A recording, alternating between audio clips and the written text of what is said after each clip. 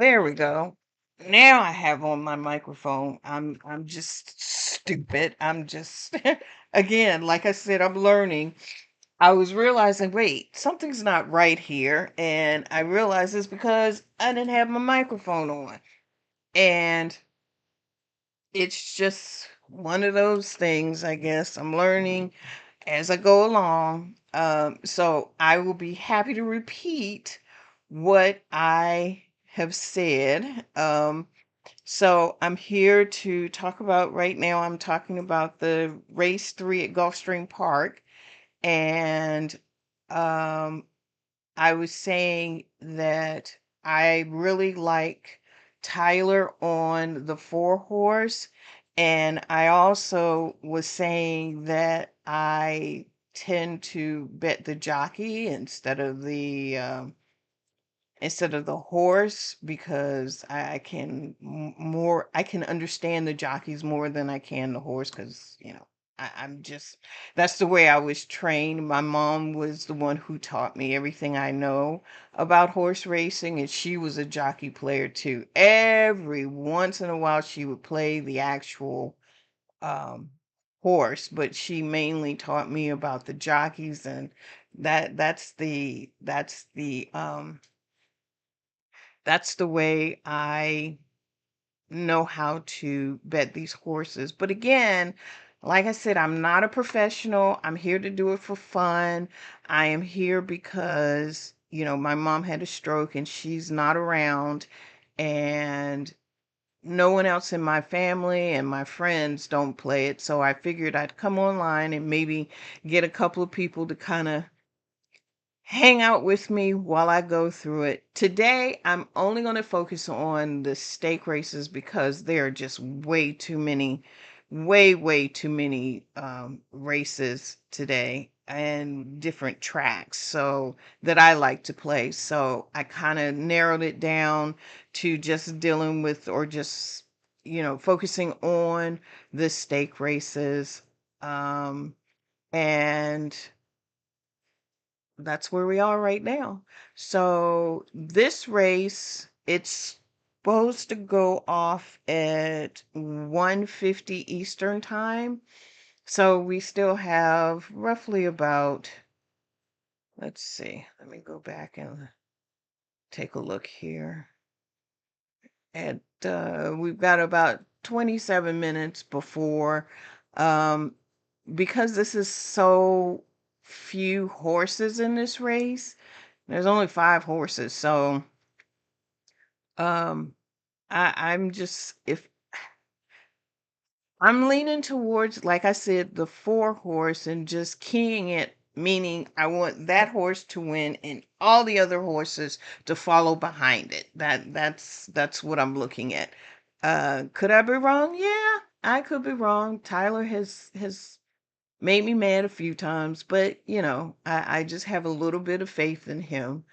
Um, but in the meantime, if you have any questions, you want to know anything about me as we go along, um, you feel free to ask until the next race. The next race actually isn't until looks like 417 at Aqueduct. So what I'm going to do in between this race, after this race has gone off, and the next race is I'm going to try to talk about the Kentucky contenders so far and where they stand and where they're ranking, just so that um, I can continue to talk about the races in between the stake races that are going on. I'm sorry. I can continue to talk about the Kentucky Derby as the stake races are going off. So um just bear with me. Um as you can see, I'm a little bit discombobulated and a little bit nervous because like I said, I've never done this before, so this is my first time.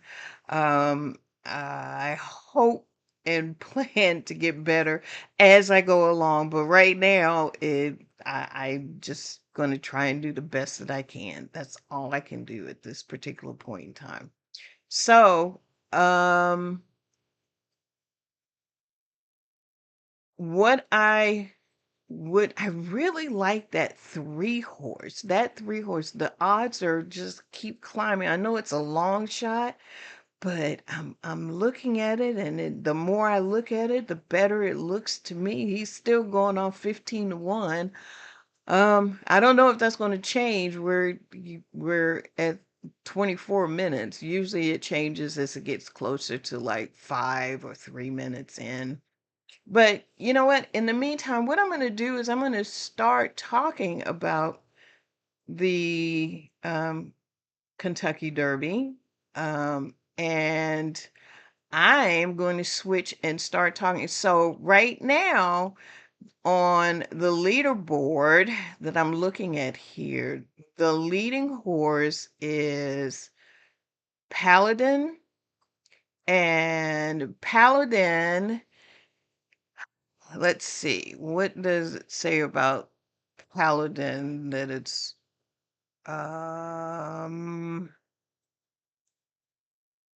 the father is Gunrunner. And the mother is Secret Psy. I've heard of Gunrunner, but I'm not familiar with Secret Psy. Um, whose father was the famous Tabit. Okay, I've heard of Tabit. He won one of the biggest races in New Orleans called the Rising Star Stakes. That was on Valentine's Day, and that put him in the lead. Um, let's see. Tyler wrote him. Let's see what Tyler has to say about. What a big weekend! You went in with. Can I?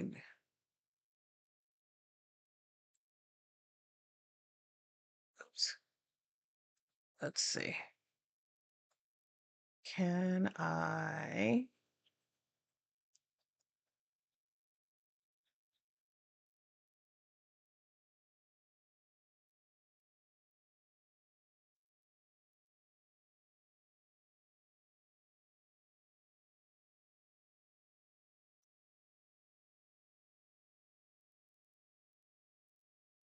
What a big weekend! You went in with Bella Ballerina and Paladin.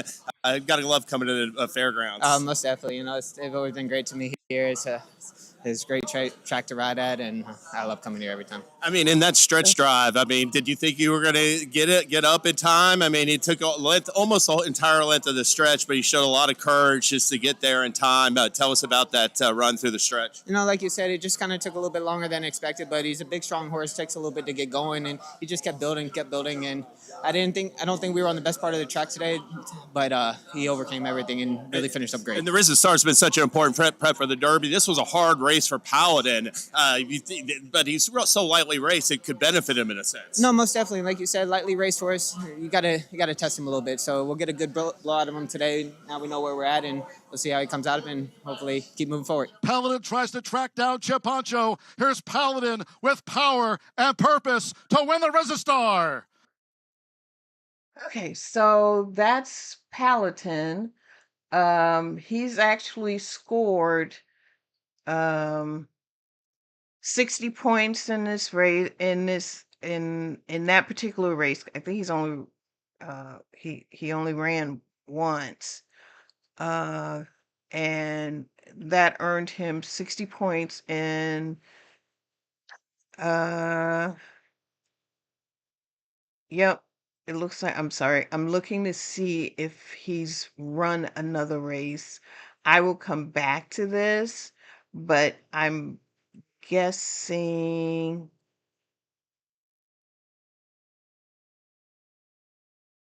uh doesn't really say. So I don't want to give out wrong information.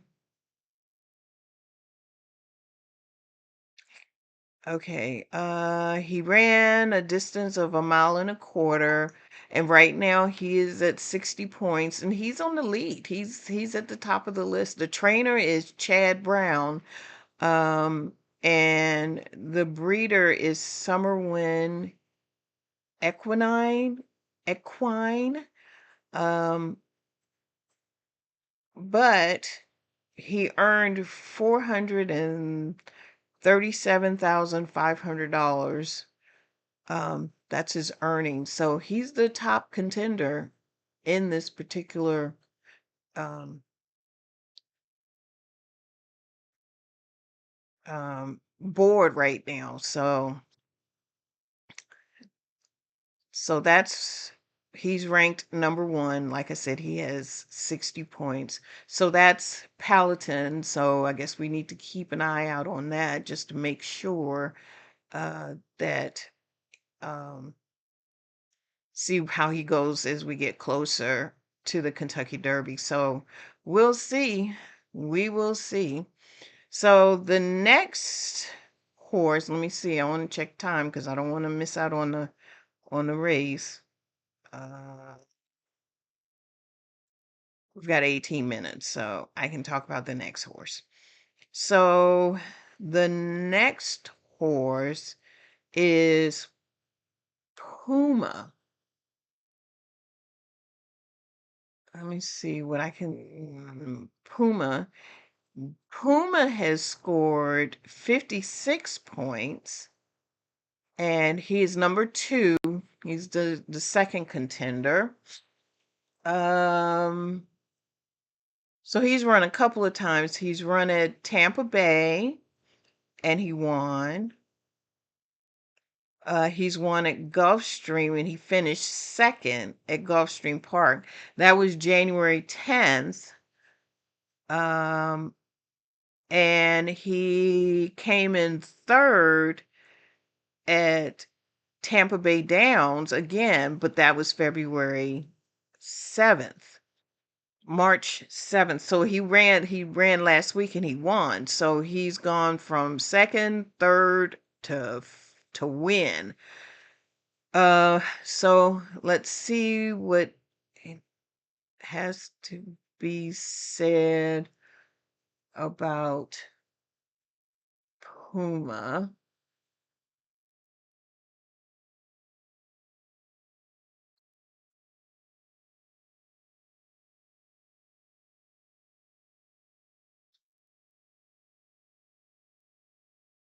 Okay. On the S Mark Tampa Bay Derby. Power Shift hopped just a touch Oh, at the this start. one's playing the Redland whole Rebels was race. out in good order. Further ado, and talking right between them. Those are the top three. Is Canaletto tries to find his spot, fourth to the outside. Going to be cast out about 4 deep as they run into that turn. And behind them, Hulkamania Power Shift in on tight on heels there. Just in behind runners. Thunderbuck is after that. Canaletto's about 5 or 6 paths wide now. Roger that. Dana is second last. The Puma is the early trailer. As Redland Rebels and Junior Alvarado to dictate terms. Redland Rebels to the backstretch, so 23 I don't seconds even know flat. who was For the in opening this quarter race. mile, so they settle in for that backstretch run. It's Redland Rebels a length and 3/4 in front of Talkin. Further ado, well placed third to the outside. Length and a half more then. Back to Canaletto, who moves up on the outside of Power Shift. Hulkamania stays to their inside.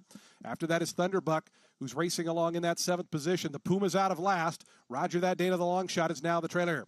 So there's a half mile left to go in the Esmark Tampa Bay Derby. 46.68 seconds was the opening half-mile time. It's long shot Redland Rebels, who's led throughout. Talkin is second, pushed along. Further ado, glides up from third. Down on the inside, Hulkamania. Canaletto giving a bit of a cue. The Puma is 4 or 5 wide as they wind around that turn. Redland Rebels, further ado, coming after this long time leader. Canaletto's 3 deep. The Puma 4 wide and is on the move. Talkin's in behind horses. Hulkamania stays down toward the inside as they wind around at the top of the stretch. The Puma and Canaletto out 4 and 5 wide respectively coming after. Further ado, Redland Rebels still battling on. They're 4 across the track as they come to the 8th pole. On the outside, the Puma, Canaletto, further ado right there. Redland Rebels not done as they have a final 16th to go. The Puma, further ado, these two go on. Canaletto's between them. The Puma's in front late. The Puma wins the Tampa Bay Derby. That's Second was tight. I think race. It was further ado over Canaletto. Redland Rebels ran a big That's one in 4th, very and Talkin was 5th. Okay. He was determined. So the jockey on that horse was Javier Castellano. The trainer was Delgado Gustavo, and the breeder is Hidden Brooks Farms and Brian Kahn. The earnings for this horse was $230,000, And I didn't tell you who the mother and who the parents were for this horse. Let's see. See if it tells me. The father for this horse was Essential Quality. I've heard of that one. And the mother is Declaration of War. His mother's side traces to Declaration of War, but it doesn't say what her name was. This is a champion breed.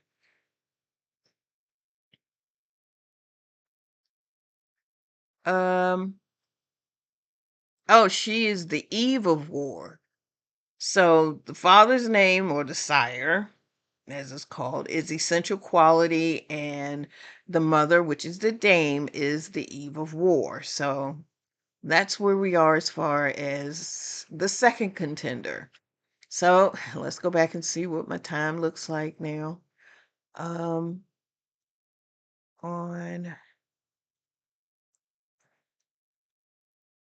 Okay, so I still have time.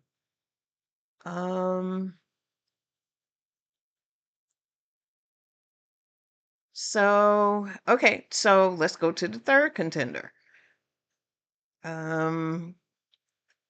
Silent Tactic. Okay, let's talk about Silent Tactic. He has a total of 50 points. I'm assuming it's a male because most of the horses in the Kentucky Derby are males. Yes. He is written by Christian Torres. So, funny story about Christian Torres. My mom used to bet Christian Torres a lot. I mean, he's one of her favorite jockeys. But for me, I don't know why. I just didn't bet Christian very much. I would bet other jockeys that I liked better in the races, and Christian would kick my butt every single time. I mean, he would literally kick my behind because I wouldn't bet him. So I have to keep an eye on Christian, and he has earned major respects from me. The trainer is Mark Casey, and the breeder is Don Alberto Corporation. Okay, Silent Tactic, the family, the father is, let's see, Tacitus. The sire and the dame, or the mom, is Magical Sign. So let's see what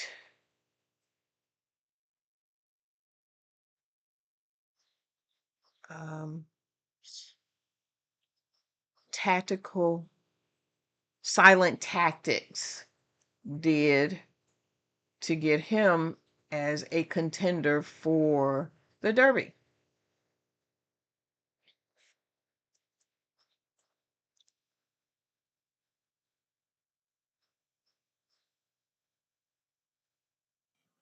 And we're off in the Rebel.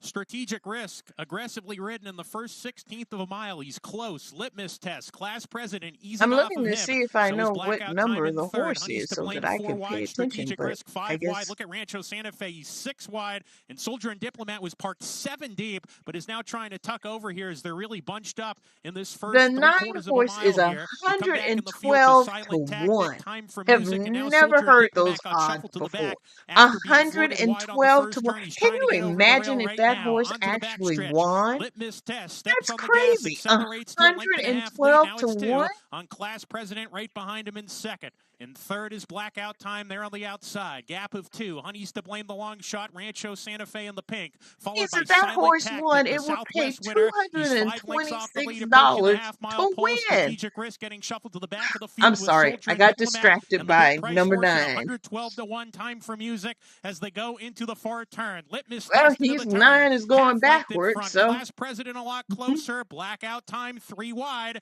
as they round the far turn. Javier Castellano getting busy on Strategic Risk, and his stablemate Silent Tactic has horse. Silent Tactic looking for a spot to go. He's got some run here. He's getting outside as they come to the top of the lane. Class President has the head in front. Litmus Test under heavy pressure. Silent Tactic on the outside continues to grind. Class President has hit the lead. Silent Tactic trying to run by is he him, and coming he's up? got a head in front. He Class sure President to the is. inside. Game for the fight, though. Class President, Silent Tactic, in a spine-tingling stretch drive. Head and head, nose and nose, coming to the line. Here it is. Class President on the inside. Wow. Class President repels the So challenge he of didn't Silent win. Tactic to win the Rebel. Litmus Test He came third, and second. Blackout Time was fourth. Okay. I'm not mad.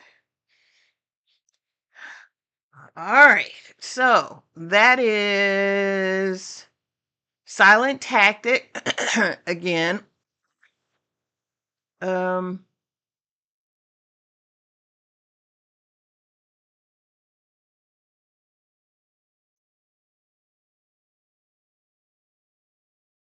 So that's another horse we need to keep an eye out on. I was just reading to see if there was anything else that I need to share at this particular point, but it doesn't. So let's recap so far. We've got Paladin at 60 points. It's number 1, ranked number 1. The Puma at 56 points, ranked number 2. And Silent Tactic at 50 points, ranked number 3. So I'm going to go back and see where we are as far as our time is concerned. 10 minutes. Well, the 3 horse looks like it is down to 10 to 1. Oh, Tyler's the favorite now. He's at 8 to 5. Of course he is. And Zayez is 9 to 5. He's kind of staying the same. I mean, Zayez is a great jockey. I cannot take that away from him. I just like Tyler a little bit better. But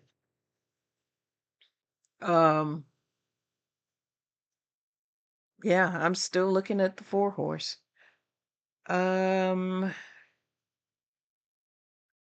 Okay, so moving on. We are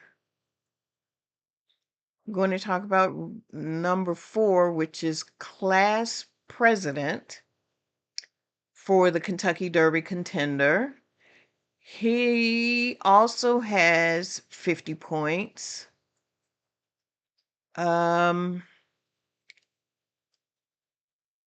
The jockey is Johnny V. John Velasquez. The trainer is Todd Pletcher.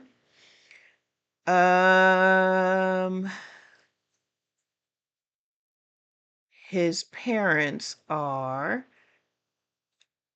the dad is Uncle Mo and the mom is Top Quality. And Class President, he ran for the first time at Gulfstream Park, December 27th in 2025. He won. The jockey on that one was Ired Ortiz, in case you don't know. He followed it again at Gulfstream Park, January 31st. And he won. Oh no, he came second behind the winner. March 1st, he was at Oaklawn Park Um, and he finished first again at Old Lawn Park with Johnny V. He was riding. It doesn't say who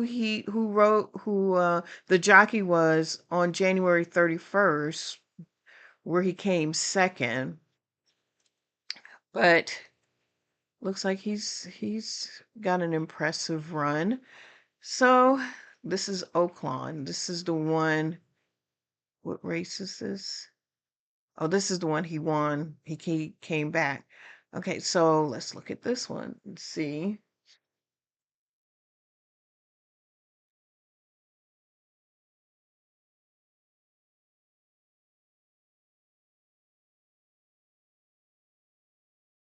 Um,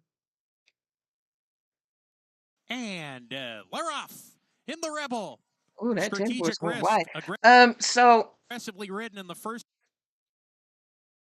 what in the world happened? 16th of a mile. Okay. He's close. Litmus test. Class president My easing off of screen him. is just So is blackout blacked time out, in third. so Honey's to blame 4 not wide. sure what happened Strategic there. Risk 5 wide. Look at Rancho Um, Santa Fe. He's 6 wide. And Soldier and Diplomat was parked for those 7 who don't deep, know, but is now Johnny trying to V tuck over here is as the they're Hall really of bunched up Famer in this first for, 3 he's in quarters the of a Hall of mile Fame here. for We come back in the the field to Silent jockeys. Tactic. Time for Anyone music. And now that's Soldier and Diplomat following got horse shuffled to the racing back after would being know floated who wide he on the is. first turn. He's He's trying to get over the rail right a now. Onto the great backstretch. jockey. Litmus test. So it Steps on the doesn't gas, surprise me accelerates to a that length and a half he lead. Now brought it's this 2 on horse Class President to a right behind him in win second. In at third is Oaklawn blackout time Park. there on the outside. Gap of 2. Honey's to blame the long shot. Rancho Santa Fe in the pink. Followed by Silent Tactic, the Southwest winner. He's 5 lengths off the lead approaching the half-mile pole. Strategic Risk getting shuffled to the back of the field with Soldier and Diplomat. And the big price Is this the horse at same race I was 112 to just 1 looking at? time It for just had music the two as they horses go in the into the same far race? turn. Litmus test into the turn. Half length in front. Class President a lot closer. Blackout time So 3 I'm looking at wide the number as they 9 round the again far at turn. Javier 110 to 1. Castellano getting busy on Strategic Risk, and his stablemate Silent Tactic has horse. Silent Tactic looking for a spot to go. He's got some run here. He's getting outside as they come to the top of the lane. Class President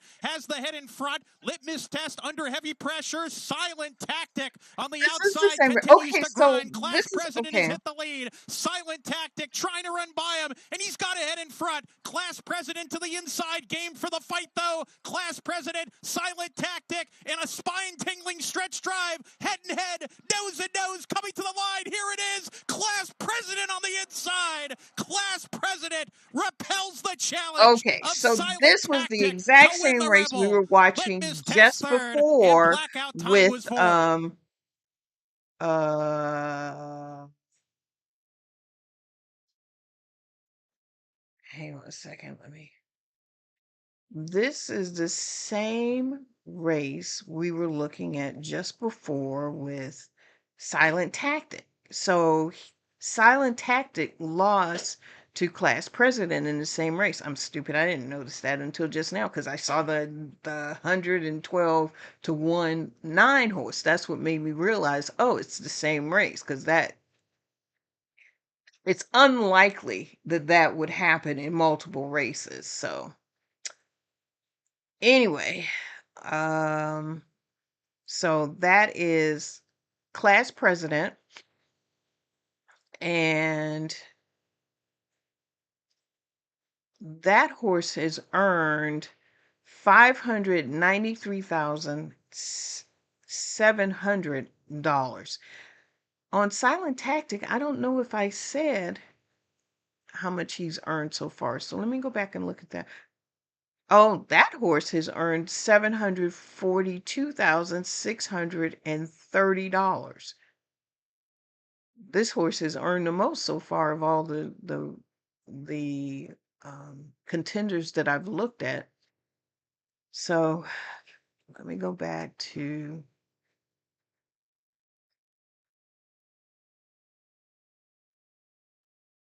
oh, so this race, this is getting ready to go off. This I don't know how we went from 15 minutes to 2 minutes. I don't know. That kind of, anyway. So I cannot show, I don't know what the rules are for showing the actual live races. So I'm going to play it, but I don't think I'm going to show it because I don't want to get into any type of um,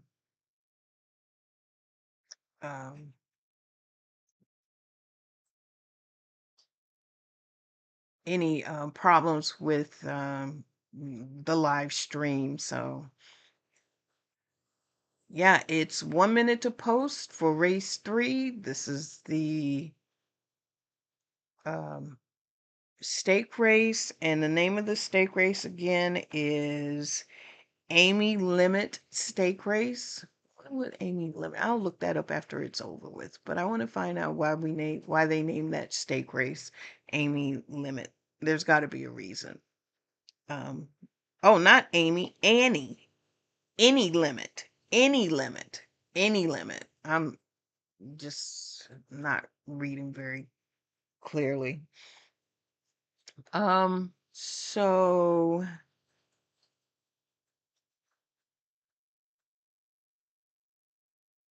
they are just heading to the gate now, and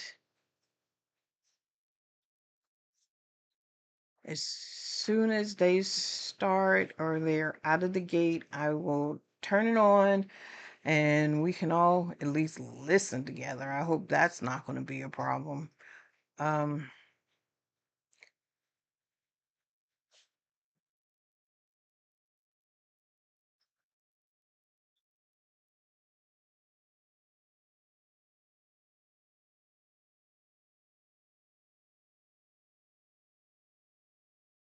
okay.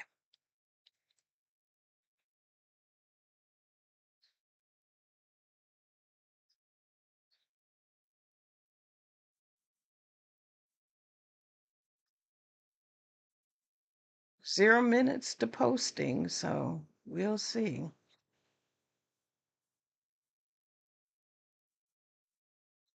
Oh, I guess it would help to put the.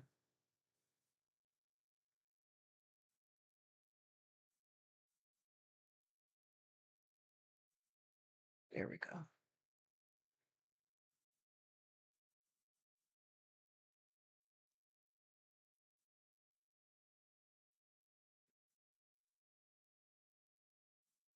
Yeah, it's acting weird right now.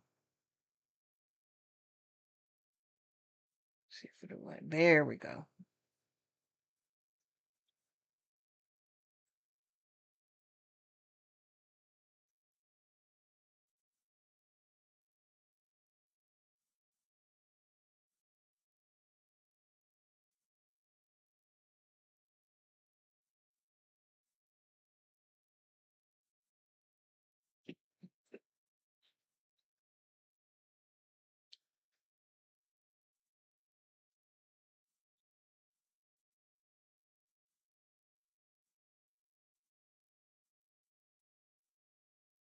The horses are at the gate. It's Okay, now post time. They're they're lining at the up. They're gate. moving in for race number 3, first of our stakes races on the Saturday program. This is the Any Limit Stakes. It's a heavyweight bout between Fine Chardonnay, Mythical, and Sweet Ember. Second pick 5 of the day. The middle pick 5 starts right here.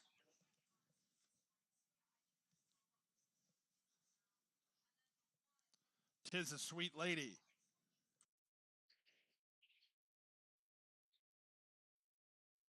Okay. A Fine Chardonnay. Oh, I got too many things going. Mythical and Holland Drive. Oh, I thought they were. Okay, never mind. Oh, Holland Drive to the outside gate. okay, so real quick, They're at the the post. odds are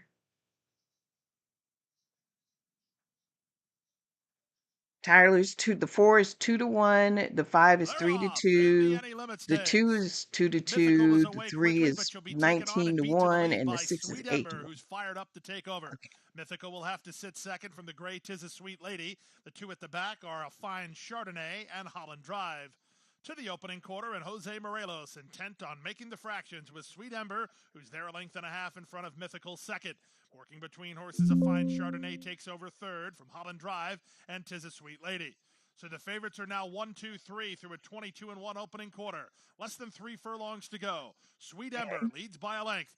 Mythical on the outside now, sent on with her task, and here comes Mythical to confront Sweet Ember. Sweet Ember has now lost the lead as Mythical shoves a neck in front. Sweet Ember is back to second. The one not responding is a fine Chardonnay. Holland Drive has made it into third, and they're on their way home. Sweet Ember trying to find another gear. Mythical trying to put her away. Mythical roused forward by Zayas, an eighth of a mile out. Sweet Ember, look at her fight back. She's trying to kick with the leader, but Mythical is just too good. It's the daughter of St. Patrick's Day and the Any Limit Stakes. It's Mythical in front.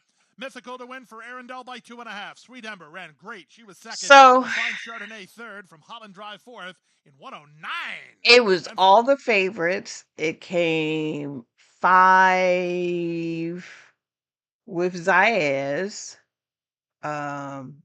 2 with Jose Morales, and Tyler came third.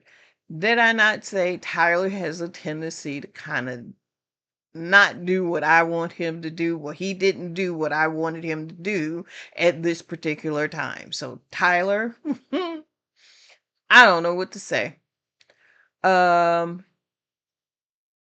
So anyway, I lost that because he was my favorite. He was what I put over top of the field. So,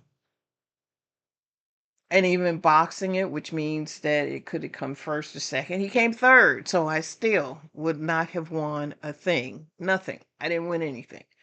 So that's where we are right now. I am going to cover, let me see.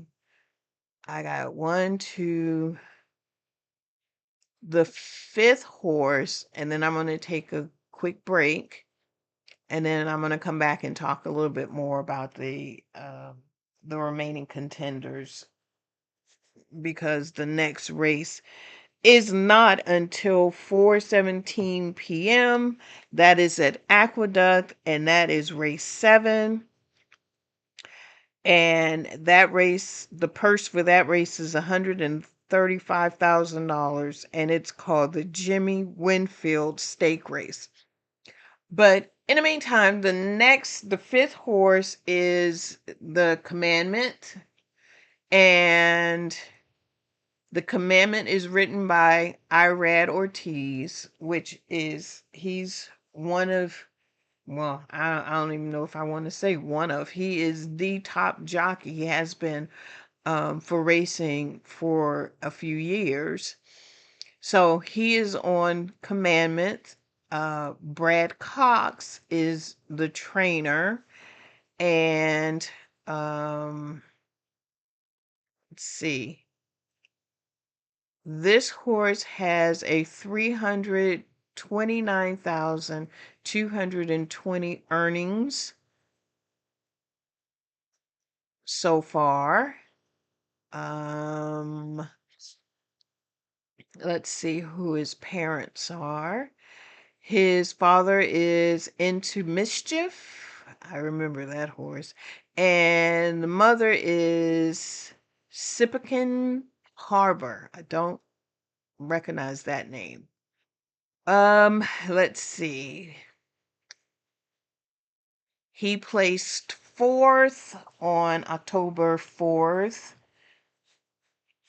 2025 at Keeneland.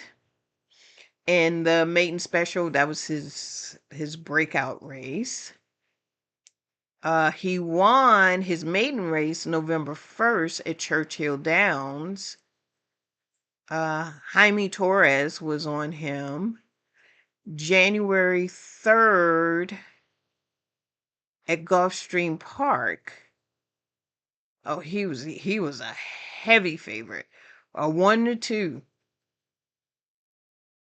February 28th at Gulfstream Park. He won by a nose.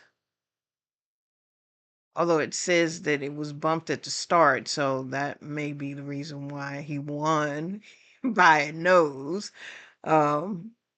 So let's see what. Well, there's no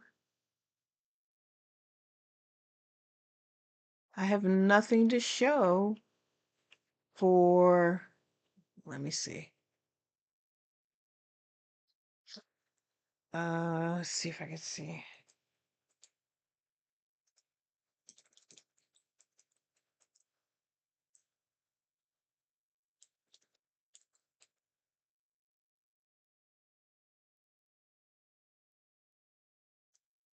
Um,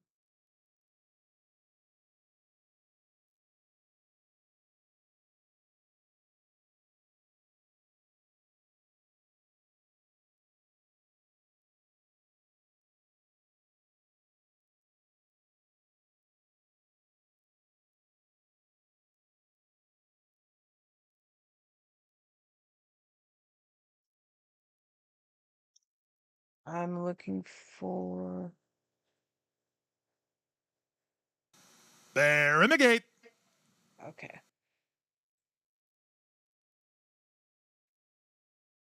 Let's see. This is for commandment. Navy SEALs are banned from doing crunches and sit-ups, yet they have the most defined abs you'll ever see. I spent 27 years as a Special Forces fitness. Skip. They're in the gate. Okay, here we go. And they're off in the Fountain of Youth Stakes. Breaking outward at the start was Lost Money. Quick start.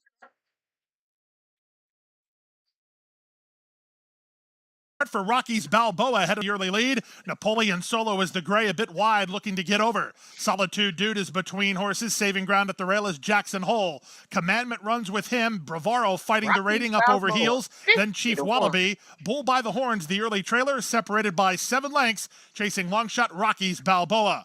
Rocky's Balboa to the opening quarter, in front by a length. Solitude Dude second. Up on the outside, Napoleon Solo is now third. Tucked in fourth is Jackson Hole. From between horses, Commandment races from fifth. For company on his outside, it's Lost Money. Then it's a length back to Chief Wallaby ahead of Bravaro, and Bull by the Horns is last. The opening quarter was 23 seconds flat. Legit fractions put up by Rocky's Balboa, who goes to the first finish line a length in front. Racing on his flank second, Solitude Dude, and on his outside, Napoleon Solo. Traveling along in fourth is Jackson Hole, a length and a half in front of Lost Money. From between horses and moving up now is Commandment with Chief Wallaby. Then Bravaro, dropping to last now, is the long shot Lost Money with Bull by the Horns just ahead of him. They went the opening half mile in 46 and 4, and now the pace quickens. Moving to take the lead, Solitude Dude. In front now by a head. Up on the outside, Napoleon Solo second. Commandment needs room. Moving up on the outside and challenging is Chief Wallaby. Dropping back is Rocky's Balboa. They reach the first finish line, top of the stretch mark. On the outside, Chief Wallaby lays down the challenge to Solitude Dude. Commandment with a big opening toward the rail. The Red Sea parts for Commandment, and he's charging after Chief Wallaby to the first finish line. Commandment on the inside, Chief Wallaby to the outside. Commandment with the momentum. Chief Wallaby makes him earn it. Commandment, Chief Wallaby. Commandment wins the Fountain of Youth. It's Commandment for the money narrowly over Chief Wallaby second, Solitude Dude third, then Bravaro, and fifth for the high five, Napoleon Solo, 143 and 1.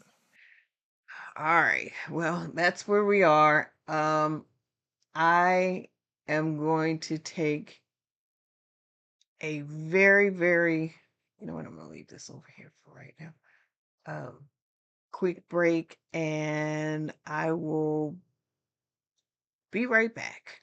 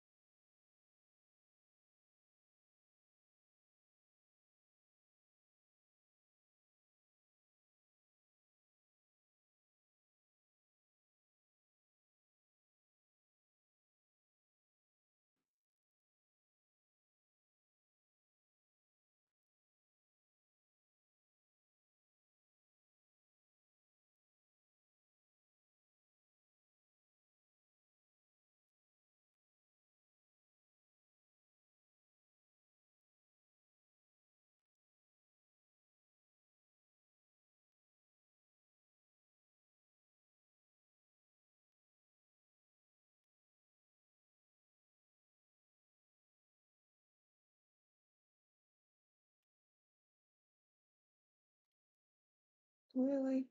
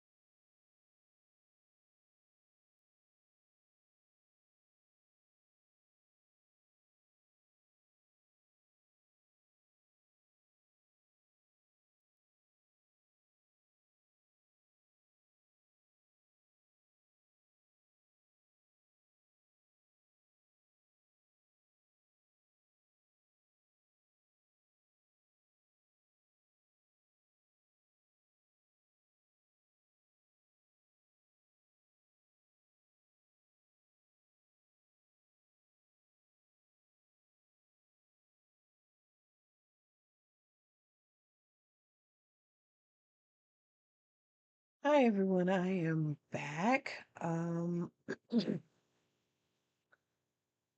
I was trying to figure out how to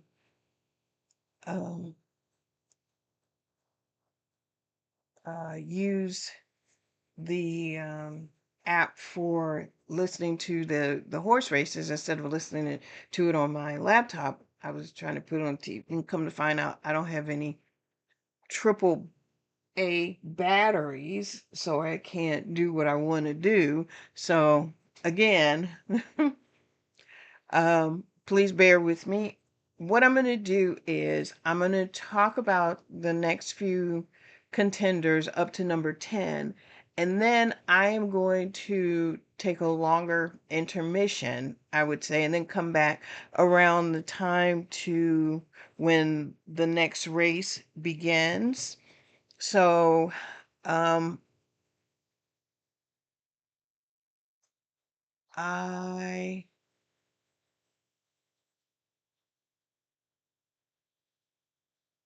well, let's keep going. Let's just keep going. Um,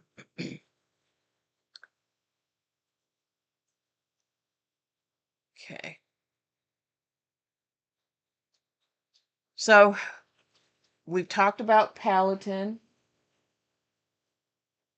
We talked about the Puma. We've talked about Silent Tactic. We've also talked about Class President. And the last one that we talked about was Commandment. The next one I want to talk about, which is also 50 points, is Iron Honor. Iron Honor is currently being written by Manny Franco or Manuel Franco. I know him as Manny Franco.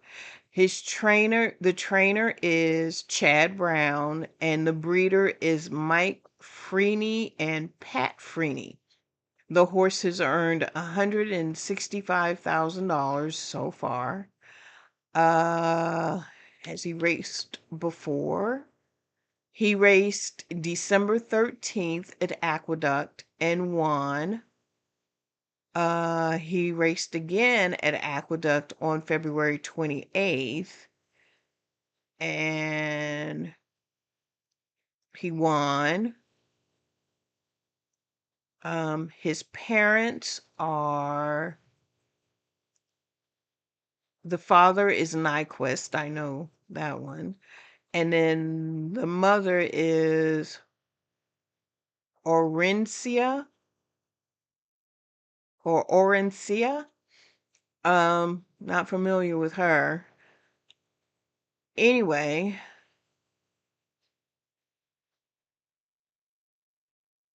let's see what I can find. Okay, let's see. And I'll take that down in a little bit. I'll change it. Paste.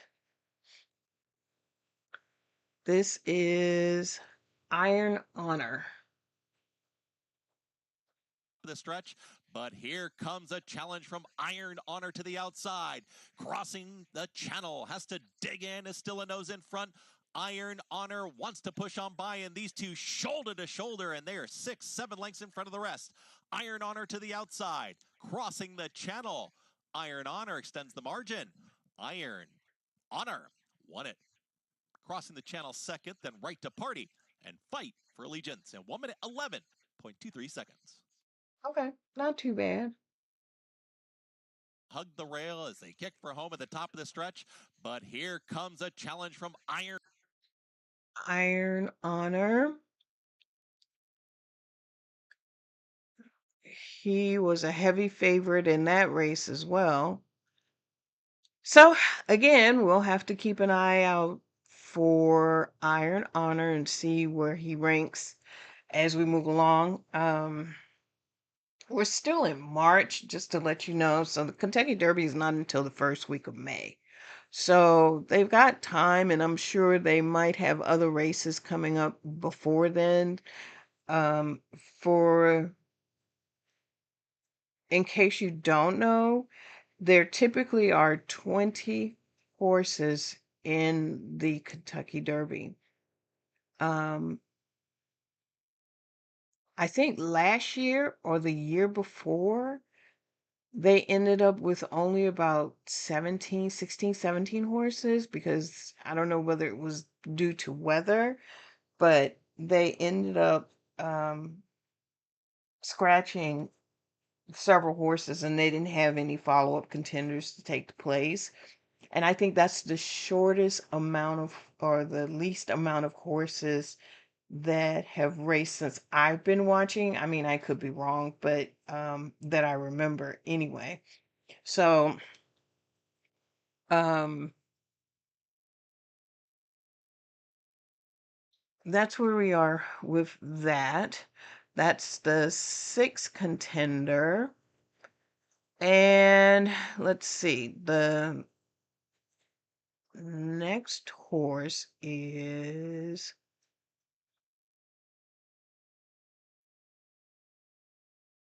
Potenti. Trying to make sure I pronounce the horses right. Potenti. Um, the jockey on this horse is JJ or Warren Hernandez. The trainer's Bob Balford. Um, doesn't give a lot of information about this particular horse, other than the father is into mischief and the mother is sweet sting. And the earning for this horse is 120,000. The breeder is Pam and Martin Wygod. Let me see if I can find out anything else about Potenti. Uh,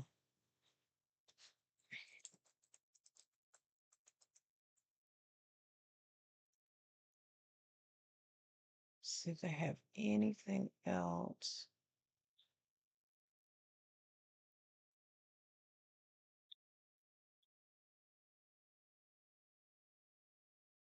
Hmm.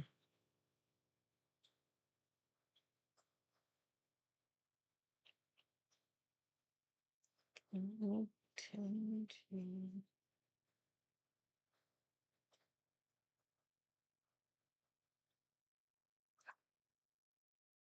Nope, don't want to do that. Let's try this again. Potenti horse.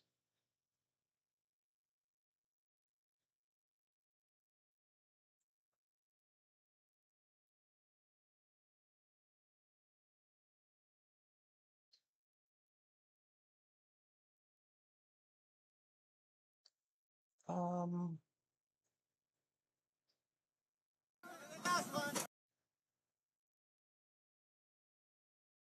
let's see.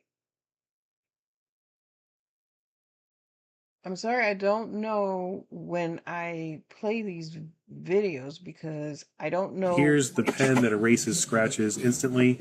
Look, no cut, no Photoshop. We let the liquid. Skip. We're in the gate. And they're off in the San Felipe Stakes presented by DK Horse. And the favorite Brant comes out smoothly. So Happy comes after him in the early stages, and Robusta is just outside of them. Potente is a close-up fourth, Potente, just okay. about 2 lengths off the leader. Then comes Secured Freedom, racing on the outside of These are Flashy my favorite Fritz, and number after a slow horse. Number start, five. the Number ride 5 is is my at the back of the favorite field. horse racing number. They're coming to the 6 Always. furlong pole. And it's the heavy favorite Brant leading it by a neck, with So Happy trying to keep him honest. Robusta is 3 deep. Potente is just inside of him. At the rail, Kazushi Kimura and Secured Freedom inching a little bit closer, and very willingly, he's trying to find a narrow opening, but has to wait right now. 4 lengths back to Flashy Fritz and start the ride at the back with a half mile left to go. And it's Brent carving out the fractions. So happy, about a half length behind. Robusta trying to make an early bid to quicken the tempo, and he has done so. Secured Freedom has to bide his time. Potente keeping pace in fifth, just 3 lengths covers that quintet. Start the Ride is trying to get into it, and a long way to Flashy Fritz. Robusta has taken the lead with a quarter of a mile to go. So Happy is trying to cling to him. At the rail, Brandt is under heavy As you pressure. can He's see, I dropping like out the of it, favorites. and in I mean, the behind them long comes shots. Secured I Freedom. love the long Potente shots. is trying to rally on the outside. Robusta with a 16th to go, shifting in while leading by 2. Potente on the outside of So Happy. Potente is lengthening stride, coming to the wire, has to get to Robusta, and here is Potente. Wow! Perfectly Right at timed the by wire. Juan Who Hernandez was to on? win I'm the San sorry. Felipe I have to Stakes, find out who presented by was on DK Horse. Robusto. Robusta lost a heartbreaker in second. Still, that's an 8-to-1 horse because Potente was going off 8-to-1, and that second horse was going off 60-to-1. That exactor, okay. Hold on a second. I'm being nosy. I have to look this up. I want to know, when was that race? What they did? Oh, it doesn't tell me. Let me see. Let me see. Let me see. Let me go back. Let me go back. That race was March 7th.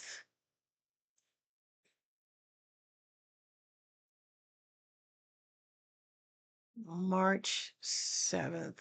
Hold on. Because I'm curious. That was at Santa Anita, March 7th.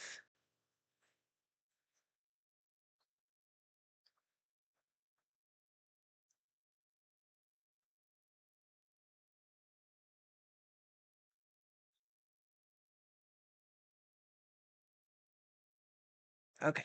So let's see. Um, nope, not what I want to do.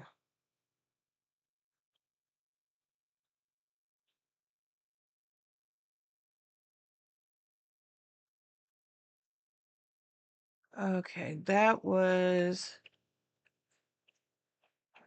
let's see what race it is.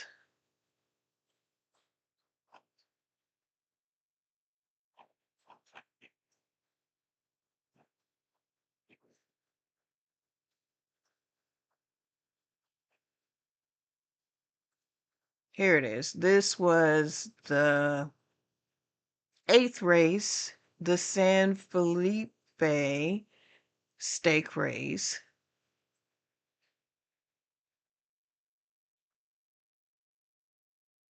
That exactor paid for $1, $178.60.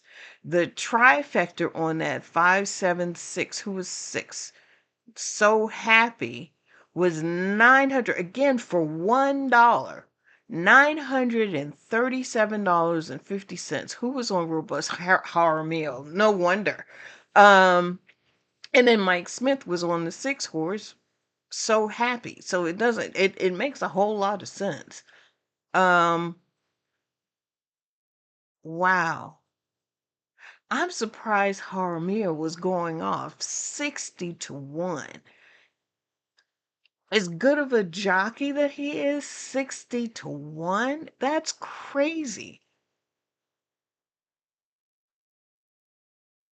That's crazy. I don't know, but anyway. So, sorry, I digressed. I wanted to see, because the numbers behind those horses were just too impressive for me not to look them up and see what was going on.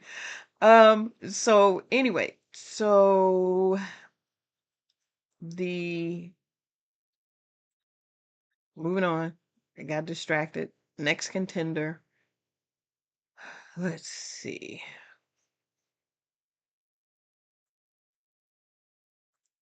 Chip Honcho. written by Saez, Luis Saez. The trainer is Steve Asmussen. The breeder is Veneri Racing Inc. and Tony Fantacola. Let's see what this horse did. Um, he won in the mud. Oh, he likes riding in the mud. I love mud races. A lot of people don't. Horses, they were unpredictable, but they do well.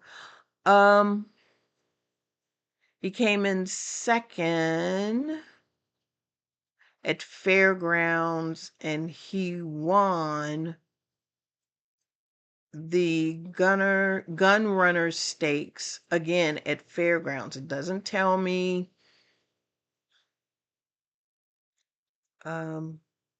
the dates, so I don't know the dates. But let's take a look at Chip Honcho and see how he's doing.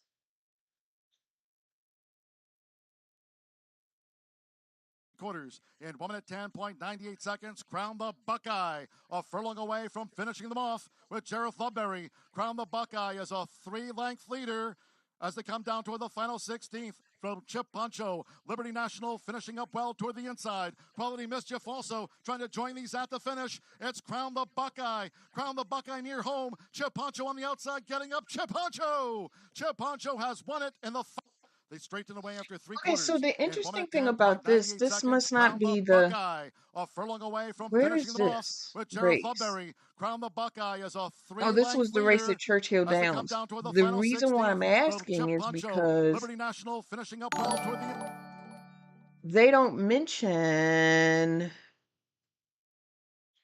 um they don't mention the race at Churchill Downs because that was Paco on that horse. Oh, that's the one where he won in the mud. That was the first race. Paco ran the first race. He rode him on the first race. Okay, so that makes sense. Saez, they don't have that particular race, but I can look and see if I can find the last race at Fairgrounds. Um,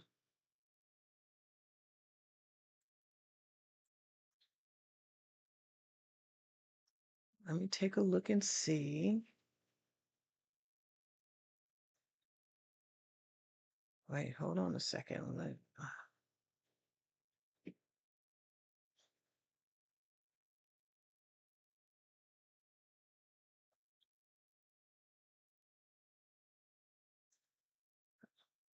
Okay. So I heard something chime, and I'm not really sure what the chime means or what the chime is or what. So I'm a little bit slow. So please just kind of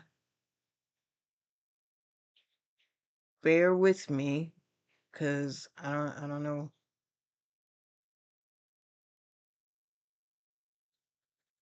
I don't know what that means. So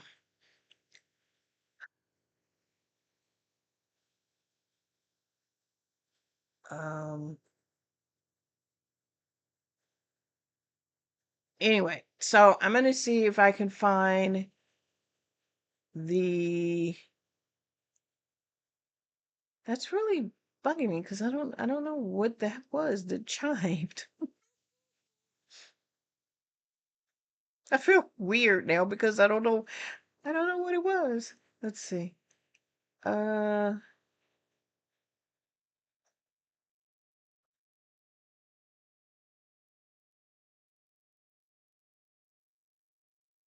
I don't want to be rude to anybody.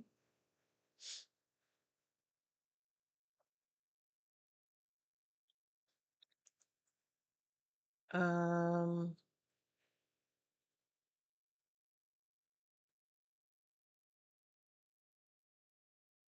So if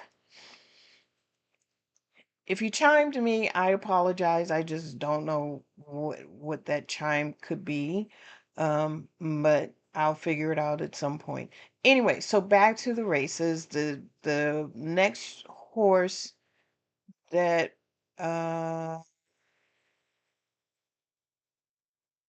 we were talking about was Chip Honcho. The race that I just showed you, Paco Lopez was on that race. That was the very first race the horse ever ran.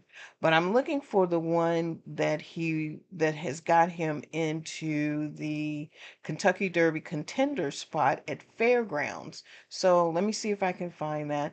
And for anyone that's just joining, I am talking about the contenders of the Kentucky Derby because I'm only focusing on stake races today, and the next stake race is not until this evening at 4:17 p.m. Eastern Standard Time.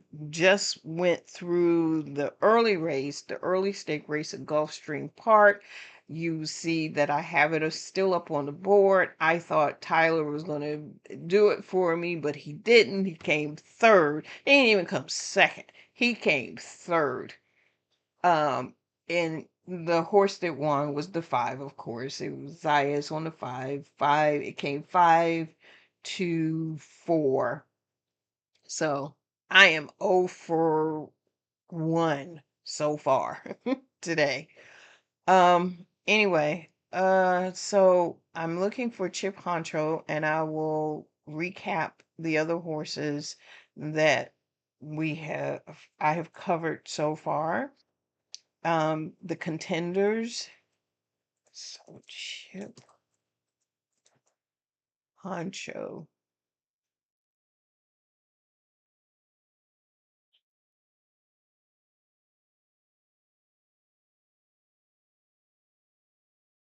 Okay.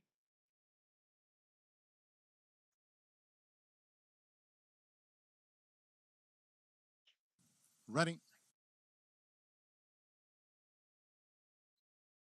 Okay, so this is the race that led Chip Honcho to be another contender. He is contender number. Quickest way to shrink your prostate.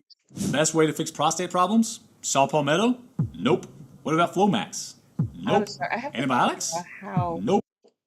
I'm gonna have to get rid of those Ready. ads. So this is And at they're off. The Fairgrounds. Gunrunner Stakes of 2025. There's Crown the Buckeye. Right to the front for Jareth Ludbury. Chip Honcho toward the inside with Quality Mischief, Mr. Punch, Liberty National settles in second to last, and very connected. Quality Mischief, Trails them as they 25 to enter the 1. first turn. It's Crown the Buckeye. So the best of Ohio juvenile winner, Crown the Buckeye, assumes command at the 6.5 and leads Chip Honcho by 2.5. With Mr. Punch running in third, Quality Mischief, fourth upon settling, and racing outside of Mr. Punch as Crown the Buckeye leads these juveniles up the back of this fairgrounds track for the run to the half-mile pole. Then comes Liberty National, and Very Connected remains last. The quarter for Crown the Buckeye, 23.62 seconds. Making this run toward the half-mile pole, it is Crown the Buckeye, Chip Honcho. Second on the outside for Paco Lopez, half-mile 46.66 seconds. Mr. Punch running in third from Quality Mischief as they round the far turn. Liberty National still 9 lengths off this leader, and Very Connected remains last. But now with 3 furlongs to go, it is Crown the Buckeye, who's been the longtime leader here from Chip Honcho, trying to get up to Crown the Buckeye as they come toward the top of the stretch. And then comes And Quality again, this is Mischief. Luis With, on the Saez, the inside as they jockey straighten away on now, this Liberty horse. National, who's trying to launch a bid. They straighten away after 3/4 in 1 minute 10.98 seconds. Crown the Buckeye, a furlong away from finishing them off with Jareth Ludbury. Crown the Buckeye as a 3-length leader as they come down toward the final 16th from Chip Honcho. Liberty National finishing up well toward the inside. Quality Mischief also trying to join these at the finish. It's Crown the Buckeye. Crown the Buckeye near home. Chip Honcho on the outside He getting went up. Chip by him Honcho. almost Chip Honcho right has at the won it in wow. the final Wow. strides. And the Okay. Gunrunner Stakes then close. Crown the Buckeye was joined at the finish by Liberty Yeah. National and Quality Mischief too. Wow. Wow.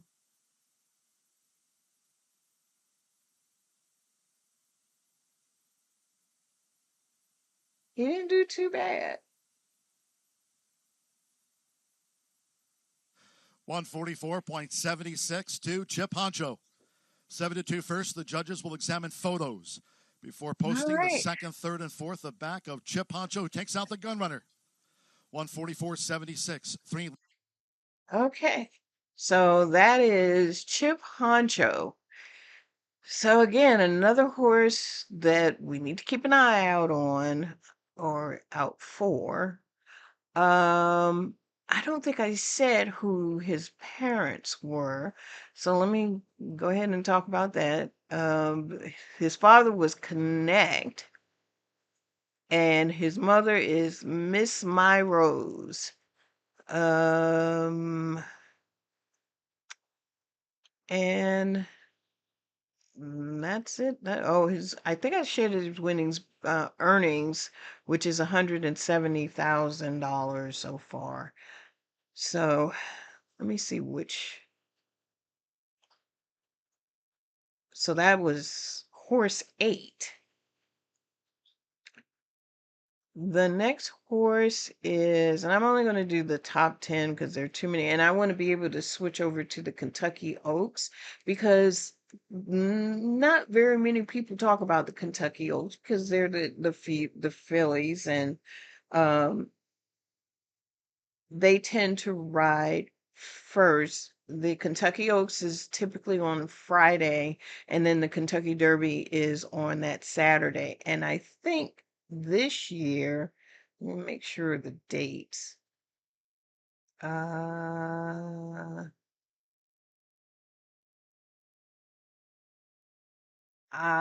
not sure if it's May 1st and 2nd. I think it's May 1st and 2nd. I think it's the first Friday in May, but don't quote me on it. I will confirm that for sure. Actually, I'm here, so I can confirm that. Mm,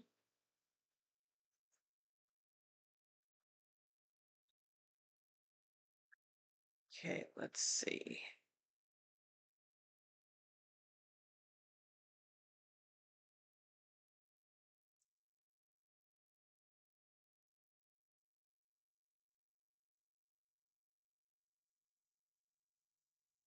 The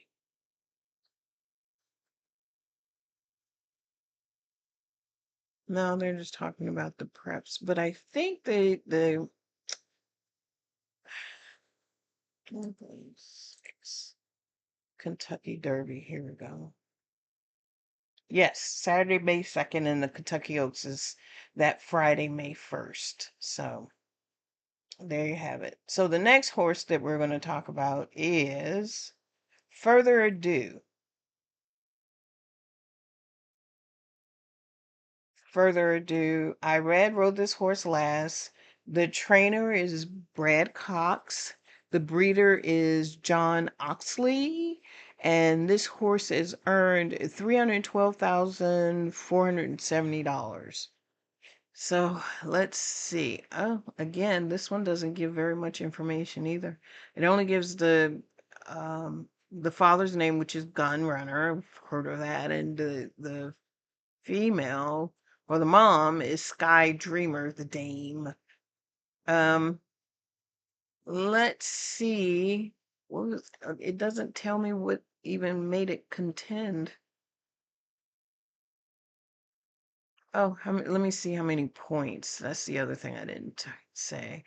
Oh, he has 35 total points. I didn't mention it at Chip Honcho either. He has 39 total points. But Further Ado is 35. Let me see if I can find his last race and see what made him a contender. Further Ado.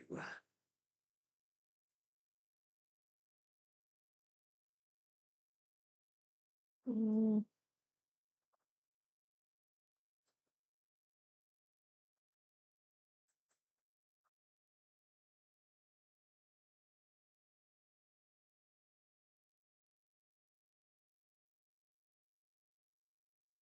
I'm looking for.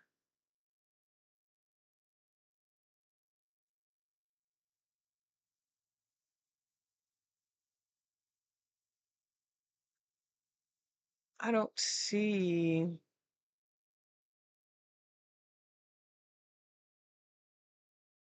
I don't see his last race, but this might be interesting because this This is is the road talking to about how he got. So this one's a little bit different. So bear with me.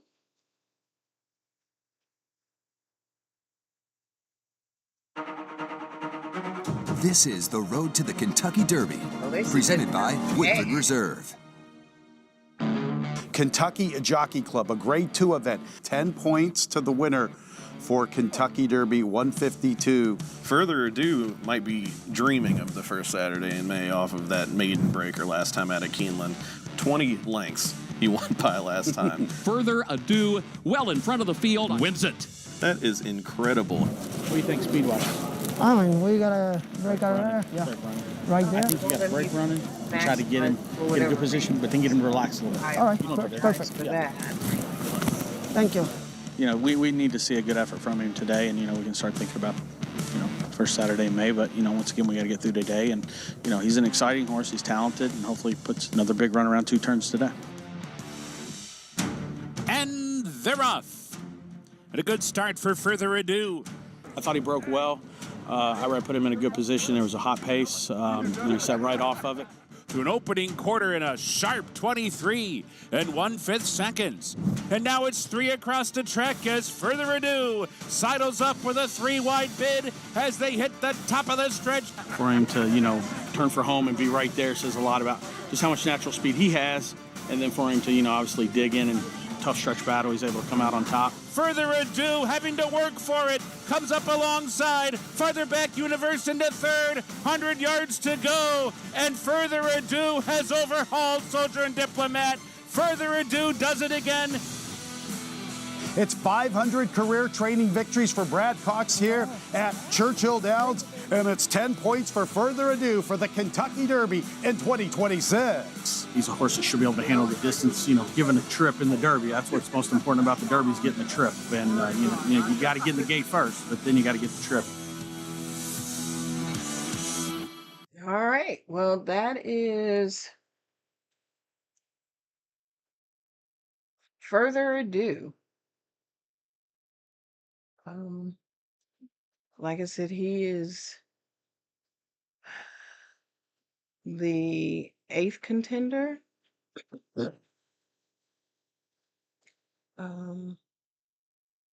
No, he's the 9th contender for the Kentucky Derby. And the 10th contender, which is Golden Tempo, he's got 35 points.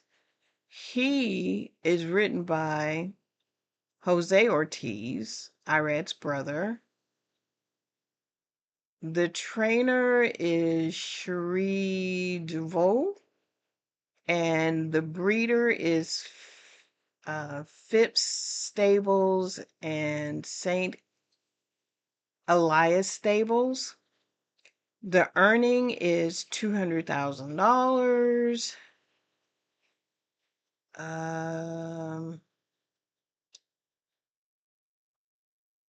He won his debut race at Fairgrounds at 6 furlongs. Oh, it says almost a mile. I thought 6 furlongs was more like a little over half a mile. The second race he ran, doesn't say where. It doesn't say where he came in. It just said a famous prep race for the Derby.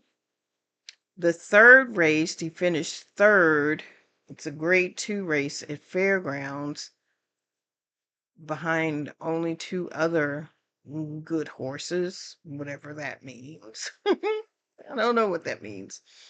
Okay, so his father is Curlin and his mother is Carumba. So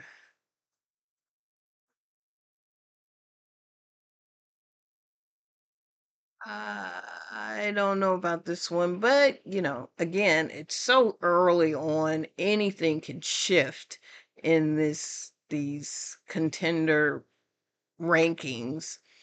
So, oh, it looks like he was in the same race with Paladin, which is number 1. So let's see what he did in this one. Um,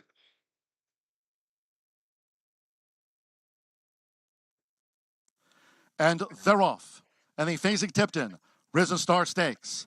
And Carson Street was alertly away. Right there is Paladin and Chip Honcho with an early bid to vie for the front as they make their way toward the first turn with Luis Saez. It's Chip Honcho who takes the top from toward the inside. As they enter the first turn is Carson Street with Quality Mischief and the Remsen Stakes winner. Paladin is running in fourth now, 7 furlongs to run.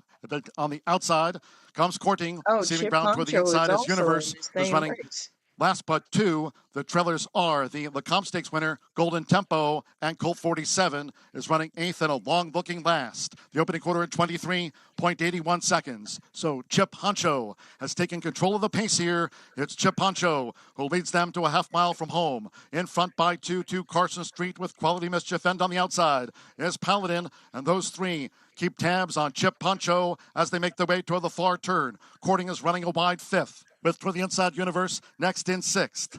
Let's see, Golden Tempo must be some 15 lengths off of Chip Honcho as they round the far turn, and Colt 47 remains well back. Half mile 47.49 seconds, just inside 3 furlongs to go. And Chip Honcho is the target for Paladin, who's right there on the outside poised. Chip Honcho and Paladin with toward the inside Carson Street, who straightens away in third from Quality Mischief. Courting on the far outside. Golden Tempo pulled to the stand side for his bid.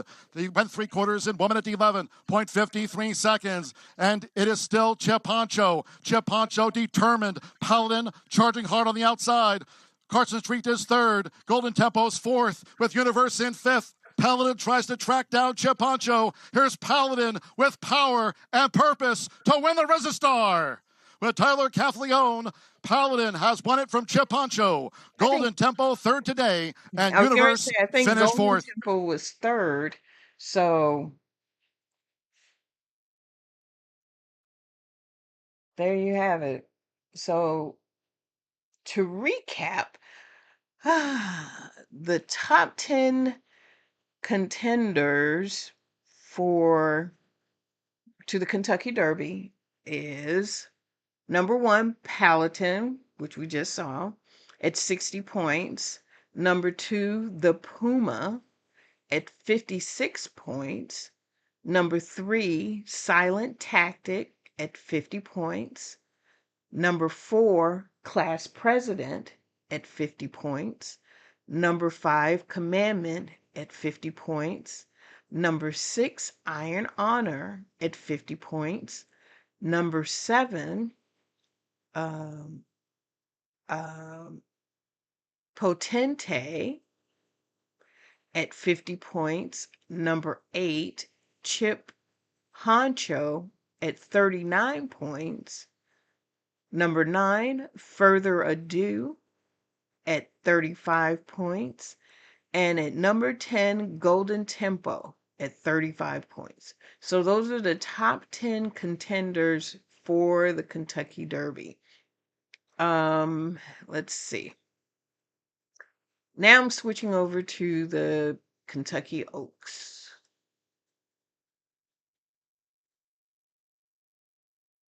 The Kentucky Oaks, which, like I said, is going to be this year, Friday, May 1st. And let's see. The first contender, and let me explain, the Kentucky Oaks are the fillies, the female horses. And they're fun to watch. Last year, not last year, was it last year? I think it was last year when I bet the Kentucky Oaks. I actually won the Kentucky Oaks. Didn't do jack diddly on the Kentucky Derby. I mean, I broke even. I didn't lose anything. I didn't win anything. So I broke even. I guess that's a win when you break even. But I made off pretty damn decently in the Kentucky Oaks. So the first contender is Explorer. Let's see what Explorer has to say. The jockey is Pratt, Flavian Pratt, and the trainer is Bob Balfour. Pardon me. The breeder is Messing's Farm. The dad is Blame, and the mom is Collection's Choice. And they don't give me any other information. How can this be a top contender? And you don't give me any information. Let me see what I can find about Explorer.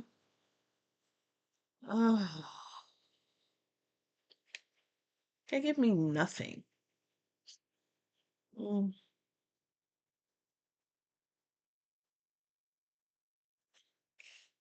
Explorer.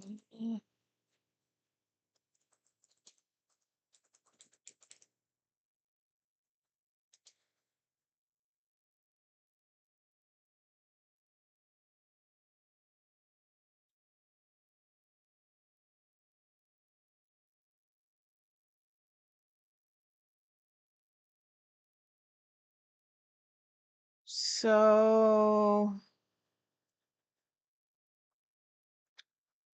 they are not doing, let me see if I can. Goes it. Okay, so this is the Honeybee Stakes race at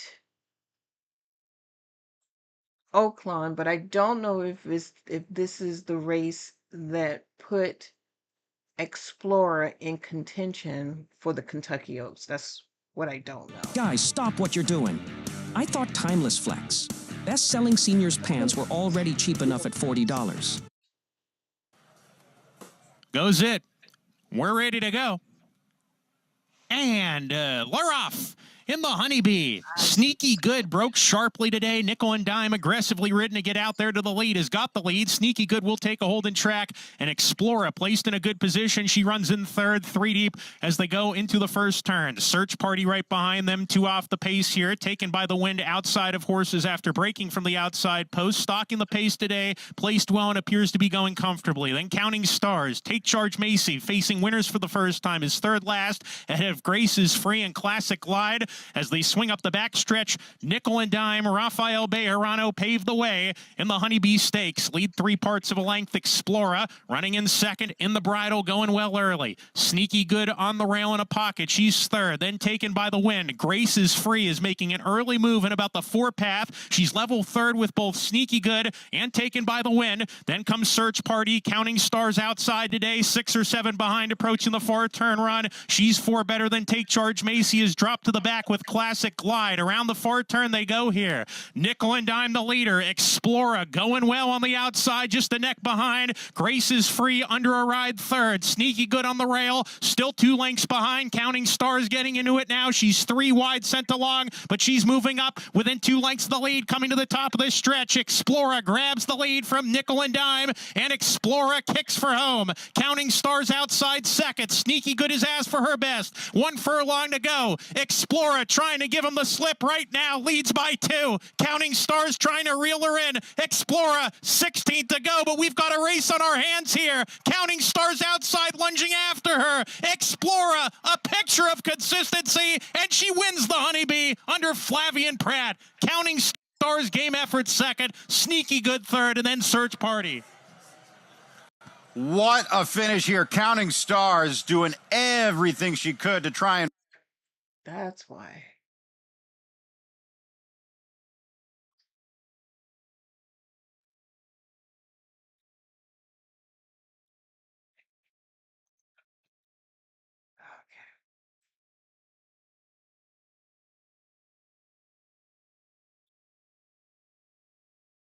All right, well, that's Explorer. Give me 1 second.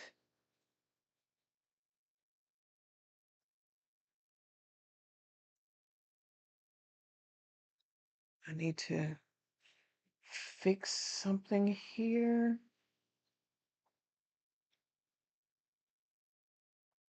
Um,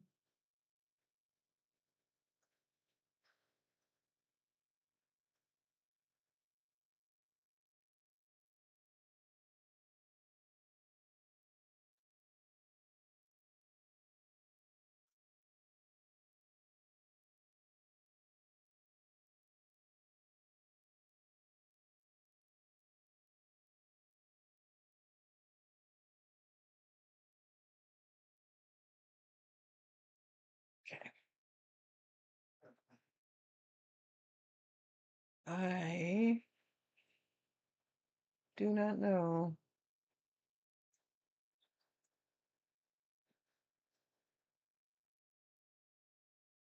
I'm sorry. Just give me a minute. I'm trying to fix something here. And it's not.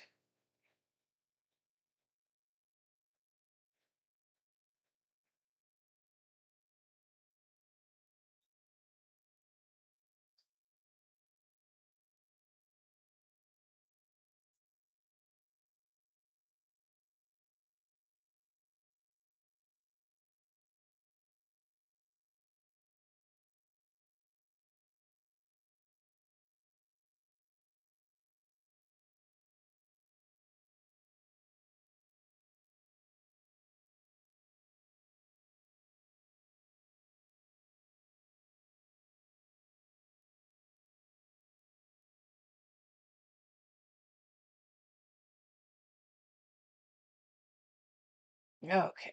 That's better. Much, much better. Okay.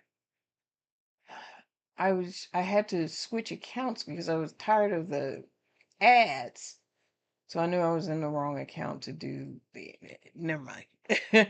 Anyway, so that was Explorer. Now we understand why Explorer is that horse is 95 points.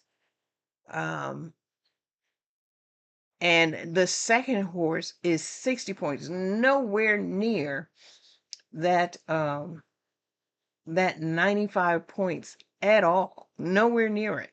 So the the next contender is, let's see, Bella Ballerina. And this horse, the jockey is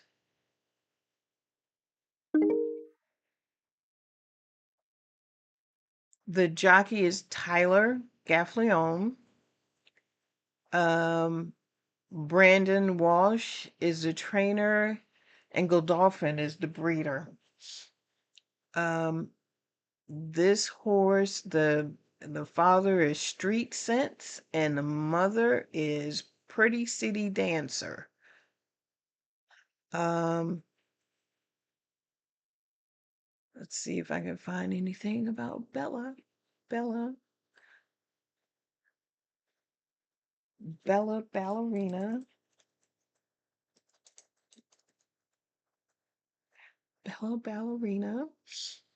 Let's see what Bella Ballerina has done. I like the name, Bella Ballerina.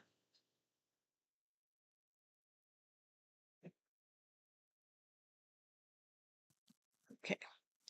Bella Ballerina. Now let's see if this is going to play right. It's going to play nice.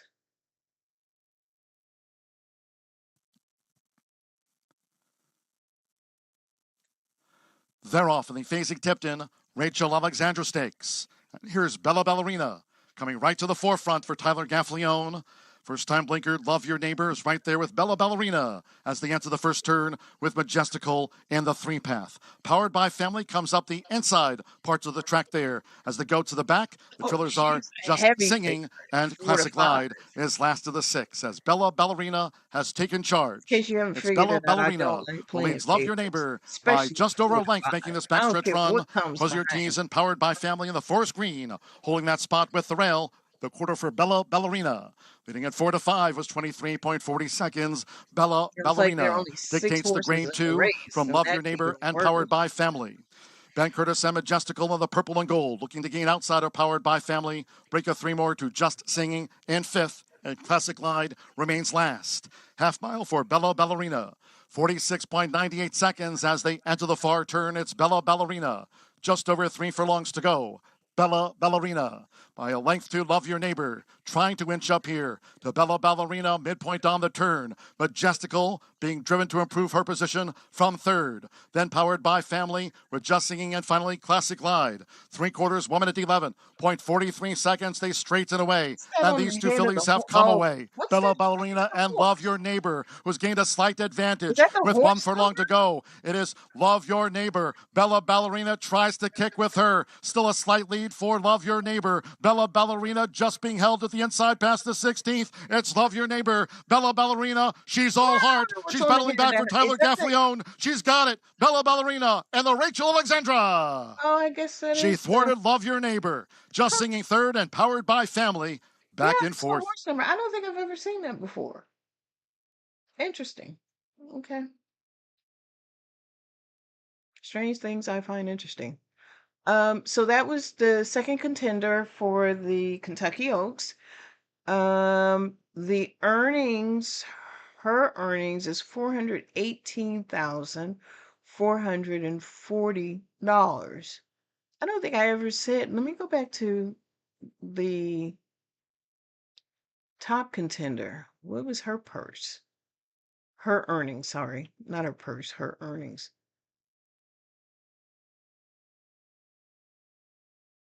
Explorer. 1,016,250 is her earnings. Yeah, this is gonna be a one that's, man, I don't know, hard to beat. Definitely. 95, definitely. Definitely a contender. Okay, so the third horse is Labois.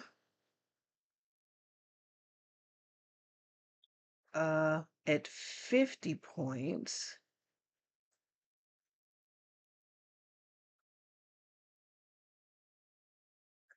The jockey, I'm pausing because I've never heard of this jockey. Pinario?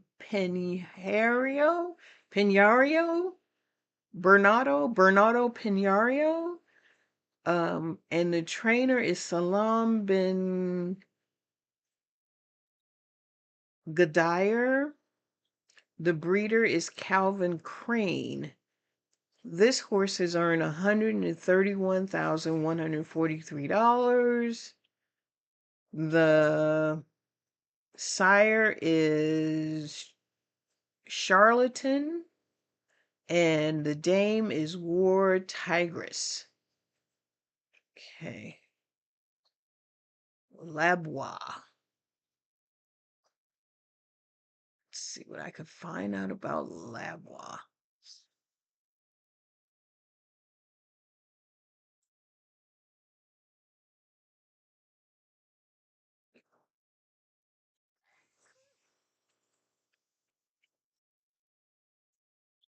Now, this horse, I don't know if this horse has raced in the US. Because this looks like a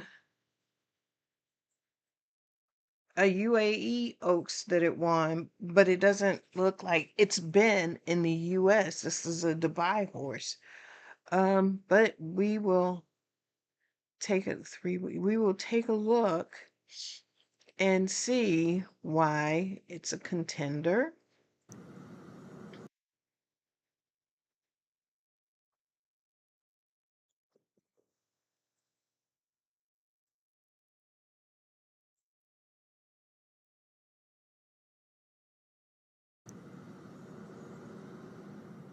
And the fillies are underway. Dazala Dwelt, Dial to Dubai the same. Labwire and Uno were the first out. Labwire is heading straight to the lead here. Up on the outside, Pretty and Famous. Restrained a little past the post here under Connor Beasley as Uno to get in behind the leader and settle for a nice spot here. Racing keenly is Char Reed in fourth here, not wanting to settle. A length back to Dazala, the inside, who recovers to fifth from Dial to Dubai, and out wider was Auntie Fair, starting to work around them, being posted 3 deep at the moment.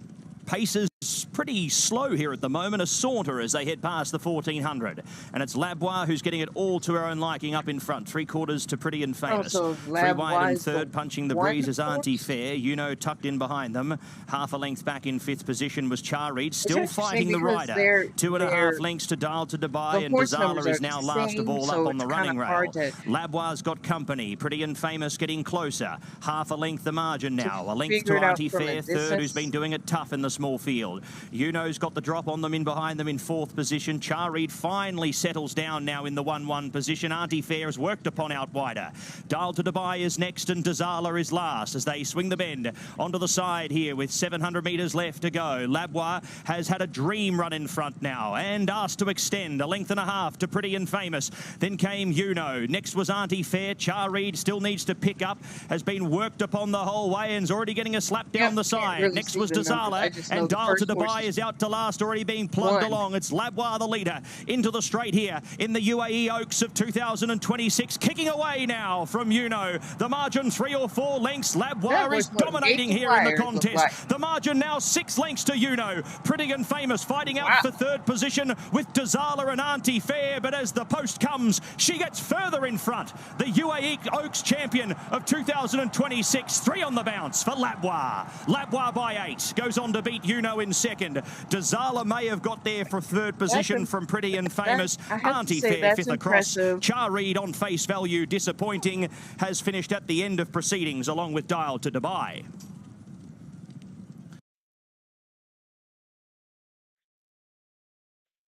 Okay.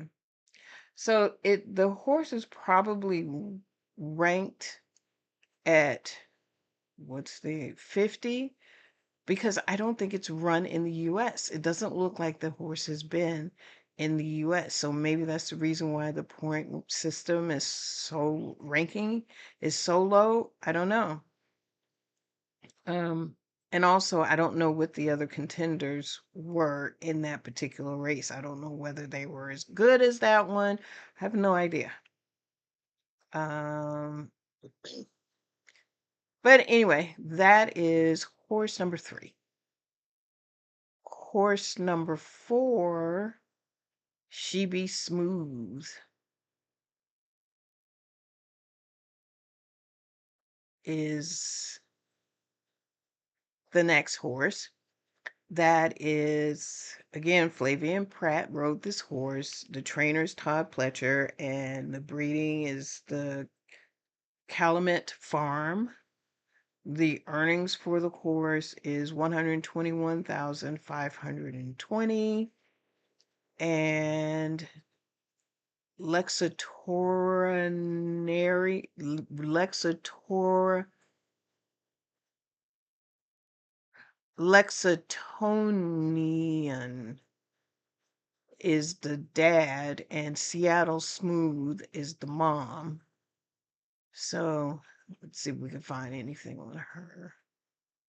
She Be Smooth. I like that name too. She Be Smooth.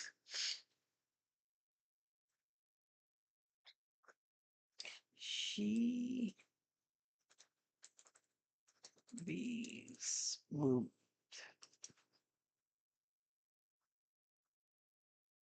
Okay.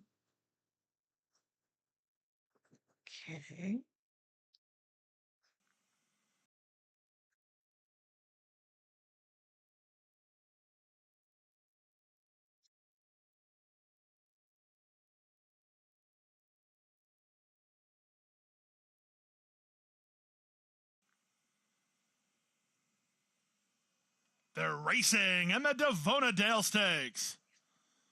Level beginning.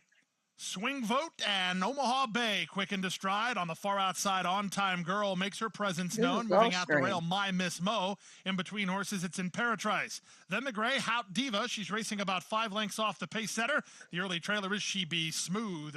Out of the chute, Nobody onto else the calls track, like he 6 does. furlongs This from is the Golf finish. Stream. The leader is Omaha Bay on top by a length. And Imperatrice second, My Miss Mo is third. In the clear fourth is Swing Vote, a length and a half in front of Hout Diva. On Time Girl is out in the center of the racetrack, and then it's a big gap, call it 6 lengths to She Be Smooth. And the run to the half-mile point. They're all working well off the inside rail. The leader is Omaha Bay by half a length. And Imperatrice is second, My Miss Mo at the inside. Back to fourth in Swing Vote. Then it's Hout Diva. On the far outside, it's On Time Girl. And a bit closer at the back is She Be Smooth.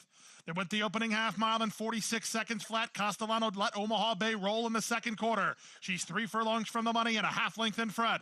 My Miss Mo with an inside edge is trying to go get her. The gray Hout Diva scrubbed on to take third. The first to drop back is Swing Vote. From last, She Be Smooth and Pratt underway with an inside lane. They look like they're going to get room too as they reach the top of the stretch. She Be Smooth's on a roll. She's off cover. She's loose for the drive. She's got fresh legs and she's front and center. Here's She Be Smooth in front and going away. My Miss Mo fighting hard with Omaha Bay. Then it's On Time Girl. But at 5-1, the Devona Dale Stakes goes to Todd Pletcher and Flavian Pratt with She Be Smooth. Smooth indeed by 5 in the end. My Miss Mo was second. On Time Girl was third. Then Omaha Bay and Hout Diva on 37-3. Okay. So that is She Be Smooth. Okay, so that's 4. The fourth contender. Number 5 is Forced Entry at 50 points.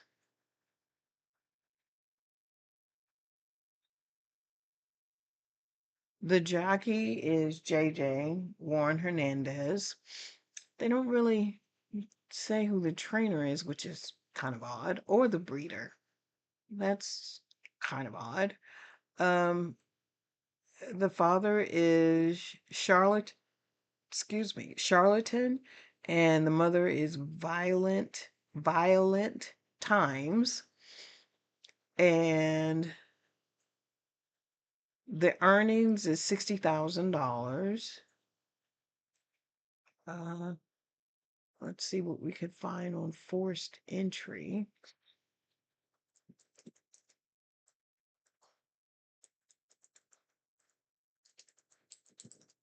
Forced Entry.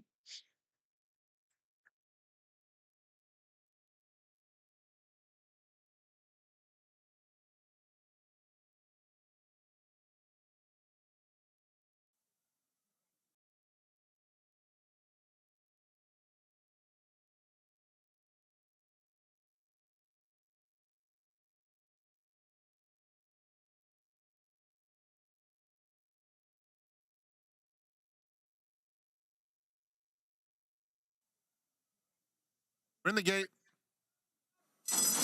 And they're off. Luckiest asks for speed. Forced Entry right up alongside. Those two sprint into the first turn together, with Wolf Hill running in third. They are followed by Banzai Betty, fourth. 6 lengths off the duel up top. Ethereal Quality is down at the rail.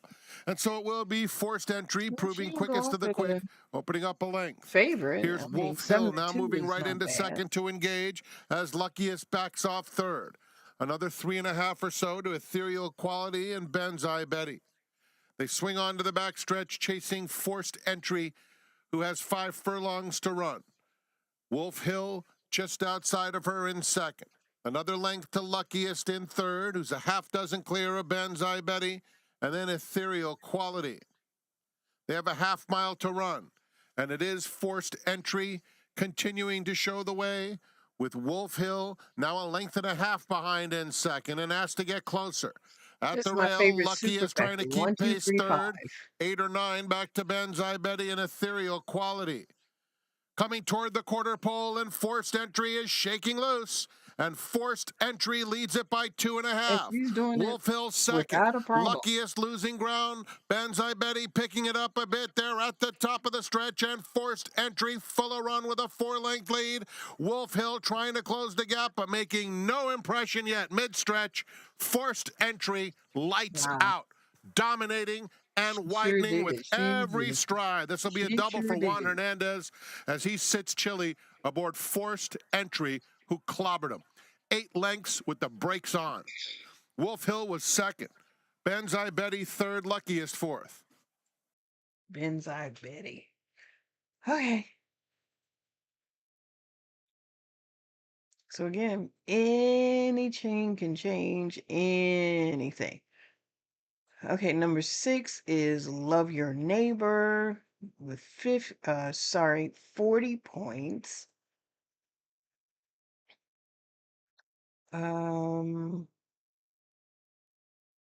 The jockey is Luis Saez.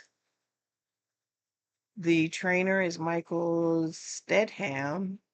And the breeder is Anderson Farms Ontario Inc. The dad is Constitution. The mom is Disobedient. So let's see what we can find. Love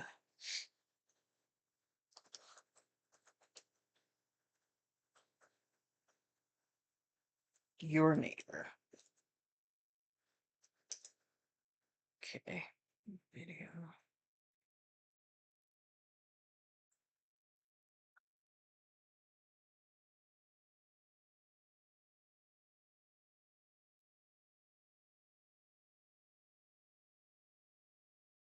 They don't have anything about Love Your Neighbor.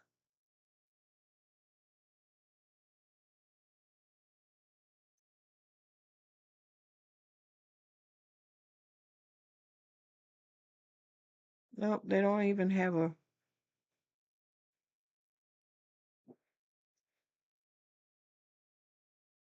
So I can't show you anything about Love Your Neighbor. It's really interesting.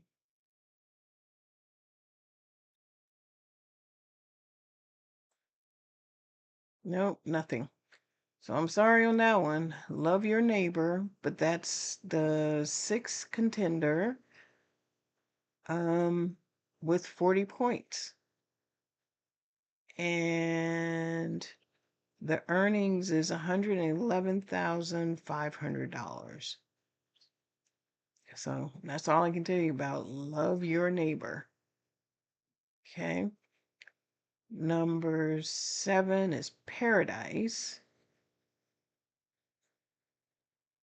Zayas, Edgard Zayas is the jockey. Brad Cox is the trainer. The earnings on this one is $110,000. The father is Gunrunner, and the mom is Venetian Harbor. Let's see if we can find anything about Paradise.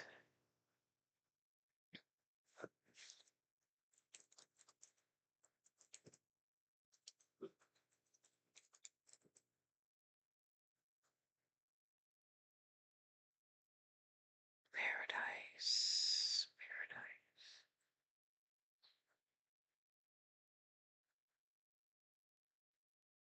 Okay, so I do have something on Paradise.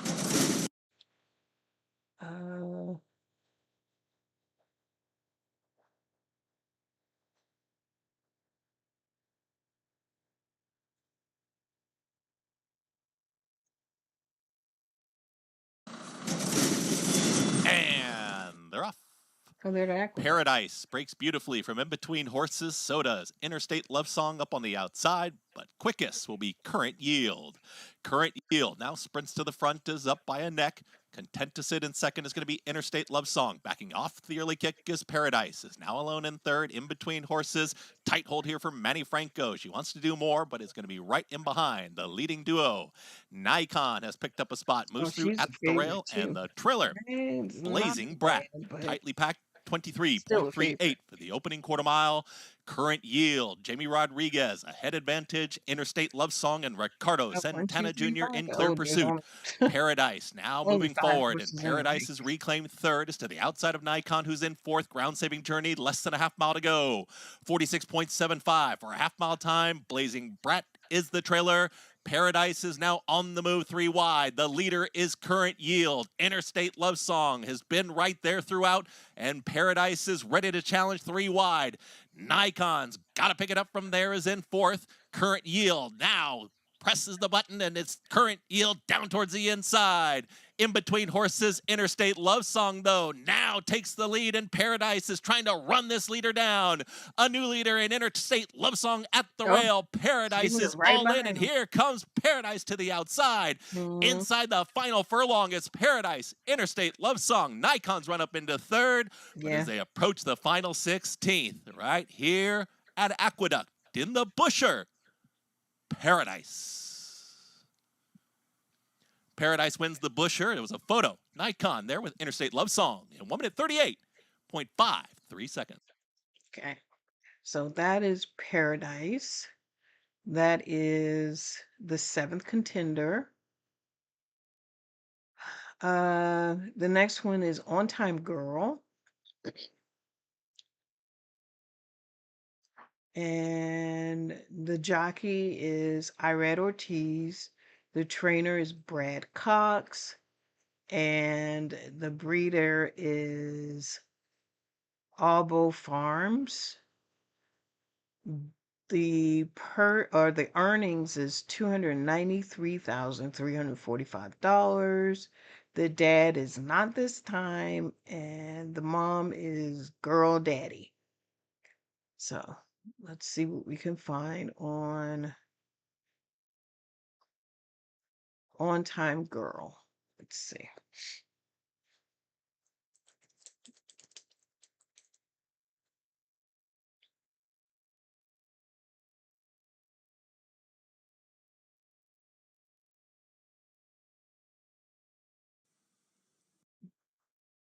Okay, On Time Girl.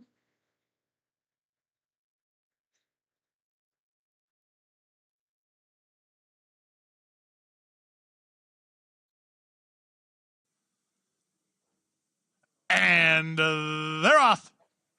Good start out wide. Imperatrice hits the ground running and looks for the early advantage. On Time Girl is in the top flight, moved into second. Splitting horses, here's Mythical. Mythical a bit flat-footed at the start, but she's going to rush all the way forward to take the advantage after an eighth of a mile. On Time Girl is second, Imperatrice is away on the outside into third. Tessellate back to fourth. In between horses goes Music Burst, then it's Sneaky Good. Way out in the center is Holland Drive, lingering toward the back of the field. Chicane is at the back of the field. And up front, it's On Time Girl between, Mythical inside, and Imperatrice outside. 22-4, that's a very reasonable opening quarter. Castellano has Tessellate fourth at the inside. Now, On Time Girl got shuffled back. Irad Ortiz Jr. tightened up for racing room on race favorite On Time Girl. She's back to fifth now. Getting started on her outside is Holland Drive, and here's Imperatrice to take the lead. 5/16 away, Imperatrice is in front. Mythical working harder, but she's back to second. Outside Holland Drive, still needing room is On Time Girl. Underway wide is Sneaky Good. At the rail, Tessellate. Plenty of hopes here as they straighten for the drive. Imperatrice has the lead off the corner. Far outside, Sneaky Good. At the rail, here's the run from Tessellate. Now into the clear, On Time Girl. On Time Girl living up to her name, and she's hit the front at the right time. She's front and center, and she's much the best horse. The Forward Gal Stakes goes to the race favorite, On Time Girl. She wins by 3. Tessellate was backpedaling. Second, Imperatrice. Third was Sneaky Good. Fourth was Holland Drive in 1:24-2. Did I say no? She is the 8th contender. I'm really surprised that she's that far down.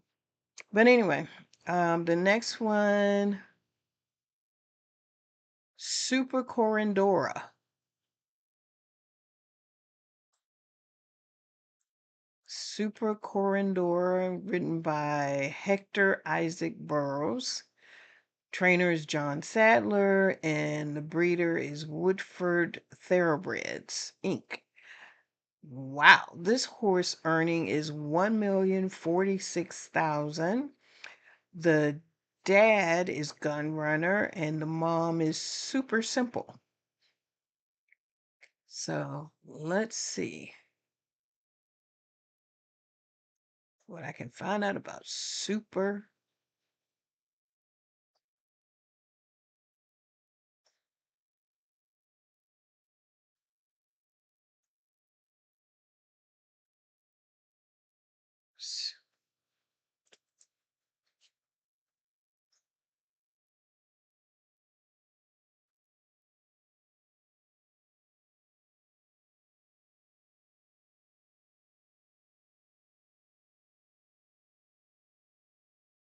Okay, so she has not raced since the Breeders' Cup.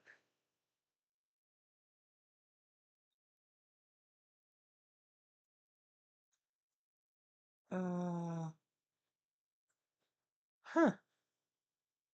He's up. They're off. Let's see. And I don't know if this is going to show why she's a contender.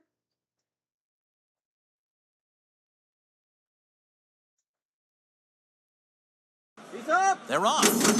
In the Breeders' Cup Juvenile Fillies, it was not a great start for Iron Orchard, who's been left behind at the back of the pack. And Explora takes the early lead, and Super Corridora is sent after her, and she will establish command into the turn. Then Lawali on the outside. Bottle of Rouge is tucked in fourth alongside of Meaning.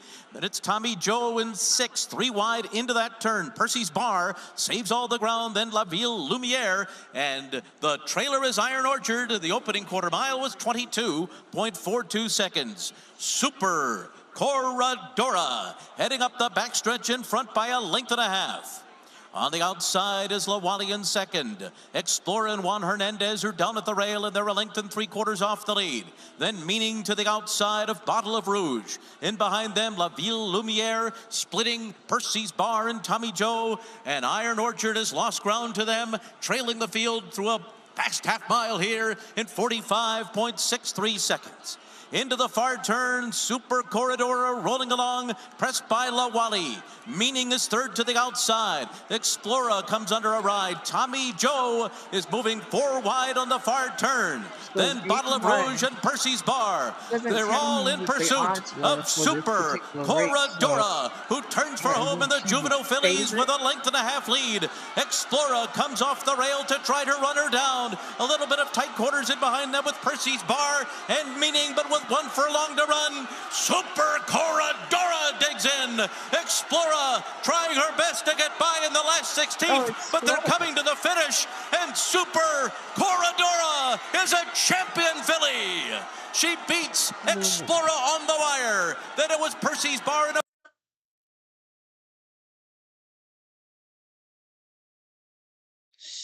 So Explorer is ranked number 1 at 95, and she could not beat Super Corridora. But Super Corridora is number 9 at 34 points? Yeah. Yeah, the Kentucky Oaks is going to be really interesting.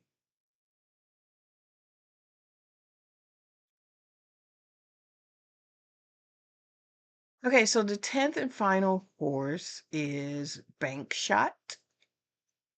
And it's written by Adrian Esconbedo. I don't know who he is either. The trainer is Ryan Hansen. Don't know who that is. And Buck Pond Farms and John Wilmot are the breeders. This horse has earned $32,000. The father is Game Winner, and the mom is Pusquita. And let's see what we could find out about Bank Shot. Bank Shot. Bank Shot. Horse.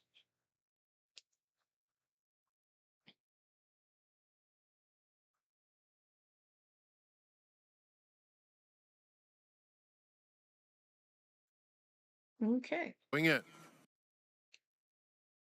So,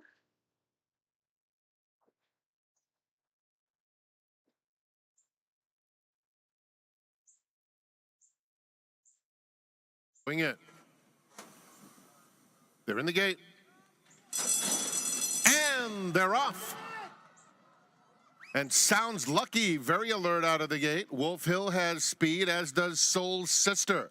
Then comes Getting Closer. Miss Watermelon did not have a good beginning and is now a bit erratic, drifting out into the first turn. She's 4 lengths off the leader, and another 2 back to Banzai Betty. They come to the 6 furlong pole. Miss Juan Hernandez and Sounds Lucky setting the pace, leading it by 3/4 of a length. Wolf Hill between horses, and Bank Shot is 3 deep. Then comes Soul Sister. Miss Watermelon moves her head into the 4th spot. She's 2.5 lengths off the lead, followed by Getting Closer and Banzai Betty at the back of a fairly compact field. They have 4.5 furlongs to go. And it Sounds Lucky in front, getting a test and challenge from Bank Shot. And Bank Shot is the new leader with a half-mile left to go. Wolf Hill in 3rd. Miss Watermelon 4th, 2 lengths off the lead.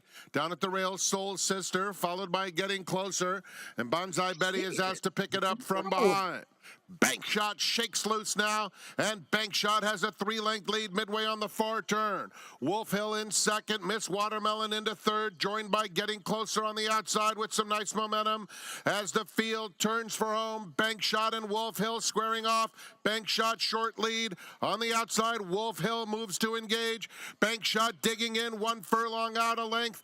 On the outside, Wolf Hill just keeps on coming. Wolf Hill on the outside, and Bank Shot have it to themselves. Bank Shot, Wolf Hill on the outside, and Diego Herrera, Bank Shot, and Adrian Escobedo. Here is the line, and Bank Shot holds on. 8-1 and a 13-1. Wolf Hill was 2nd. Getting Closer 3rd. Soul Sister finished 4th. Wow. Awesome.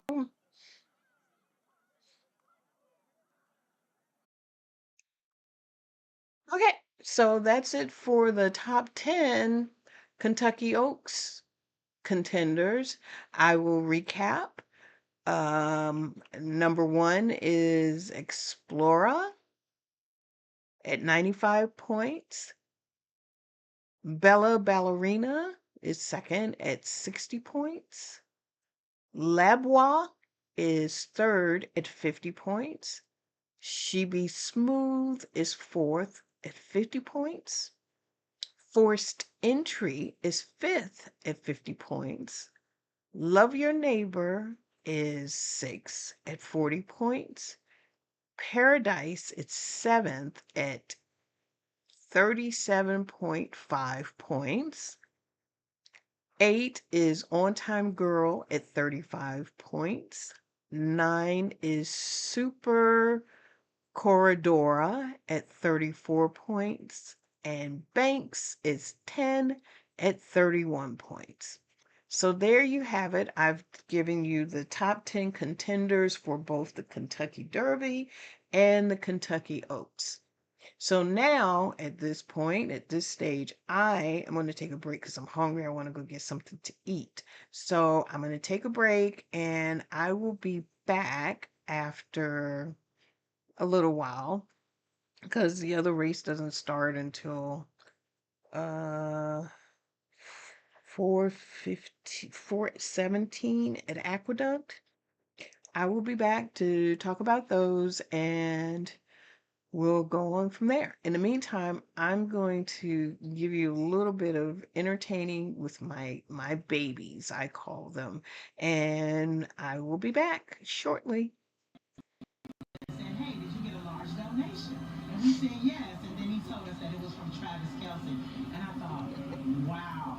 The Kelceys know as well as anyone the importance of ongoing encouragement. I wouldn't say we're best friends, but Travis and I have exchanged some messages via DM and still show him great support. We'll see. I feel that relationship growing for sure. They said, hey, did you get a large donation? And we said yes, and then he told us that it was from Travis Kelce, and I thought, wow. The Kelceys know as well as anyone the importance of ongoing encouragement. I wouldn't say we're best friends, but Travis and I have exchanged some messages via DM and still show him great support. We'll see. I feel that relationship growing for sure. They said, hey, did you get a large large donation. And we said yes, and then he told us that it was from Travis Kelce. And I thought, wow.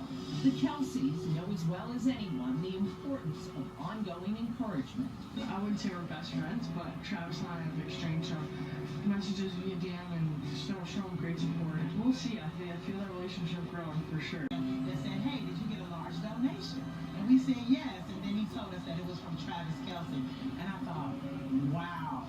The Kelceys know as well as anyone the importance of ongoing encouragement. I wouldn't say we're best friends, but Travis and I have exchanged some messages via DM and still show him great support. We'll see. I feel that relationship growing for sure. They said, hey, did you get a large donation?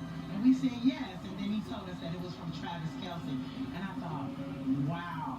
The Kelceys know as well as anyone the importance of ongoing encouragement. I wouldn't say we're best friends, but Travis and I have exchanged some messages via DM and still show him great support. We'll see. I feel that relationship growing for sure. They said, hey, did you get a large donation?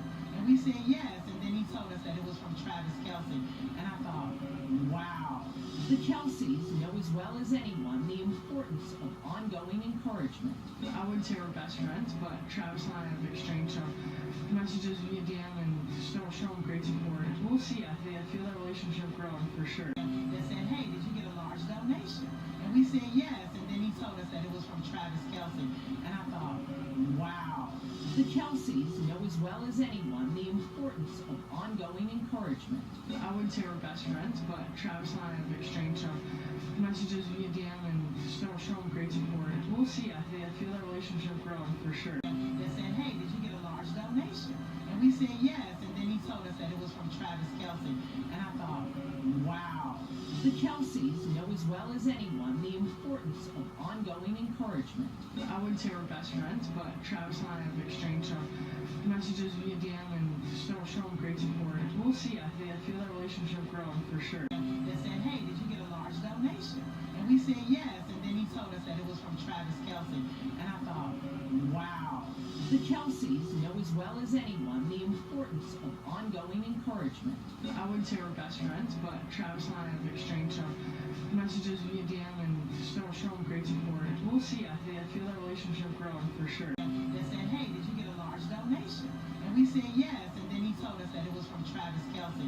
And I thought, wow. The Kelceys know as well as anyone the importance of ongoing encouragement. I wouldn't say we're best friends, but Travis and I have exchanged some messages via DM and still show him great support. We'll see. I feel that relationship growing for sure. They said, hey, did you get a large donation?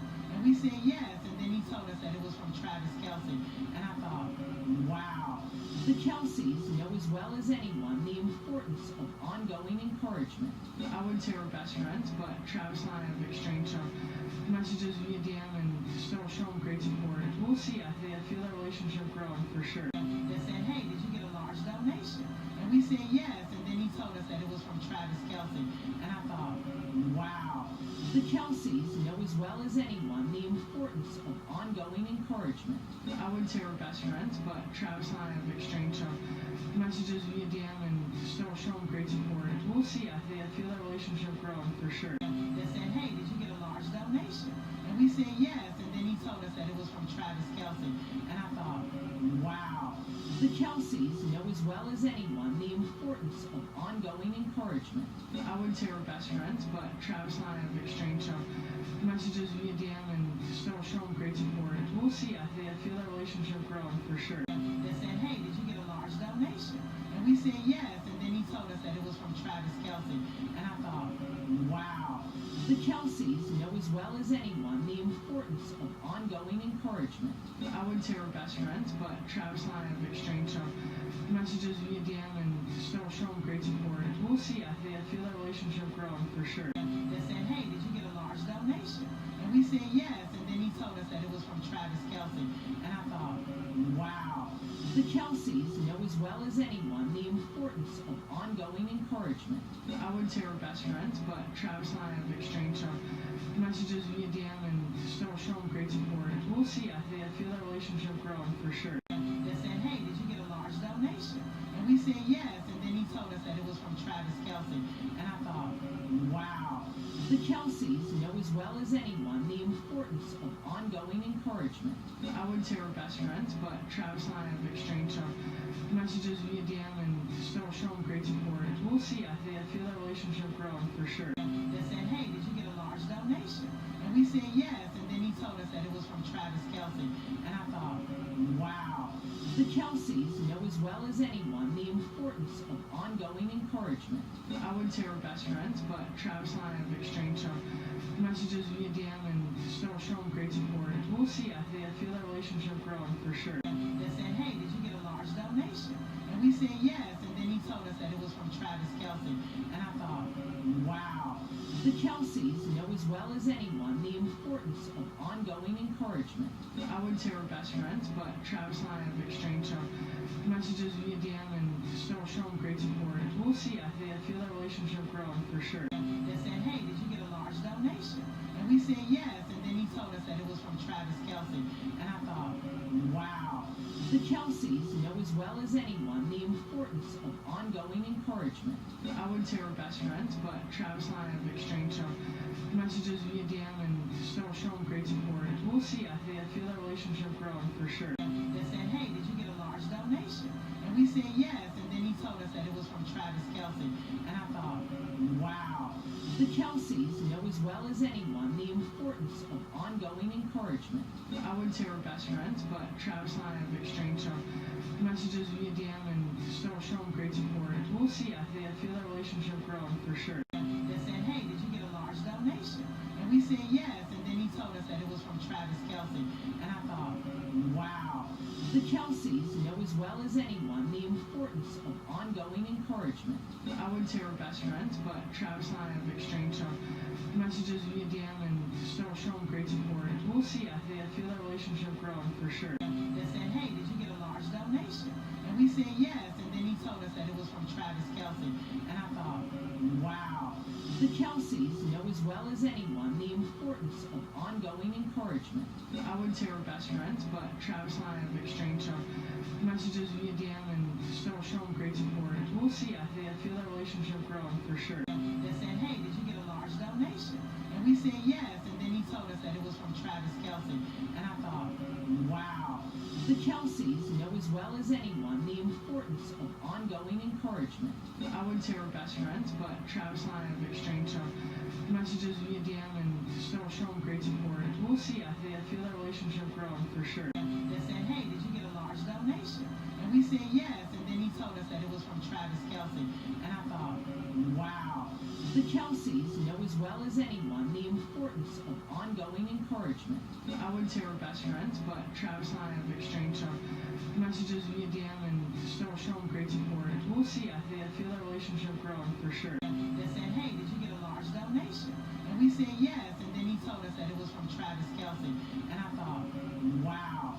The Kelseys know as well as anyone the importance of ongoing encouragement. I wouldn't say we're best friends, but Travis and I have exchanged some messages via DM and still showing great support. We'll see. I feel that relationship growing for sure. They said, hey, did you get a large donation? And we said yes, and then he told us that it was from Travis Kelce. And I thought, wow. The Kelseys know as well as anyone the importance of ongoing encouragement. I wouldn't say we're best friends, but Travis and I have exchanged some messages via DM and still showing great support. We'll see. I feel that relationship growing for sure. They said, hey, did you get a large donation? And we said yes, and then he told us that it was from Travis Kelce. And I thought, wow. The Kelseys know as well as anyone the importance of ongoing encouragement. I wouldn't say we're best friends, but Travis and I have exchanged some messages via DM and still showing great support. We'll see. I feel that relationship growing for sure. They said, hey, did you get a large donation? And we said yes, and then he told us that it was from Travis Kelce. And I thought, wow. The Kelseys know as well as anyone the importance of ongoing encouragement. I wouldn't say we're best friends, but Travis and I have exchanged some messages via DM and still showing great support. We'll see. I feel that relationship growing for sure. They said, hey, did you get a large donation? And we said yes, and then he told us that it was from from Travis Kelce. And I thought, wow. The Kelceys know as well as anyone the importance of ongoing encouragement. I wouldn't say we're best friends, but Travis and I have exchanged some messages via DM and still showing great support. We'll see. I feel that relationship growing for sure. They said, hey, did you get a large donation? And we said yes, and then he told us that it was from Travis Kelce. And I thought, wow. The Kelceys know as well as anyone the importance of ongoing encouragement. I wouldn't say we're best friends, but Travis and I have exchanged some messages via DM and still showing great support. We'll see. I feel that relationship growing for sure. They said, hey, did you get a large donation? And we said yes, and then he told us that it was from Travis Kelce. And I thought, wow.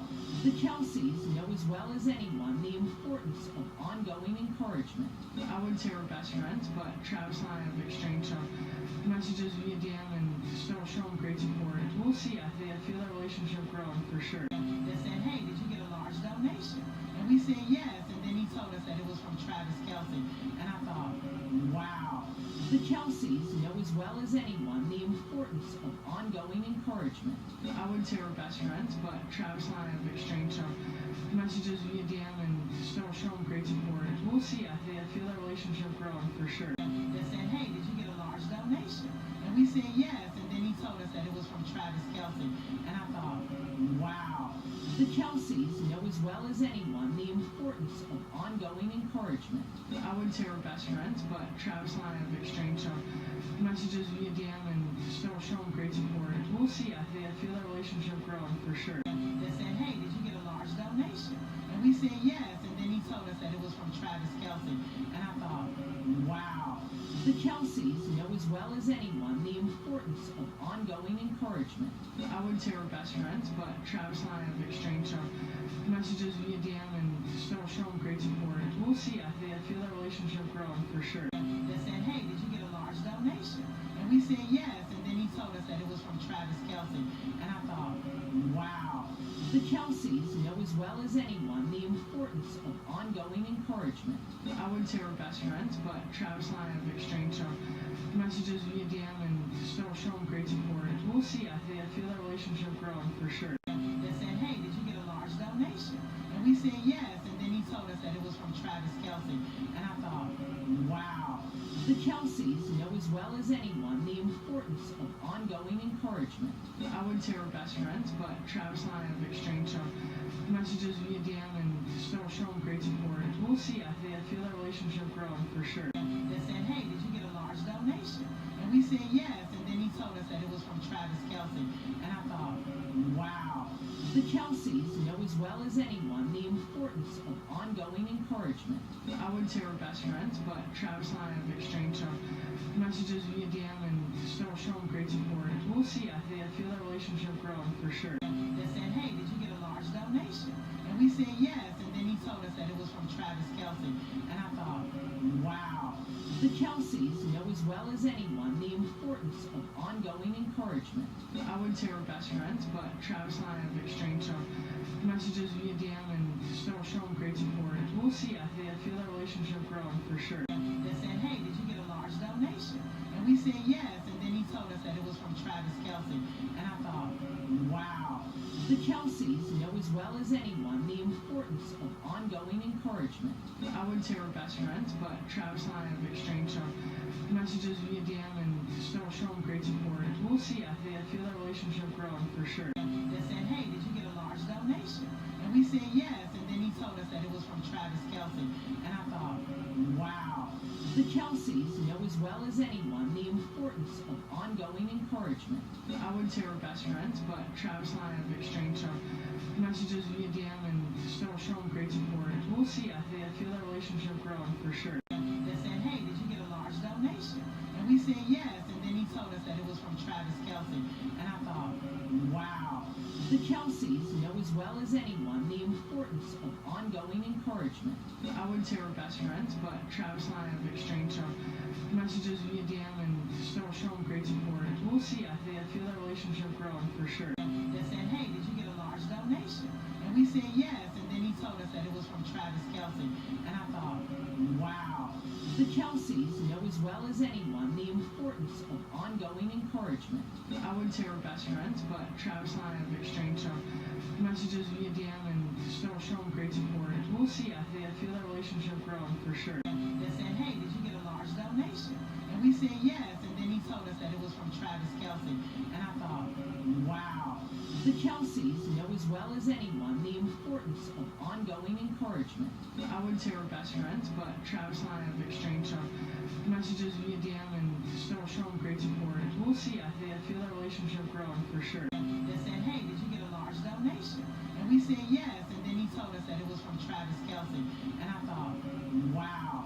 The Kelceys know as well as anyone the importance of ongoing encouragement. I wouldn't say we're best friends, but Travis and I have exchanged some messages via DM and still show him great support. We'll see. I feel that relationship growing for sure. They said, hey, did you get a large donation?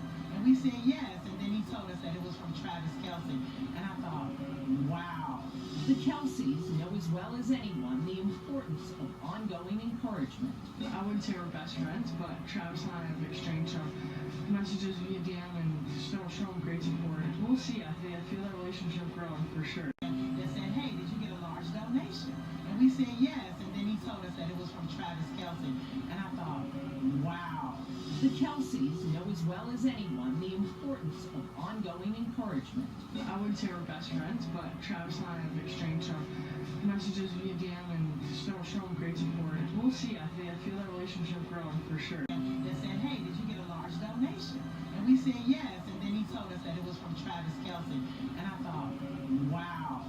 The Kelceys know as well as anyone the importance of ongoing encouragement. I wouldn't say we're best friends, but Travis and I have exchanged some messages via DM and still show him great support. We'll see. I feel that relationship growing for sure. They said, hey, did you get a large donation?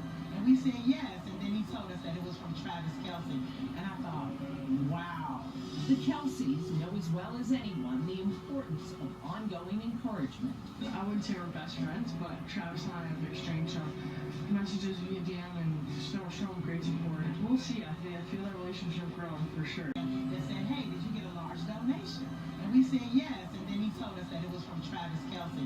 And I thought, wow.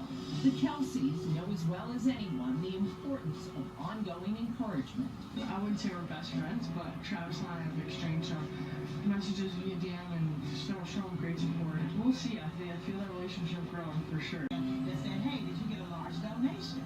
And we said yes, and then he told us that it was from Travis Kelce. And I thought, wow.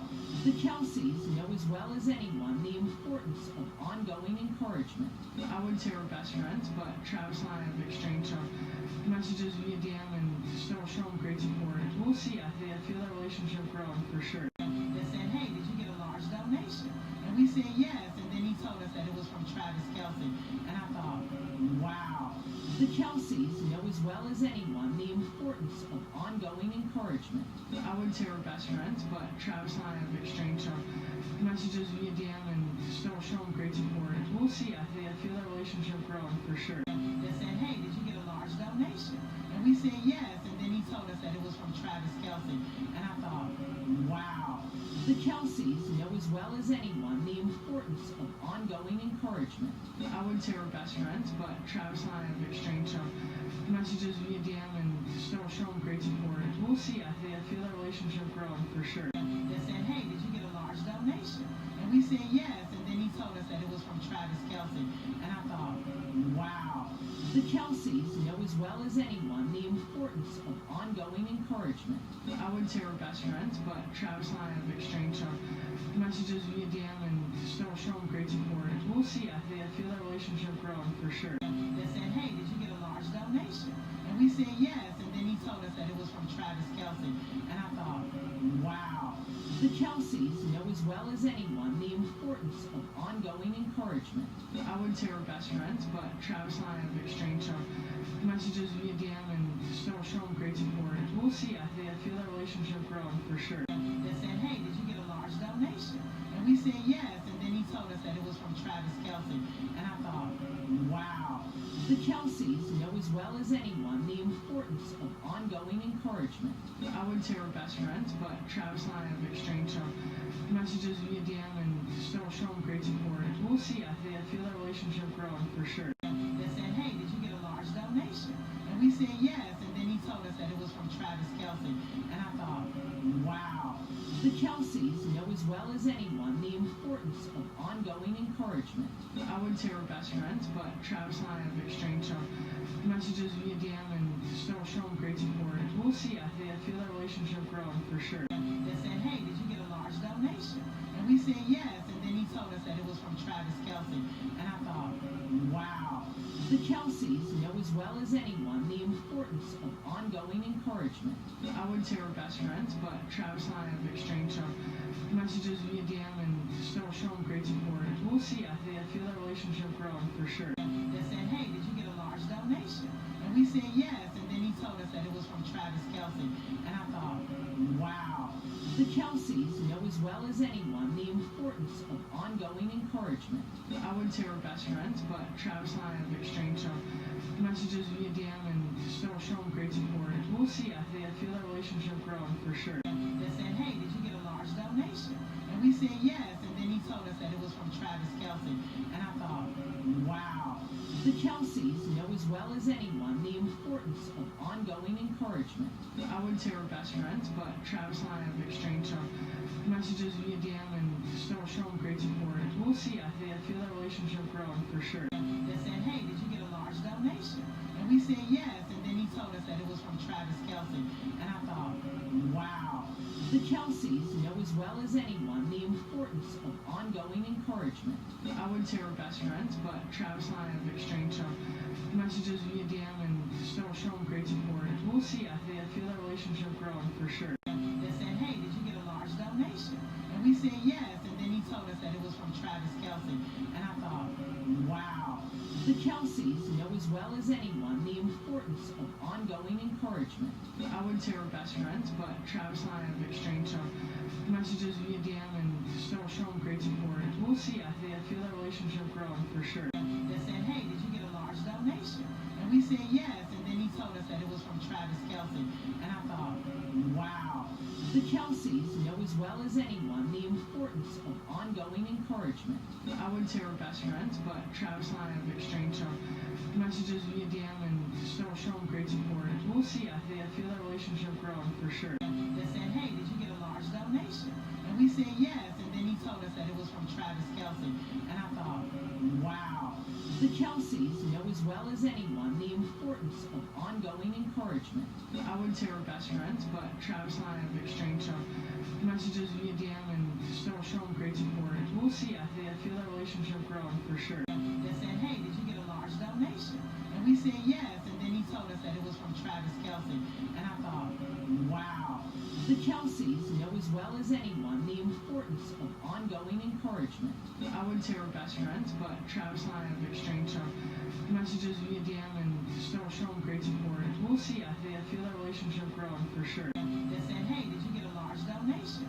And we said yes, and then he told us that it was from Travis Kelce. And I thought, wow.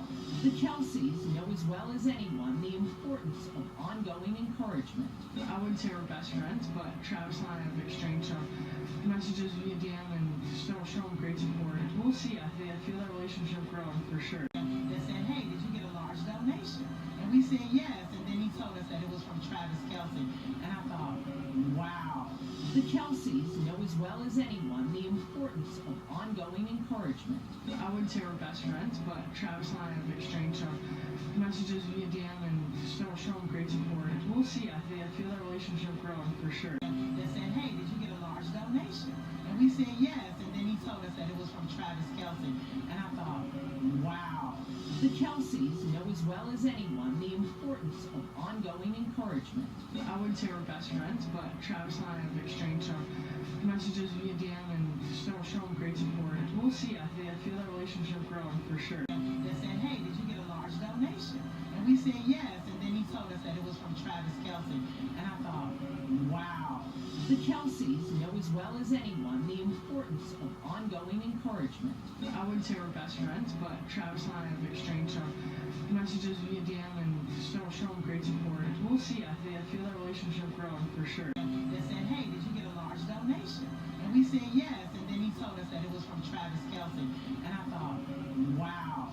The Kelceys know as well as anyone the importance of ongoing encouragement. I wouldn't say we're best friends, but Travis and I have exchanged some messages via DM and still show him great support. We'll see. I feel that relationship growing for sure. They said, hey, did you get a large donation? And we said yes, and then he told us that it was from Travis Kelce. And I thought, wow. The Kelceys know as well as anyone the importance of ongoing encouragement. I wouldn't say we're best friends, but Travis and I have exchanged some messages via DM and still show him great support. We'll see. I feel that relationship growing for sure. They said, hey, did you get a large donation? And we said yes, and then he told us that it was from Travis Kelce. And I thought, wow. The Kelceys know as well as anyone the importance of ongoing encouragement. I wouldn't say we're best friends, but Travis and I have exchanged some messages via DM and still show him great support. We'll see. I feel that relationship growing for sure. They said, hey, did you get a large donation? And we said yes, and then he told us that it was from Travis Kelce. And I thought, wow. The Kelceys know as well as anyone the importance of ongoing encouragement. I wouldn't say we're best friends, but Travis and I have exchanged some messages via DM and still show him great support. We'll see. I feel that relationship growing for sure. They said, hey, did you get a large donation? And we said yes, and then he told us that it was from Travis Kelce. And I thought, wow. The Kelceys know as well as anyone the importance of ongoing encouragement. I wouldn't say we're best friends, but Travis and I have exchanged some messages via DM and still show him great support. We'll see. I feel that relationship growing for sure. They said, hey, did you get a large donation? And we said yes, and then he told us that it was from Travis Kelce. And I thought, wow. The Kelceys know as well as anyone the importance of ongoing encouragement. I wouldn't say we're best friends, but Travis and I have exchanged some messages via DM and still show him great support. We'll see. I feel that relationship growing for sure. They said, hey, did you get a large donation? And we said yes, and then he told us that it was from Travis Kelce. And I thought, wow. The Kelceys know as well as anyone the importance of ongoing encouragement. I wouldn't say we're best friends, but Travis and I have exchanged some messages via DM and still show him great support. We'll see. I feel that relationship growing for sure. They said, hey, did you get a large donation? And we said yes, and then he told us that it was from Travis Kelce. And I thought, wow. The Kelceys know as well as anyone the importance of ongoing encouragement. I wouldn't say we're best friends, but Travis and I have exchanged some messages via DM and still show him great support. We'll see. I feel that relationship growing for sure. They said, hey, did you get a large donation? And we said yes, and then he told us that it was from Travis Kelce. And I thought, wow. The Kelceys know as well as anyone the importance of ongoing encouragement. I wouldn't say we're best friends, but Travis and I have exchanged some messages via DM and still show him great support. We'll see. I feel that relationship growing for sure. They said, hey, did you get a large donation? And we said yes, and then he told us that it was from Travis Kelce. And I thought, wow. The Kelceys know as well as anyone the importance of ongoing encouragement. I wouldn't say we're best friends, but Travis and I have exchanged some messages via DM and still show him great support. We'll see. I feel that relationship growing for sure. They said, hey, did you get a large donation? And we said yes, and then he told us that it was from Travis Kelce. And I thought, wow. The Kelceys know as well as anyone the importance of ongoing encouragement. I wouldn't say we're best friends, but Travis and I have exchanged some messages via DM and still show him great support. We'll see. I feel that relationship growing for sure. They said, hey, did you get a large donation? And we said yes, and then he told us that it was from Travis Kelce.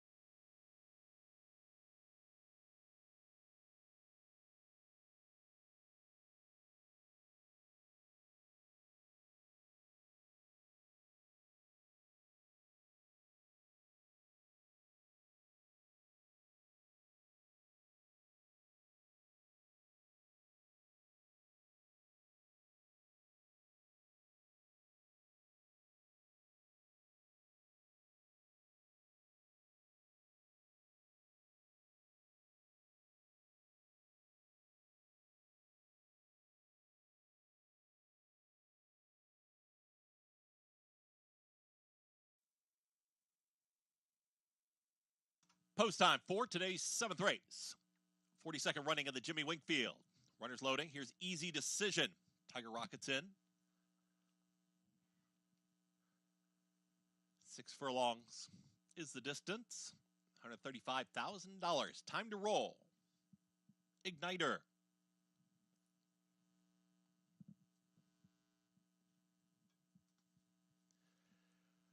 Blue 42. Last to load. And in. All set for the Jimmy Winkfield. And they're off.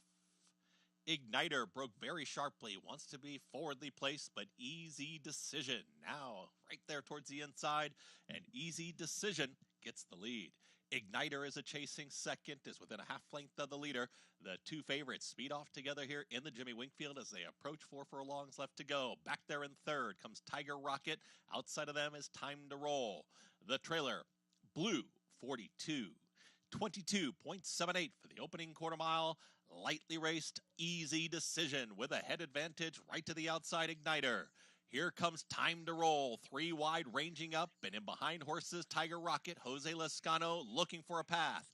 Just behind them, the trailer, Blue 42. They reach the top of the stretch, battling on Easy Decision. Igniter, though, has now put a neck in front. Igniter's trying to sprint away. Time to Roll down the center of the racetrack, also running on Tiger Rocket. Igniter has a big foe towards the outside, and Time to Roll, who's trying to pass on by.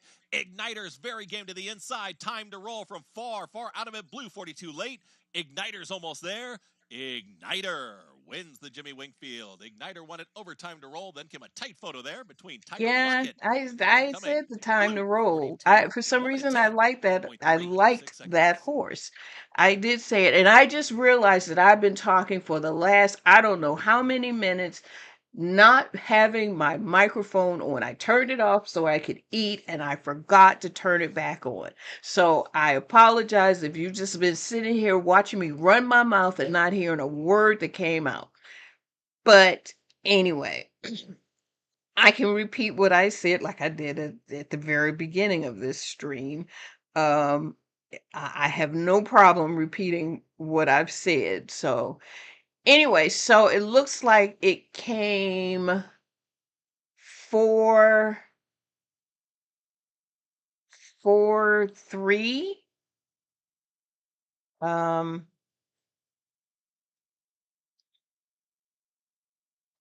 The 3 horse was going off 8-1. I don't even know. Let's see if they're going to show me the price of that race. Oh, you know what? I need to go back and look and see what the price of the first race, the first stake race this morning. Although it doesn't matter. I didn't. He came third. Can you tell I'm annoyed? I am annoyed with Tyler Gaffleon because he came third. He should have won or came second, but he didn't. He came third. I actually was hoping the 3 would beat out the 4 horse in this race, but it didn't. Yeah. 4, 3, 5. The 5 came third. I remember I was saying I was concerned about that 5. Yep, 4, 3, 5. So let's see what that was going to. See if they put the numbers up. Let me go back. Oh, it hasn't put the numbers up, but I'm going to go over to Gulfstream Park real quick, and I'm going to take a look at that race 3. So that race came 5-2-4, and the exactor, which kind of figured because it was 2 favorites, I'd only pay for $1 exactor, paid $6.30. And the trifecta for 50 cents was only $5, so wasn't even worth it. But it's all about them trying to get their points. And I don't know if this is I don't think this is a Kentucky Derby contender race. I'm talking about the Gulfstream one now, the Any Limit stake race. I don't know if that's part of the pre-qualifying. But let's go back to Aqueduct, see if they have not put those scores up yet, those payouts yet. So in the meantime, we are going to now jump to, okay, we did this one. I got to check them off. We did this one. The next race is the 9th race at Gulfstream. And I will put that up in a second.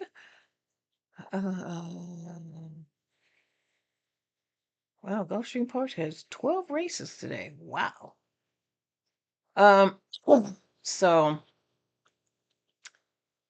at any rate, this race is got 30 minutes for this one. So I'm going to put this up and then I will update you.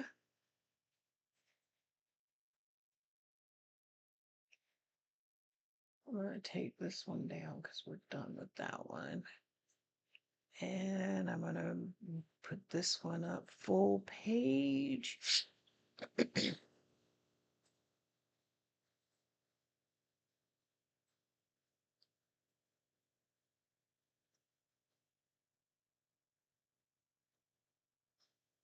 Oh, come on. Come on.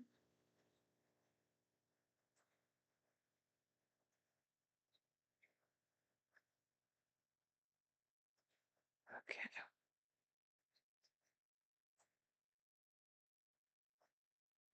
Okay, so these are the contenders for the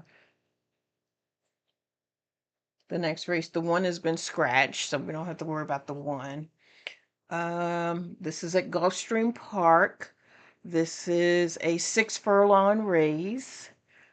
I say a little more than a half a mile, and others say a little less than a mile. So somewhere in the middle, we're kind of all right.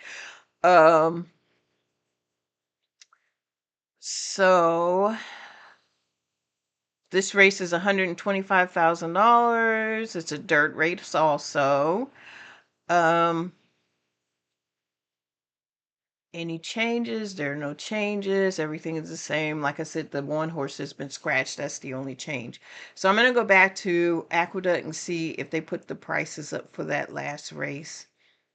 And they did. The price, it came 4351. The exactor 43 for $1 paid $7.60. The 50-cent trifecta was $11.64, and the 10-cent superfecta 4351 was $6.92. Again, I honestly would never have bet this race anyway because, like I said, I can't make it unless that 5 came first, or even the 3, which is what I said from the very beginning. The 3, even if that came first, it would have paid a little bit more, but it is what it is. So, okay, on to back to Gulfstream. Now, I understand that Junior Alvarado is a great jockey. Love Junior. But my favorite jockey is Miguel Vasquez. I love him to death. I don't care if he comes dead last. I will always put my money on Miguel because he knows how to ride. And he's riding my favorite number, and the odds are going off 12-1. Now, is he going to win this race? No, but I would bet him. That would be just a side bet. Now, for real contention, I have to look and see. Let me check my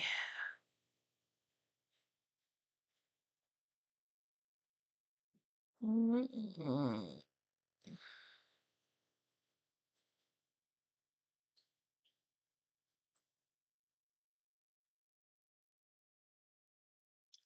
Let's see. Okay.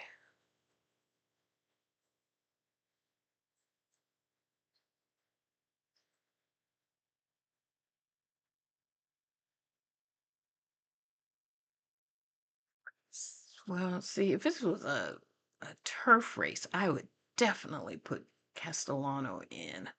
But it's not a turf race. It's a dirt. Not saying that he doesn't do well on the dirt. He does. He does very well on the dirt. I have to give him credit for that.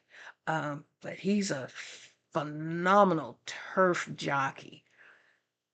But let's see. What would I do? Mm,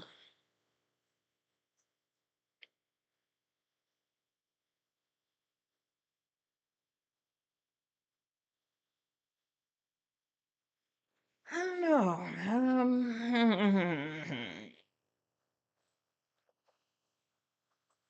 Let's see.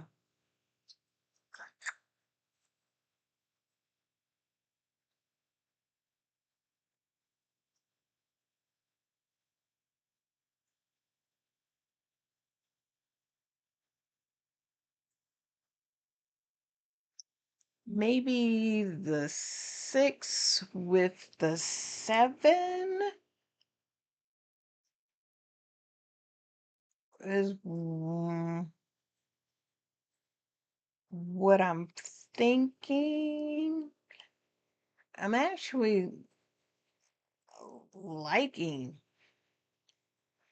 the 2, 6, and 7, but again, I really could be wrong. I mean, ugh.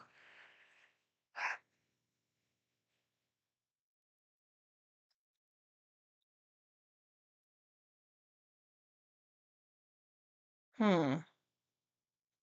And honestly, there's no rhyme or reason to why I just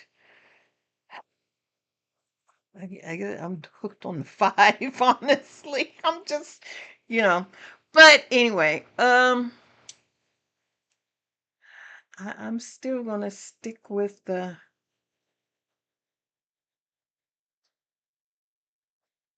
uh, I'm still gonna I'm gonna have to say the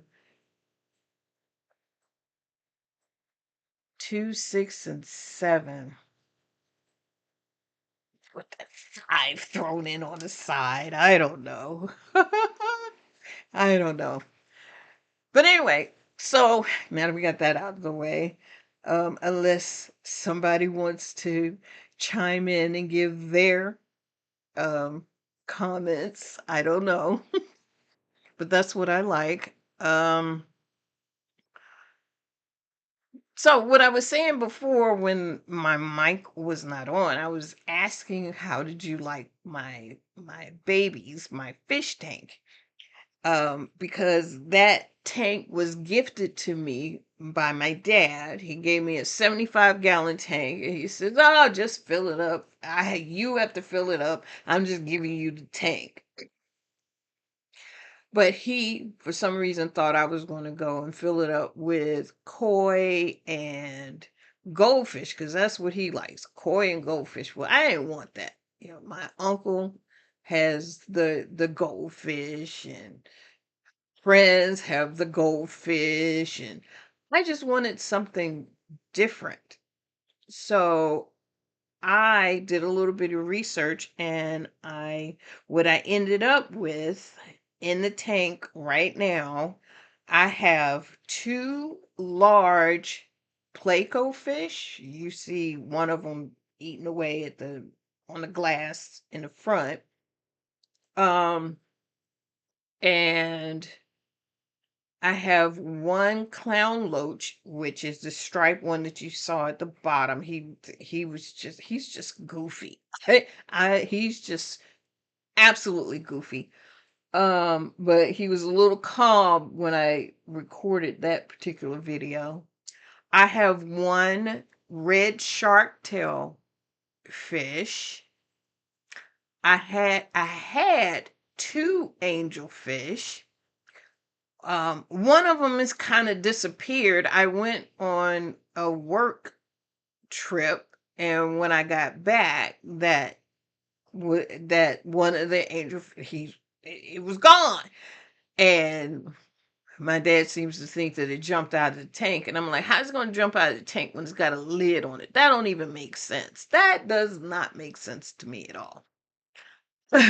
But he won't tell me what happened to my fish. But anyway, I have 1 black angelfish in the tank, and he's actually grown a lot. And I have 5 discus.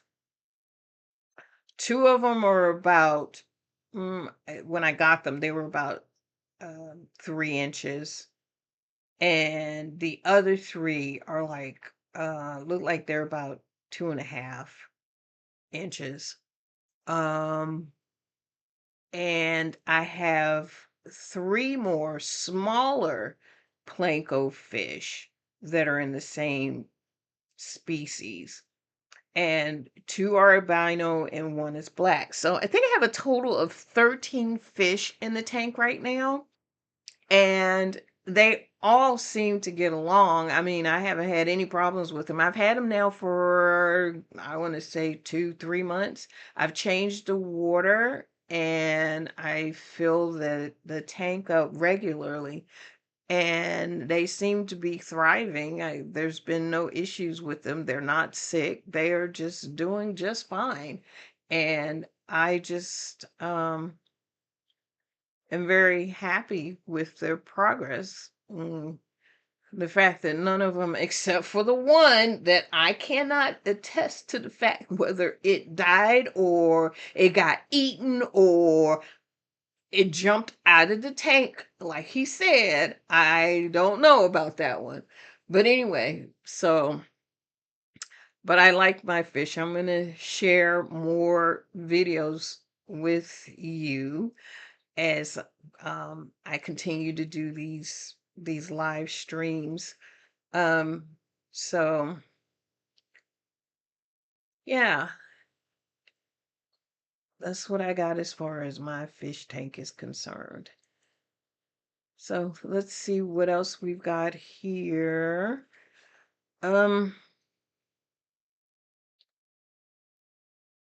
So getting back to the 9th race at Gulfstream Park. I guess Larry Comas, who's at TVG, he likes the 7 horse. Well, everybody likes the 7 horse. There's nothing about that 7 horse that nobody would like. The odds are steadily coming down. The 2 horse is still 8-1. The 3 horse went up. Actually, it is 7-1. The 4 horse is 19-1.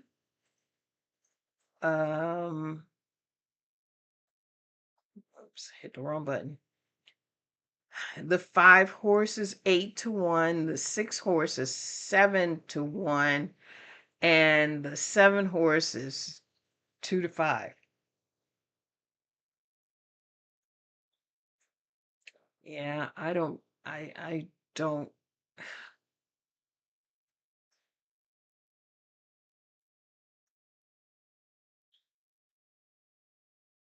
I don't know. I mean,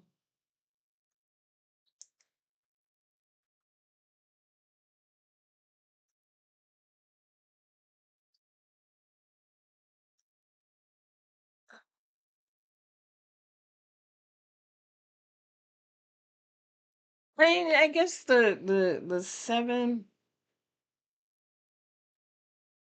can, yeah. I mean, if he's going off 2-5, I can't argue the fact that everybody else seems to like him. I'm just not sold, I guess. I don't know. But we shall see. And why am I not sold, you might ask? I honestly couldn't tell you. He's just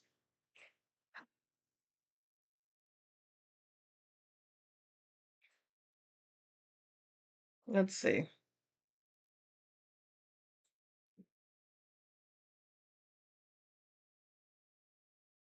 What race? I said the 7th.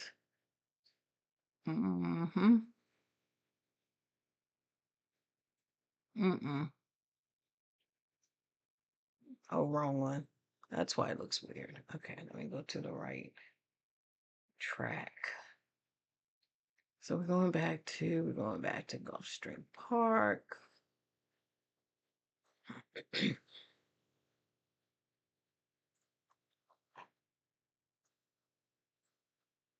And like I said from the very beginning when I first started doing it, I am no expert in these races. I do this mainly for fun, just to see what I can do. And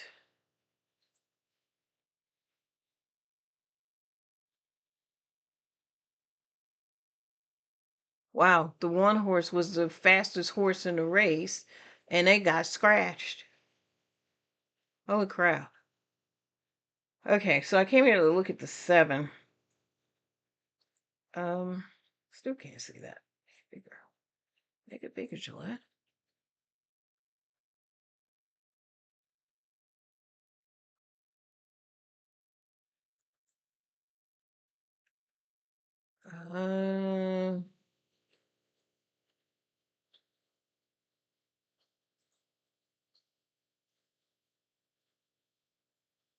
Yeah, I'm still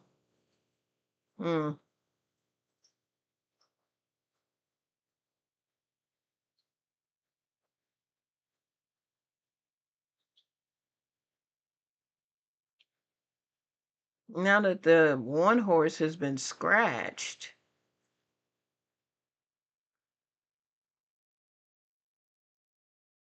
the 6 horse looks like it's the fastest in the field.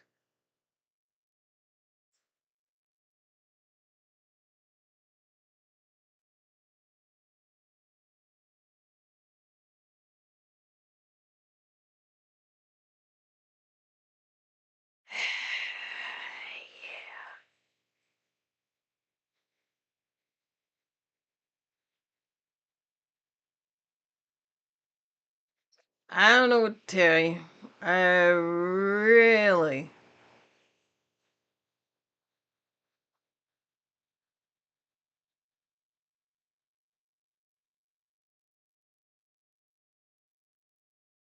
Okay, so to give you some context, on the number 2, this is the first time Castellano was riding his horse. Johnny V rode him last, and Tyler rode him before that.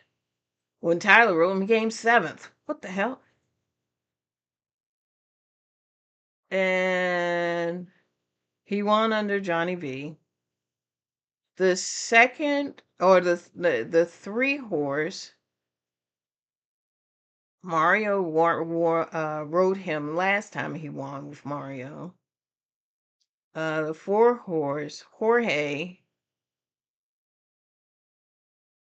he had him come 3rd, but the last person that rode him was Nichols, M. Nichols. I don't know who that is.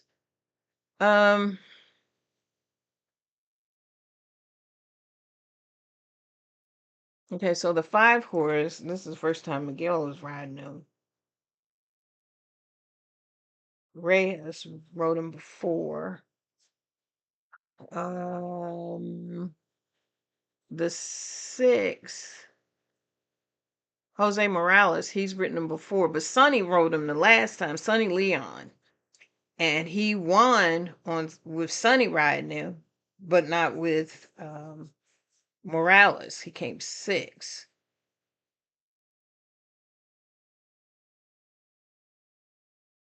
Let's see how much time we got left. So I'm still sticking with my, what did I say? The horse is the 7 horse is 1-2. Again, this is unless there's an upset.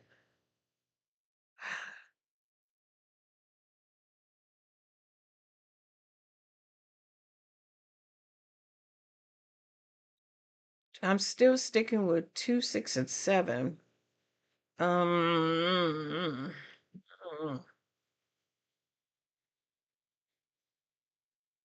with my 5 out there by himself. I'm the lone person with that 5 horse, but we shall see. I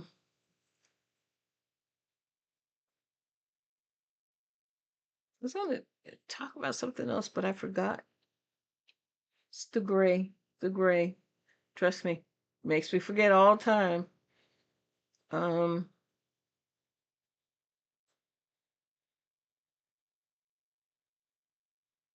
Yep, that thought went poof right out of my head.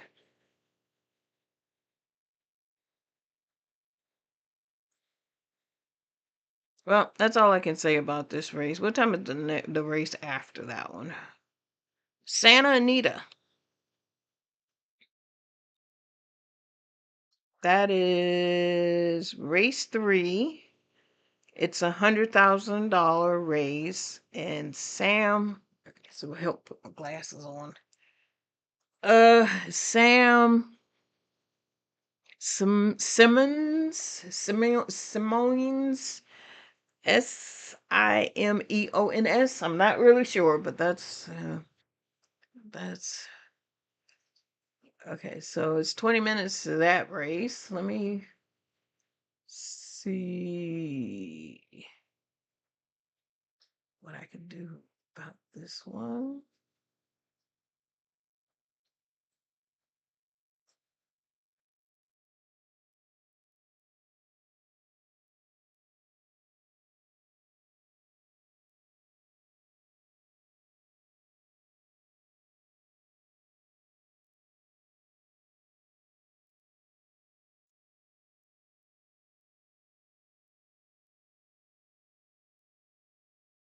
And I bet you're wondering why I have chosen not to literally bet any of these races today. I don't know. Just didn't do it. I don't have a reason. I just didn't bet these races today. Typically, I am all over betting the races and whatnot, but I don't know. Some reason today I just didn't do it. Okay, I did that wrong. Why did I do that?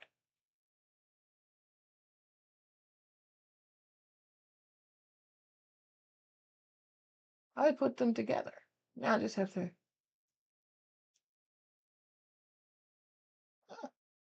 Well, didn't know that would happen.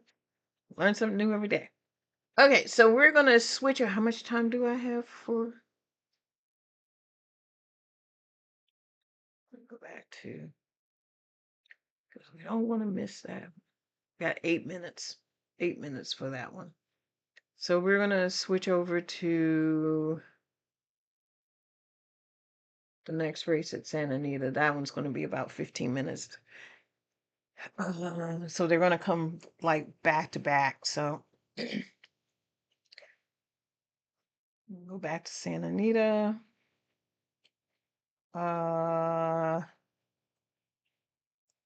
So this is a stake race, and it's a downhill turf race, and it's going 6.5 furlongs, and it is $100,000 purse.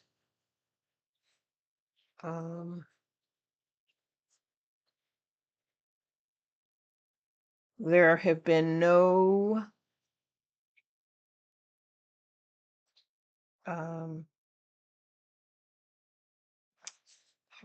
none of the horses have been scratched so far. And looks like the 5 and the 6 are the favorites. The 1 horse is currently going off 92. That still remains the same. The 2 horse is 9-1. The 3 horse is 3-1 now. The 4 horse is 6-1. The 5 horse is 5-2, and the 6 horse is 5-2. So we'll just have to, we'll see.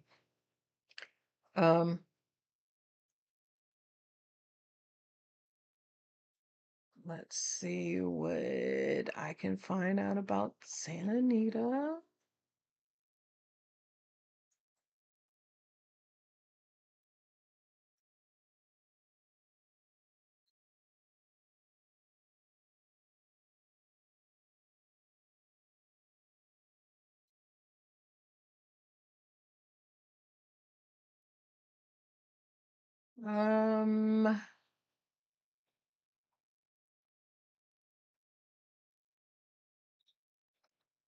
Well, I have to go with Jaramillo. I mean, not Jaramillo, JJ on this one. I'm kind of leaning towards JJ, and I'm kind of leaning towards Mike Smith. And I'm also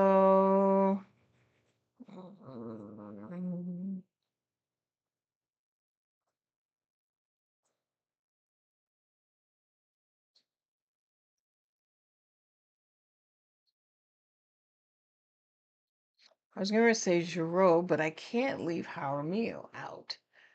Oh, I'm in a pickle. I don't know. I don't know what to do. I don't know what to say on this one. Me and Santa Anita, honestly, we don't always get along at the racetrack. I'm just, yeah, we don't always get along. It's hit or miss with Santa Anita, and that's my track, Santa Anita. I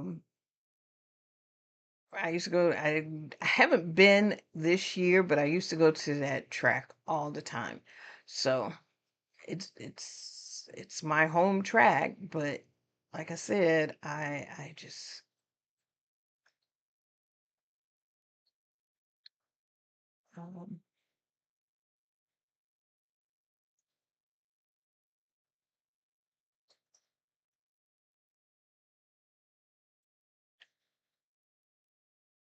I'm just going through, and I don't see. I wonder if he's been hurt or suspended.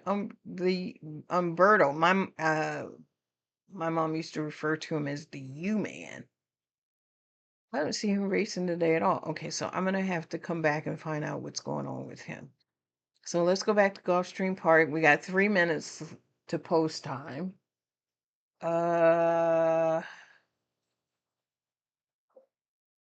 See what the odds are. The 2 is 5-1 now. The 3 is 9-1. The 4 is 18-1. The 5 is 7-1. The 6 is 5-1, and the 7 is 1-2. That's where we are. But I am going to look up Umberto Rispoli.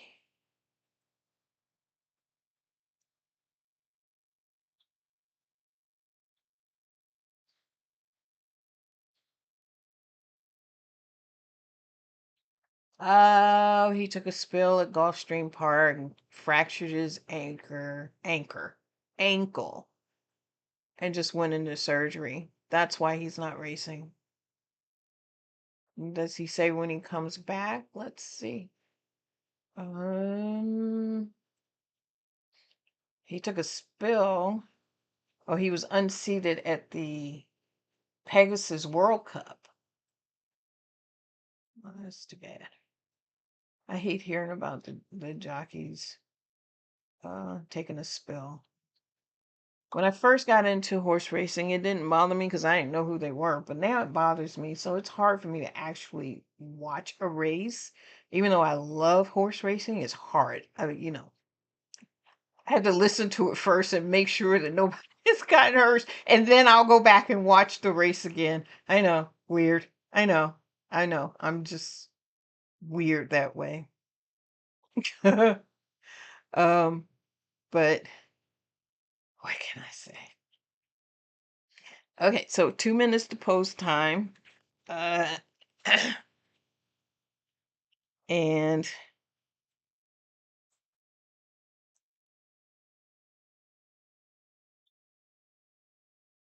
okay.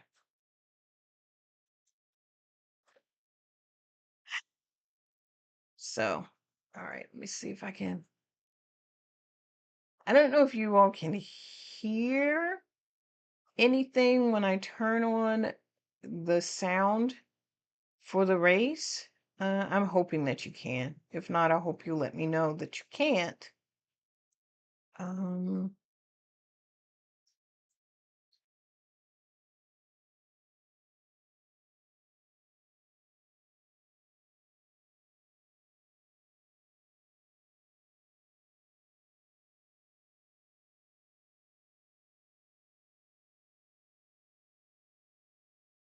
okay. So it's not letting me do it this time. Oh, there it goes. So they are heading to the gate. That 7 horse is still 1-2. Everybody is betting that horse heavily.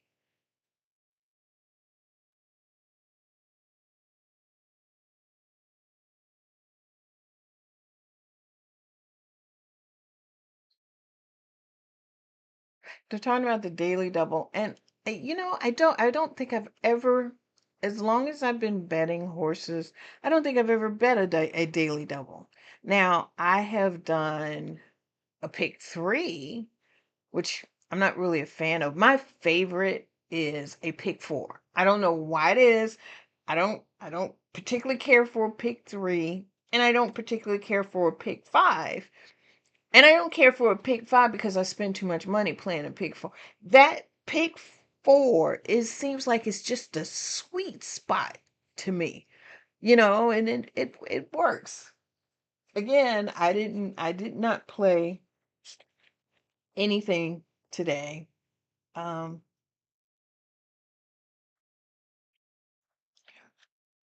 I wanted to spend my time, I guess, just trying to understand how the live streaming works and whether or not it's going to be good. Trying to do too much again, gray. Trying to do too much would just be too cumbersome for me. So I'm like, okay, one step at a time. Let's just do the live streaming for right now, and then I'll go back and figure out how I can bet the races and also do the live streaming. Yeah.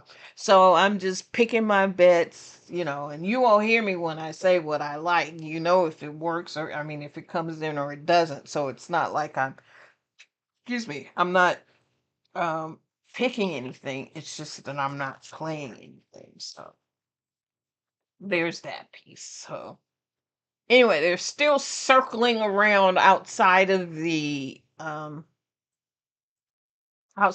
gate. They haven't gone into the gate yet. Because Gulfstream wants to get your money as much as they possibly can before they go off on the races. Wait, is this a pick four? What is this?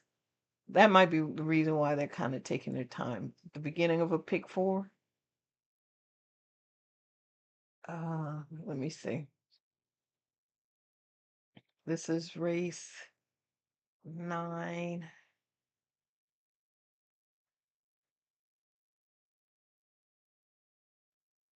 Oh, not only is it the beginning of a pick four race, which is 9, 10, 11, and 12, they've got something called coast to coast pick 5.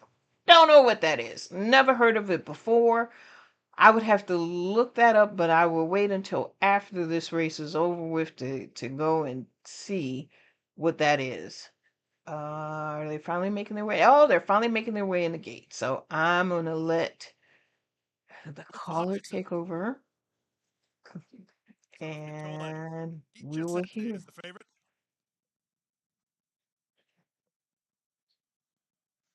Wooten is 9-2, first in the line. Here's a long shot. I'm Sam. 30-1 for Team Hurtak.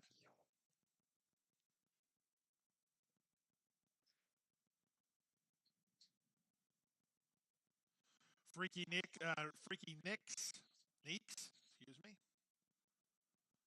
Freaky Neeks going up. I can't turn it up. So just two more, full mine, and from the outside, DiCiasette. And my volume is all the way up. DiCiasette, Junior Alvarado to the outside. They're in the gate. They're racing in the Hutchison. Bad bobble for DiCiasette. Last to begin, and his back's up against the wall now. He had a terrible start. Good start for Wooten, headed off for the early advantage. Leads by a length and a half early on from Sweeping Shadow, who's on to take second. Up on the outside, that's Freaky Nicks, and widest of all is Full Mine. A gap of 2.5 So the to favorite DiCiasette. got Will out be a really mild bad. best if he gets near the lead there. And the trailer is I'm Sam. They leave the backstretch and move on to the far turn. 22-1 for the opening quarter. They have Wooten to catch. He leads by a length and a half. On the far outside, Full Mine begins to gain good ground. He's up into second. From between horses, it's Freaky Nicks at the rail. It's Sweeping Shadow. 2.5 more to DiCiasette, trying to get something together, and well cleared to I'm Sam, who's last. They run to the top of the stretch. They're a quarter of a mile from home in the Hutchison. On the outside, here's Vassar Morelos on Full Mine. Up to challenge for control. Wooten tries to fight back second. Down at the rail, it's Sweeping Shadow. DiCiasette is down the center trying to get a slice. Final 16th of a mile. Full Mine now has the lead for Kent Sweezy by almost 2 now. Wooten is back to second. DiCiasette doing well even to get third. But the winner is Full Mine. Full Mine clears off to win 2.5. Wooten second. DiCiasette was third. Fourth was Sweeping Shadow and 1:10-4. Okay, so it was. I'm gonna have to figure out why my speakers are just. So it was the number 6 horse, which is what I said. 2, 6, 2, 6, and 2, 6, and 7, and it came 6, 2, 7, just like that. Ha ha. Oh no, maybe the 3 got third. I don't know what happened to the 5. Again, I wasn't watching the race. I was listening. So the 6. Number 6, Full Mine was the winner. Gets the job done here for Starry Night Racing and jockey Jose Morelos. Number 2, Wooten was second. Number 7, DiCiasette was third. Fourth was 3, Sweeping Shadow. Okay, I still didn't hear who was third. But the 6 horse won the race. The 2 horse came behind him, and it was either the 3 or the 7 that came through. I didn't have 3 anywhere in the money, and which I don't care because I don't play trifectas anyway. So let's go to Santa Anita.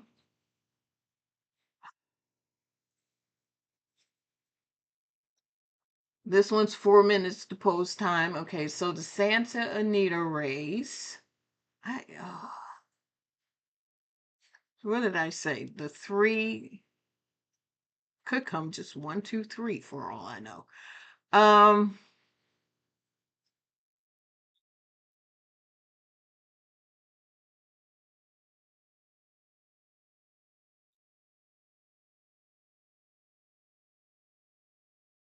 This is a turf race. So I'm going to go against. Well, the problem is the 1 horse is 7-2. The 2 horse is 7-1. The 3 horse 7-2. The 4 horse is 6-1. The 5 horse is 5-2, and the 6 horse is 3-1. Right now, the 6 horse is the favorite, and I get why it's the favorite because it's an Irish an Irish horse. The horse is from Ireland and knows how to run on the turf. But then you've got the 5 horse that also knows how to run on the turf. Oh, I don't know. I don't know. I don't know. I don't know what to do in this race. Let's see. Uh,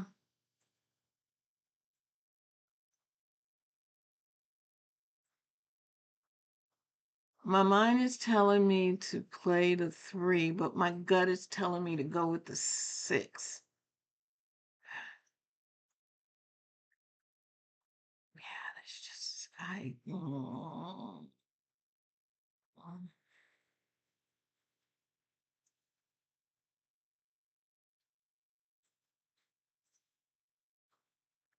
okay, I'm just gonna say 1, 3, and 6 is what I got. That's what I would bet. 1, 3, and 6. That's all I got. It's 2 minutes to post, so let me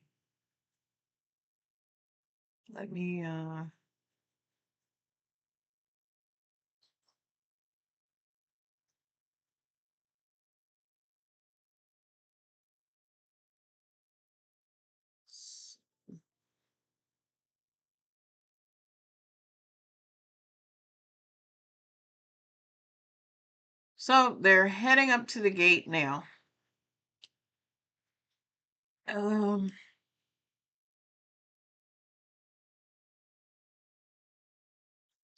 Yeah, I just don't know what to do with Jaramillo either. Well, what did I say? 1, 3, and 6. That's what I had to go with. They are lining up at the gate.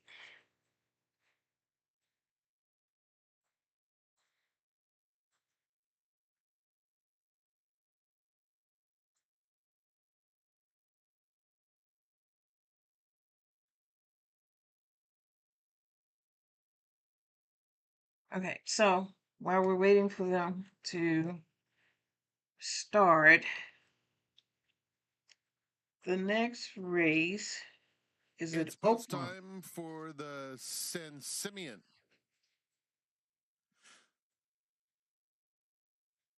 Loading in the gate for the 3rd, the San Simeon. SEAL team, one of 2 for the Basses and Mandela, and Sorrento Sky.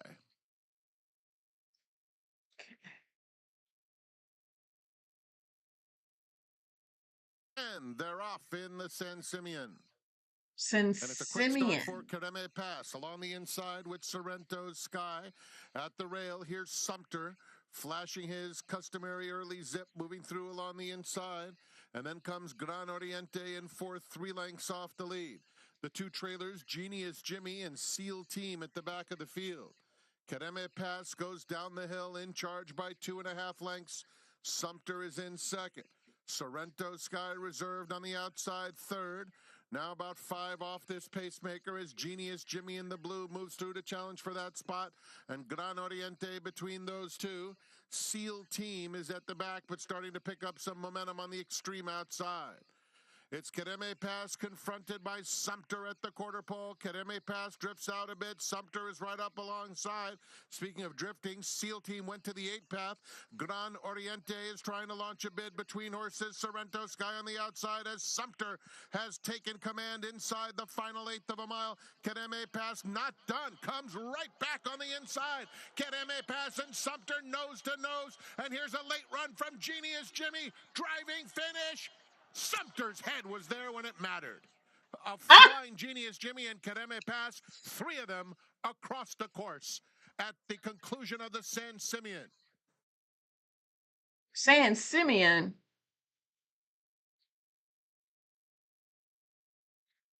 Oh, that's the name of the stake race. I think it came 1, 3. I don't know who came 3rd, so I have to watch it again.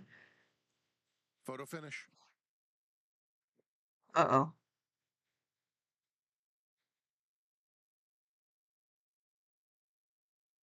One. I said it was gonna come 1, 2, 3. I said that. I said watch it come 1, 2, 3, but I didn't have the 2 because I think the 2 was second. I think it literally came 1, 2, 3. It's a photo finish for the win. We will find out. Now that 2 horse is going off 9-1, but we have to come back to this one because now we got to hurry up and go over to, because I think the next race is at Oaklawn and it's going off real quick. And I haven't even looked at Oaklawn. Yeah, got 4 minutes for Oaklawn. Let me see if I can do this real quick.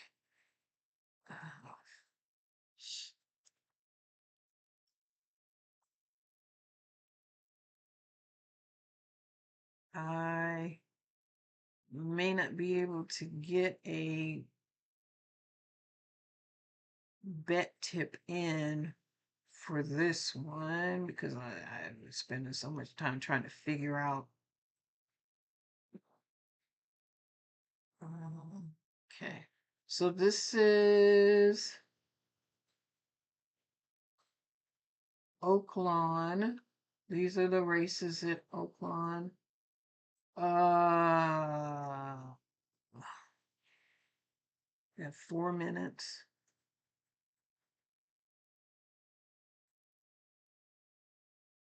Who's Eric Asmussen? Is he a relative of Steve also? I know Keith.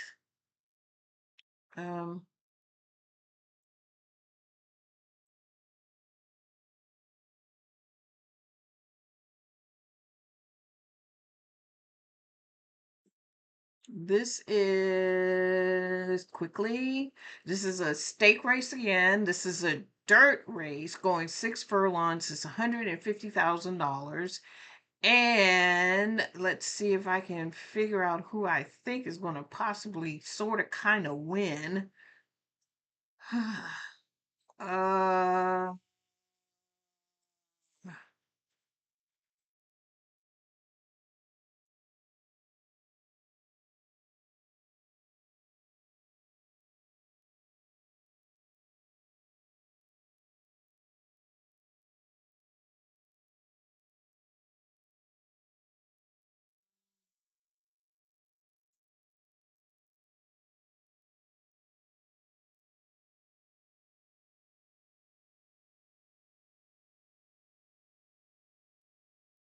Yep, I haven't got a clue.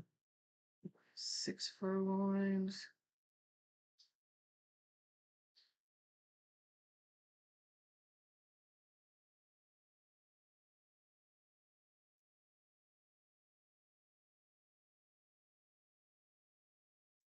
Maybe the one.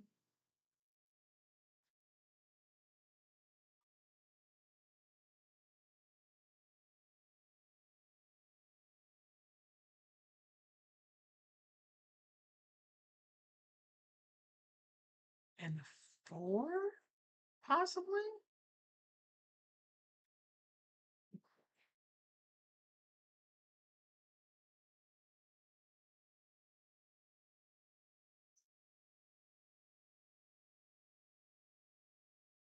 I don't know. I didn't give myself enough time to really pay attention, but I'm gonna go with the 1, 4, and 7. So right now the odds are sitting at the 1 horse is 4-5, the 2 horses 13-1, the 3 horses 19-1, the 4 horse is 5-1, the 5 horse is 9-1, the 6 horse is 5-1, and the 7 horse is 5-1. I don't know, guys. I just haven't, I didn't give myself enough time to really pay attention to this. It's 1 minute to post. Ooh. I will go back to the Santa Anita race as soon as this one's over with to find out what the results were for that. Okay, so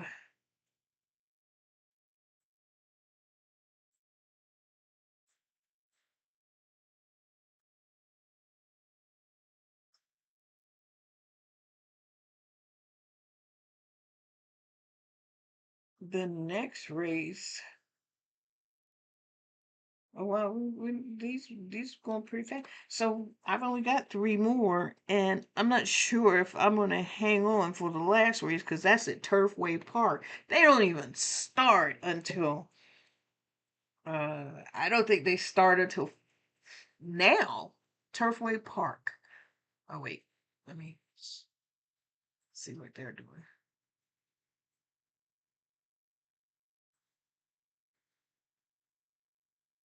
Okay, so it's post time, and they are heading to the gate. That's what they're doing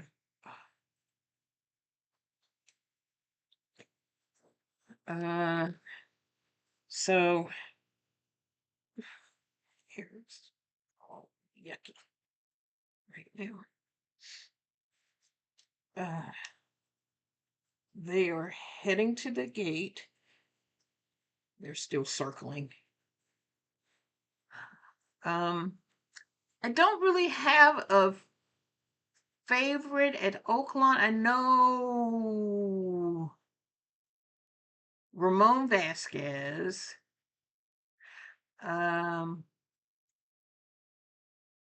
Grisales, I do not know.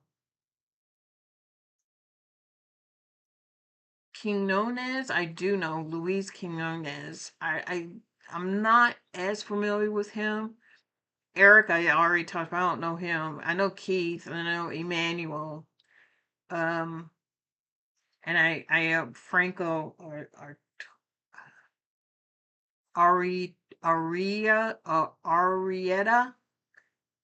Francisco Arietta. I know him, but I don't think I know him from Oaklawn. I wonder if he rides in parks, because I know him from a different track. I think I have to look him up at some point to see if I'm just losing my mind. But anyway, what did I say? I said the one. Oh shoot! I forgot this. I forgot what I said. The one in.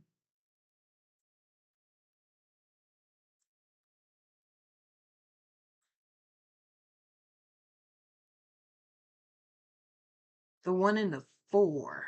I like the 4. Runners facing up to the gate. Riverwind has gone in. Goodall comes up. Post 4. Wrong shoes to post 2, and Goodall. Maybe no. Not a lady. I don't have any hunch on anything else. That's number it. 5. That's it. Front running. Post 3. Maybe the 7. That's what I said. 1, 4, Our and 2 7. girls second to last, and You're in Heaven to the outside post. We're ready to go. And we're off. In the Purple Martin Stakes, Riverwind hopped just ever so slightly at the break. Goodall is on the lead. You're in Heaven right there to the outside. Front running right behind in the 3rd position. Riverwind on the rail is down on the inside. Finds Daylight, comes forward, grabs 3rd from front running. Our 2 girls in the 5th position, 3 ahead of Wrong Shoes and a similar margin to Not a Lady, who trails with a half mile to go. You're in Heaven does it nicely and opens up a length and a quarter. Goodall taken back to 2nd. Riverwind in a tight spot on the rail, loses a couple spots as they go into the turn. Front running it is steady while weakening as they round the far turn. Our 2 girls is 2 behind, sent upon from there. Riverwind trying to come back on again. 3 back to Wrong Shoes. Then comes front running. Not a Lady never picked up her feet as they hit the quarter pole here. You're in Heaven challenged by Goodall on the outside. Goodall goes to the front. Riverwind getting bounced around down at the rail. Is at a rough go of it, and Goodall is opened up now. Goodall coming to the furlong pole with a 3-length burst. In second, our 2 girls with Riverwind coming to the 16 15th pole, Goodall clear by 4. Goodall by 4.5. And it's Goodall in the Spendthrift Farm colors coming home strong under Eric Asmussen to win the Purple Martin. Riverwind was second. Our two girls third. Wrong Shoes fourth. I don't know Eric Asmussen, but I just like that 4 horse. I only like the 1 and the 4, and then I said, well, I'll put the 7 in there just to be on the safe side. But the 4 horse one, okay, so let me go back to, because this one just went off. I'll come back here to get the results. Let me go to Santa Anita and find out what actually happened in Santa Anita. So it came 1, 2, 3. I had 1, 3, and 6. Actually, the 2 came in between the 1, 3, and 6. So that exactor, $1 exactor, 1, 2 paid $31. The $1 trifecta paid $117, and oh, they don't have a 50-cent trifecta, huh? And the 10-cent superfecta 1, 2, 3, 6 paid $33.77. Who was the favorite in that? Oh, the 5. The 5 didn't even come into money. I didn't even have. I mentioned the 5 once, and then I looked on because I didn't have a good vibe on the 5. Okay, so the next race. What time is the next race? Because I don't. Oh, we got time for the next race. That one's at Oaklawn. Let's see. Go back to Oaklawn Park. Ladies and gentlemen, there is a jockey's objection into the running of this race, and this does involve the unofficial winner, number 4, Goodall, and number 1, Riverwind, who ran second. The rider on number 1, Riverwind, claiming foul for interference in upper stretch. Please continue to stand by. Number 4, Goodall, unofficially first. 1, Riverwind second. 6, our two girls third. 2, Wrong Shoes fourth. 4162, your top 4. 4162. I had 4, 1, and 7. I didn't have 6. So even if the 1, I had the 1, I didn't have the 6. I ain't had the 2 either. They got an objection, so we'll see what happens. I didn't realize I had left it open. Okay, so the next race is the 10th race, but after we hear whether or not this objection stands. If you take a look on the television monitors, here's what the stewards are taking a look at, involving the winner, number 4, Goodall, and number 1, Riverwind on the rail. Goodall in the orange and purple, Goodall in the blue and white on the fence. Oh, yeah, I see.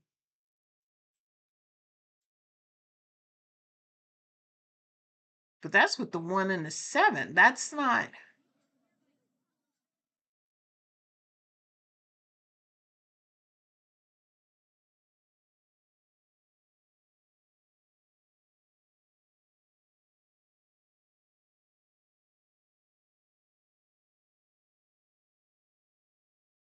Huh. It's saying the 1 and the 4. Oh, they're backing up and they're replaying.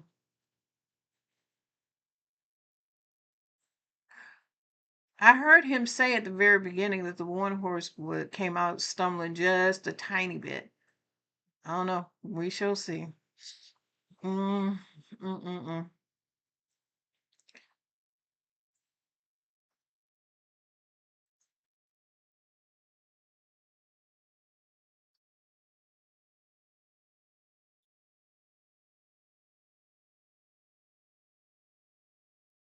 So far today, while I'm waiting on that, I've only lost the first race. That was the race at where the heck was that race at?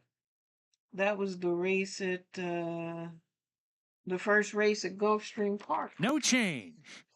Yeah, I didn't think it would, because it didn't look like Goodall that 4 reigns first. 1, Riverwind second. 4162, your top 4, soon to be made official. The stewards have disallowed the claim of foul. Okay. So I'm going to wait and see what the result is on this one. And then I'm going to take a quick break, hopefully very quick break, and come back. We've got 2 more races, maybe the third. I don't know. The third is not until 9:25. I don't know. I started this at what time? 1 o'clock this morning. It's a long time. And as much as I love Turfway Park, I may not. I just may not. I may tell you what I think, but I don't think I'm going to continue to be live until 9 o'clock tonight. Oh, so the 4-horse won, and the exactor was 4-1. It paid $13.60 to win. The 50-cent trifecta 416 paid $27.10.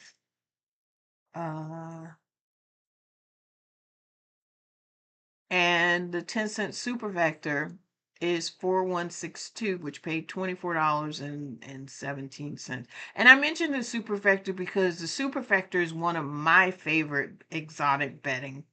I do exactors from time to time, but I much prefer like the superfectors, and I also prefer playing like the pick fours if I'm just going to pick a horse in each race.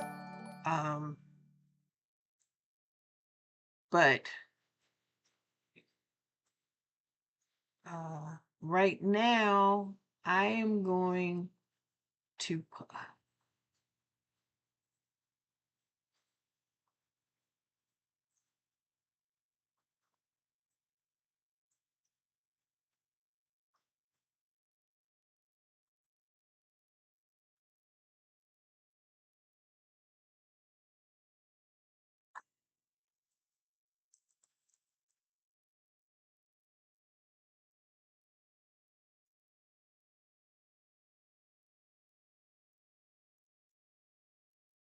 okay.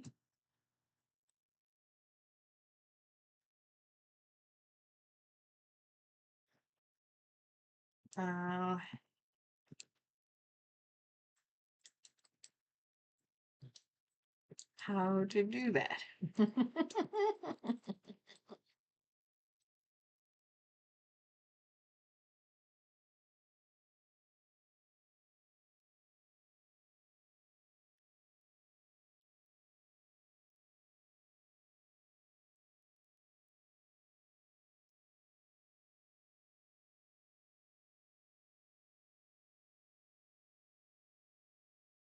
So I don't understand why it's doing it twice. That makes no sense to me. I have to pause and I will be right back.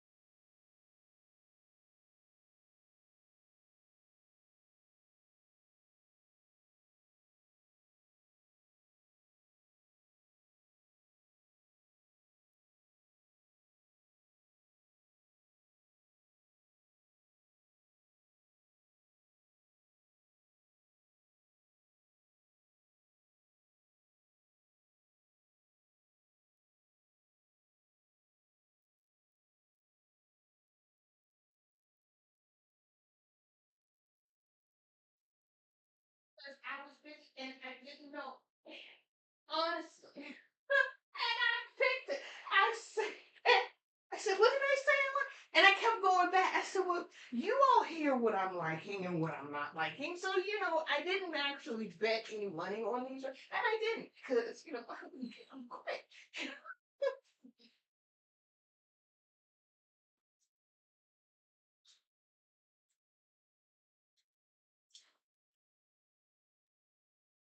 Okay.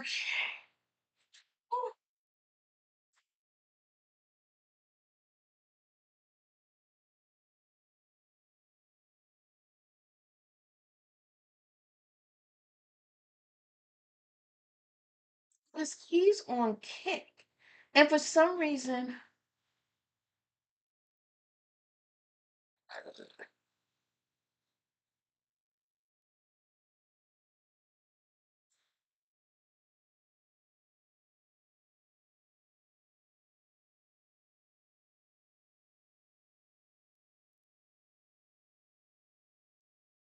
because it's not streaming on Kick. I don't know why it's not streaming on Kick.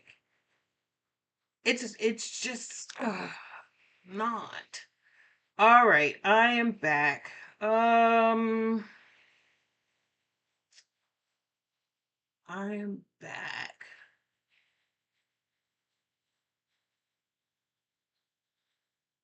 Okay, this time I left my microphone on.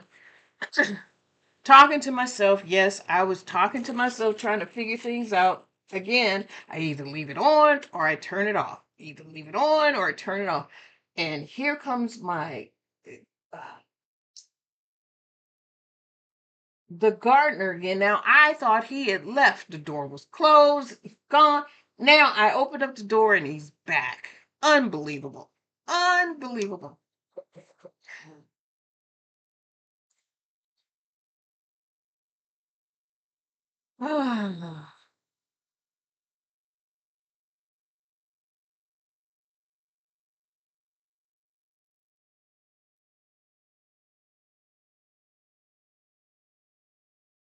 Okay. So, let's see. I figured out what was.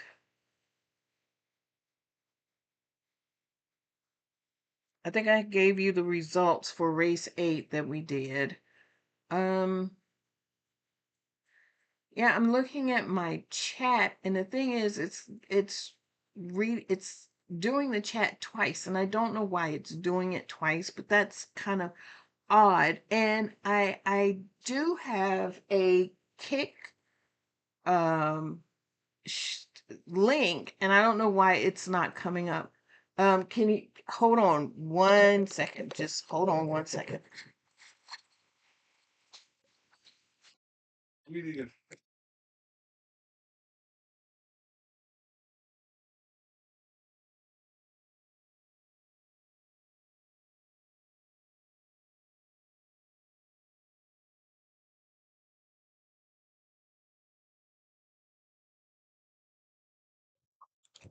Okay, I am so sorry about that.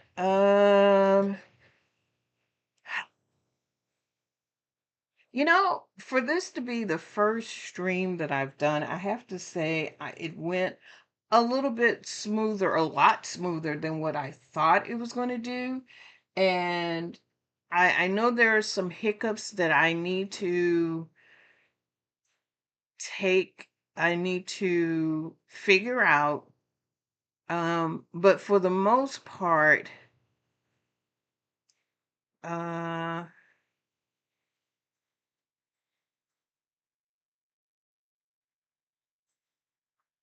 I think everything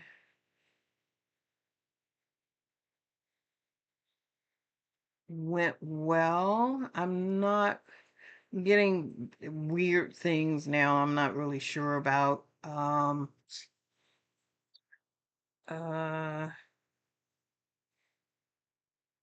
but overall, I feel pretty comfortable with how things went today. And tested this out to see if it was something that I would continue to do. And it is. It's something that I will continue to um, stream about on a weekly basis, especially between now and the Kentucky Derby, because things are beginning to heat up as far as the Kentucky Derby is concerned. So I want to thank those who have come in. I see that there have been a couple people that have been here the whole time, and I really appreciate that. That lets me know that I the content that I'm offering was worth the time. I don't know. I don't know if you've sat through everything or not. But anyway, I am going to move on. I wanted to say that before the end because, like I said, we only have 2 races left. It is 5:30. The next race is not until 6:20. Oh, they're 5 minutes apart. So we've got the next race at Oaklawn Park, race 10. That's a $250,000 race. So let's go to Oaklawn Park. Those I can take care of in a minute. Race 10 is a 6 furlong race. It's a dirt race. The 7 horse has been scratched in this race. I'm pulling the information down now, so give me 1 second. So I'm gonna have to kind of look at this race and the one at Gulfstream roughly at the same time because they're just, like I said, a few minutes apart from one another.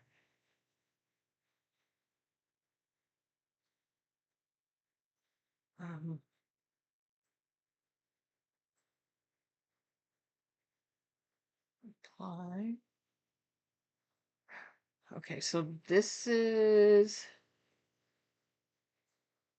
the Oaklawn. I'm gonna close this one because these don't matter anymore. This is the Whitmore Stakes race. This one's at Oaklawn. And let me go to the next one after that is Gulfstream. One starts at 6:21, and I mean the one is supposed to go off at 6:21, and the other one's supposed to go off at 6:25. So Gulfstream. Oh, it's the last race. So this is a 5 furlong race, stake race. It's on synthetic, and if you don't know what that is, it's like I don't know what the material is that they use, but it's not dirt and it's not grass. I don't even know how to describe it. I know it when I see it. Actually, I think I can. Well, let me do this first.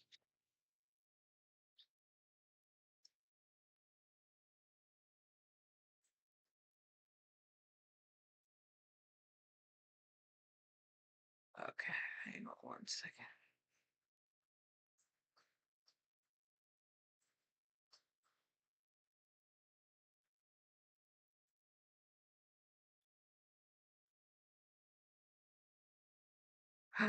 Dylan's in this race. Oh, wow. And Rosario. Oh, boy. And this is Gulfstream.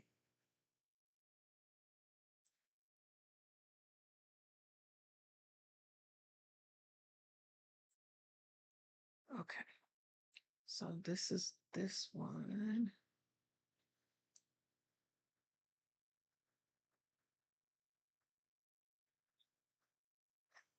Dylan's in this race. Wow. Rosario.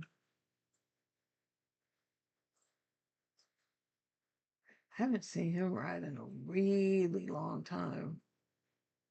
Micah Husbands. Okay, this is gonna be the one that takes challenge. But anyway, so I wanted to show what a turf race looks like. Let me go, because I think I have a picture of a turf race or turf race course that I can show you. I'm sorry, I must be talking low. I'm kind of babbling to myself.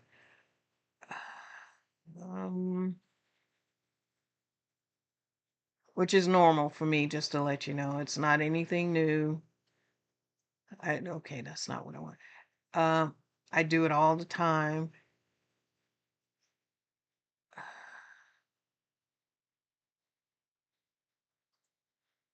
Huh. I guess maybe I don't have a.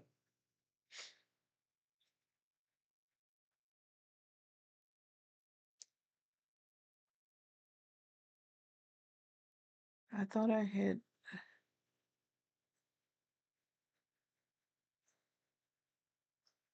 Oh, I did save it. I saved it under.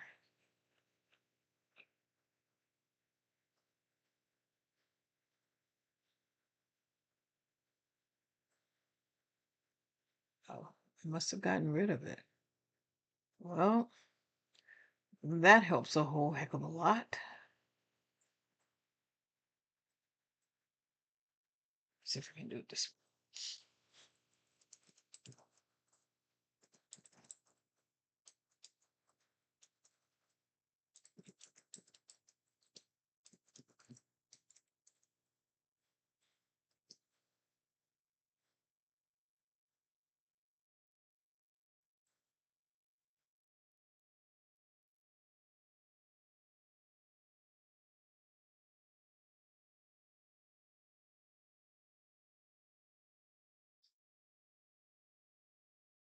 Come on.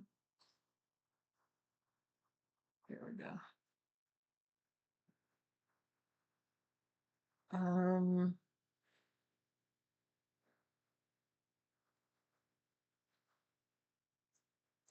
don't let me do it that way?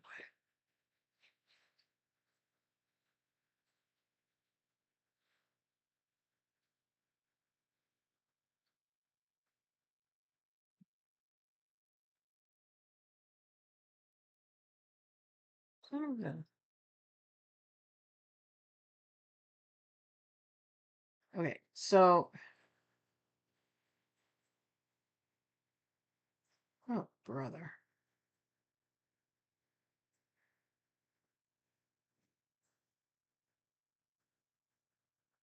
I don't want to do that. I just want to show the.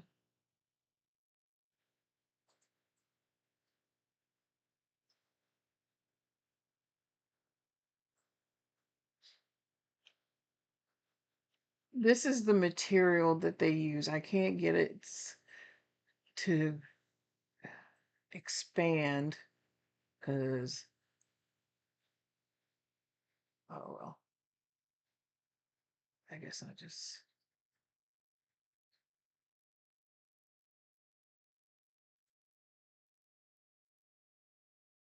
Yeah, I can't even.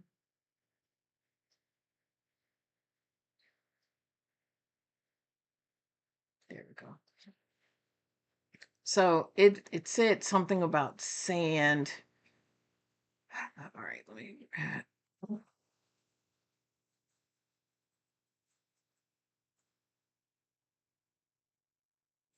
Oh, here we go. Synthetic racetracks are engineered all-weather surfaces designed to enhance safety and consistency, primarily in horse racing. Composed of a blend of sand, fiber, wax, and rubber.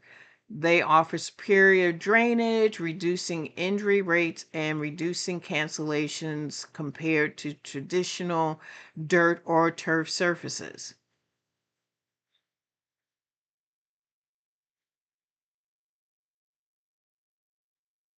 Common types include tapeta,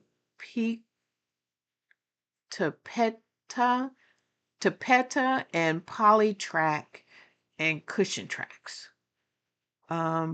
The only track that I'm familiar with right now that has an all-weather track is Gulfstream Park. I don't know. Oh, it says it here. Turfway Park, Woodbine, Pascal Downs, and Gulfstream Park. I didn't know Turfway Park had an all-weather track. Woodbine. I haven't watched a Woodbine race in a while, so maybe um and Pascal Downs, I haven't watched that track in a while either. So maybe that's the reason why I wasn't aware. Trying to think, last time I watched Woodbine. Pascal Downs, I watch every once in a blue moon. I'm not very consistent with that. But Woodbine, I used to be very consistent with, but I haven't really. I know the jockeys there, but I'm not sure if I know the jock or I even remember the jockeys at Pascal Downs. Um, but anyway, I've digressed again. So, all right, back to these races. So, this one is Oaklawn Park. We'll go back to Oaklawn Park.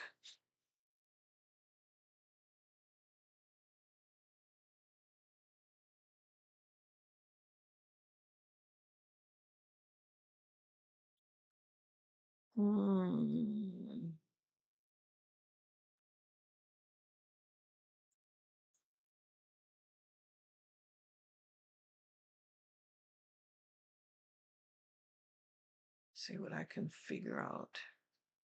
Dirt.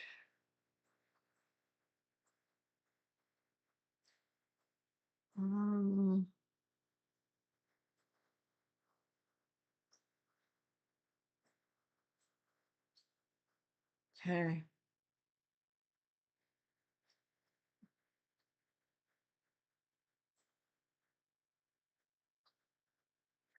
Oaklawn Park.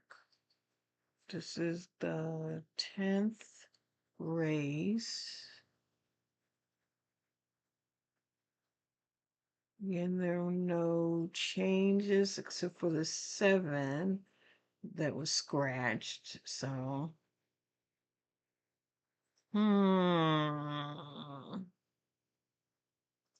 this is a 6 furlong.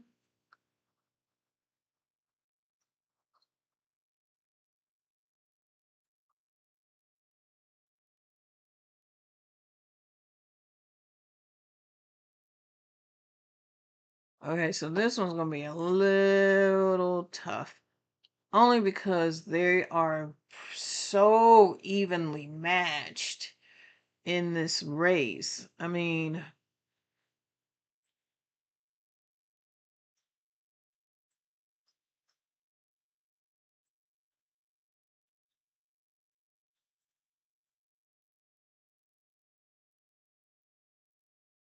yeah, this one's gonna be hard.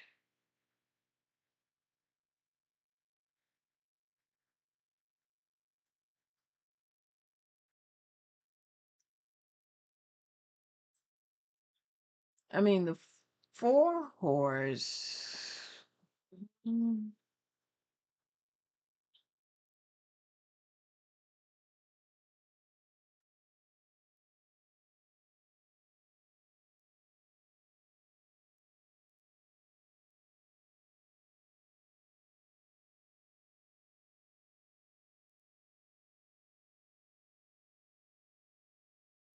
Yeah.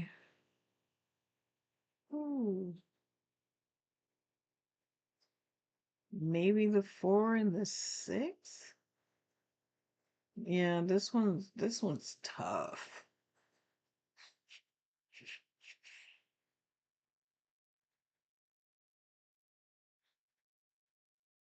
And it shouldn't be because the 4 horse is the oldest horse in the.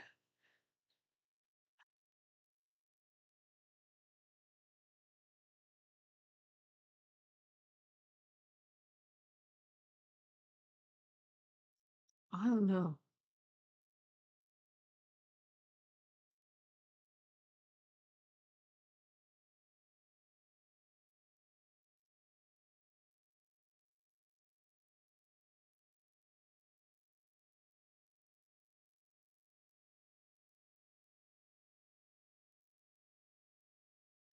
Oh no.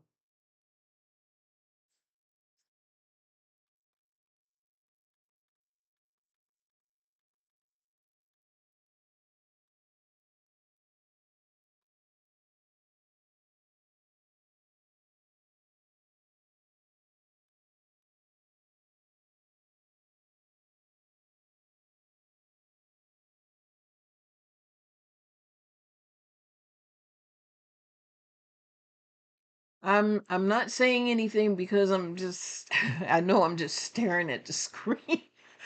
But I am trying to process it. I promise. I am trying to process this race and I'm just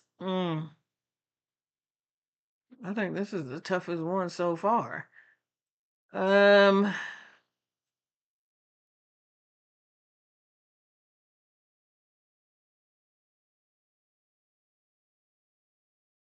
Only thing I got is the 4. I don't really care who I just and the 4 is the favorite.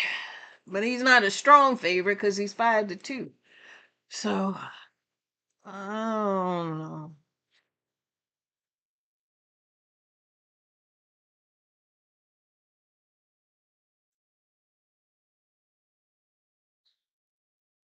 I'm gonna say the 4 for right now. Then I'm gonna switch over. I'm gonna switch over to the next one. That's Gulfstream Park. This one's gonna be hard too. Of course, they save the hardest ones for the last 2 races of the day. That is Gulfstream Park race 12. Mm,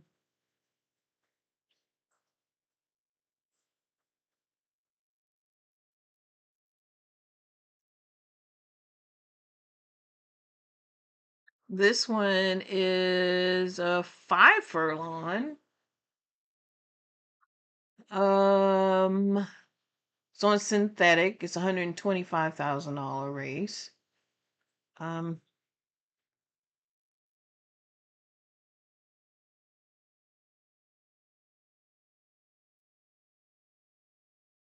let's see. In this race, I like the 1. Of course, everybody else likes the 1. I like the 4, I think. 1, 4, and 9 are my initial picks. But let's see.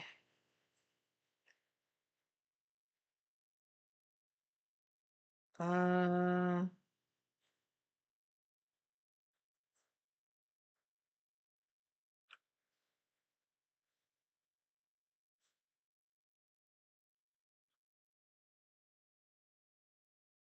that was weirdly random.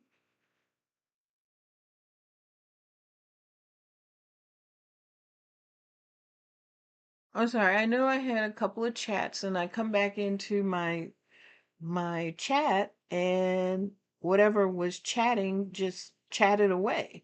It's not here anymore. I don't know what happened. That's kind of weirdly random. Why would it do that? Um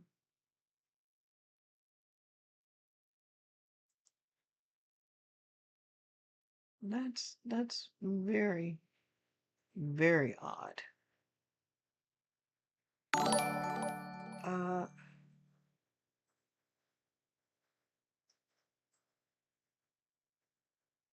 okay. Um yeah, that's very odd. Did I do something? I don't know. I have no idea. I am learning as I go along. Like I said before, I don't know what happened. I don't know whether it's because it stopped streaming on the other platforms. I don't know. So we shall see.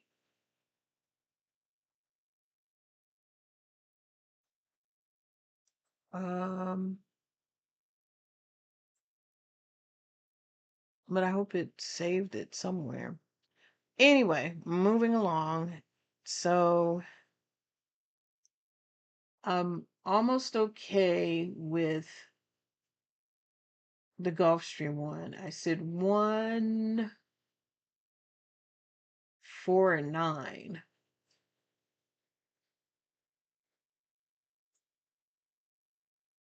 Although you can't keep Rosario out of it, but I don't know. He's going on 20. Why would Rosario be going on 20-1? That's so randomly weird. But again, it's just a morning line, so things may change. The track conditions keeps changing. It is this was a turf race. And then it went to a dirt set to fast, and then it went from a turf to the all-weather track. How interesting is that? The 11 was scratched. Oh, I don't even have the 11 on here. The 11 horse was scratched, and it was probably because they switched the track surface. I'm not sure about.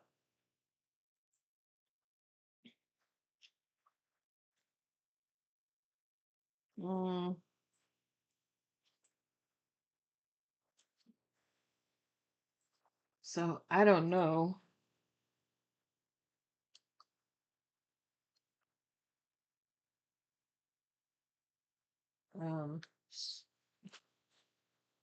What else to say about that one? So I don't know. We shall see. Again,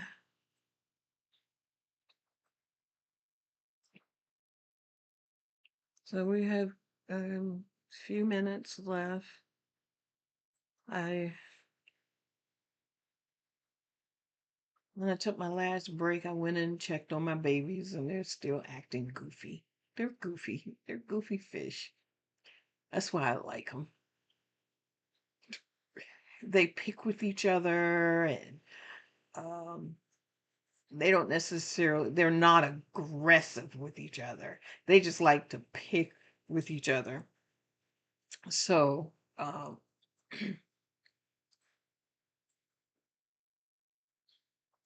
it's funny to watch them as they go by.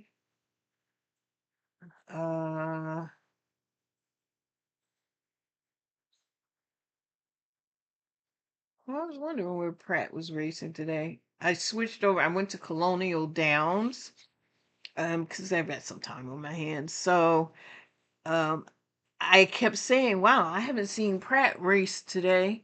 So that's where he's been, at Colonial Downs today. Let's see what the big races were for today. See if they had any long shots that came in. I'm at Colonial Downs, and doesn't look like it. It looks like all favorites came out there. I don't necessarily. Well, yeah, it looks like all favorites came out there, pretty much. What happened at Aqueduct? They finished their races. Interesting.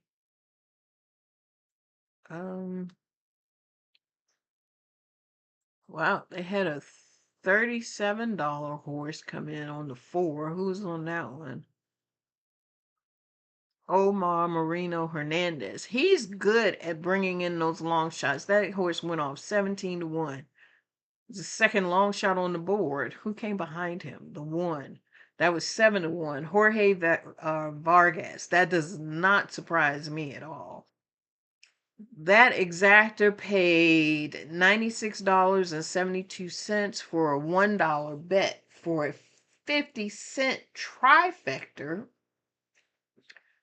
which was 4, 1, and 6. Maybe I should say it this way. It came 4, 1, 6, 3. That's the order that it came. So for the 4-1 exactor for $1, it paid $96.72. For the 50-cent trifecta, it came 416, and that paid $285.22. The 10-cent superfecta 4163 paid $216.67. So that's not bad at Aqueduct. So was there any other long shot that ran? Nope. Everything else was favorite. So that race, I have to go back. I have to go back and look at that race. Which race was that? That was the third race. So that was the start of a pick 5. And it was also the middle of a pick 5. And it was the second race in a pick 4.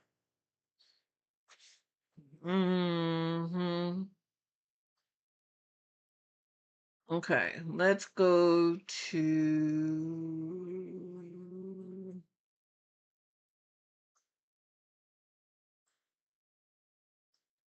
Let's go back to Gulfstream Park. What time is it?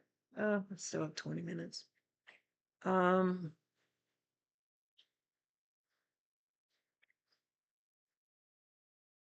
Yep, all favorites here too.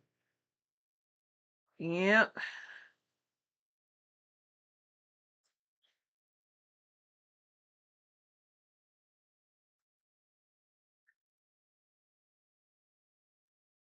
Okay, so this wasn't too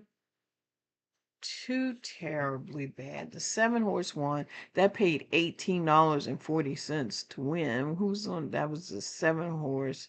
I have no idea who Petro Moran is. The name, now that I say it out loud, the name does sound a little bit familiar. Petro Moran.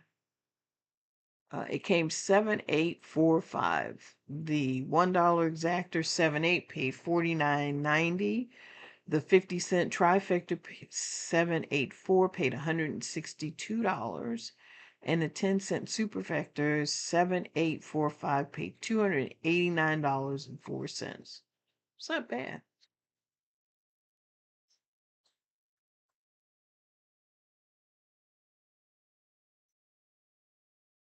Race 11 just went off. Let's see what they're doing at race 11.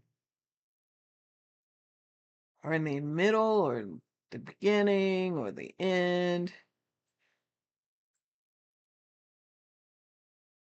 Favorite. Still a freaking favorite. The 2 favorites on top of that.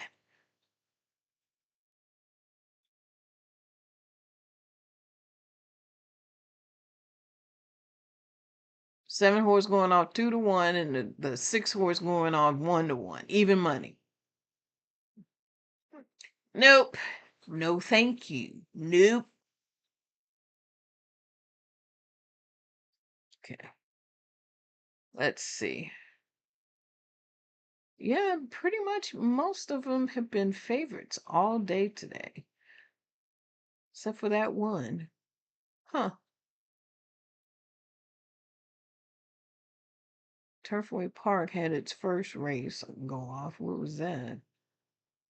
Favorite. $2 exactor. Wow, they don't even have a dollar exactor. $2 exactor. Is that true?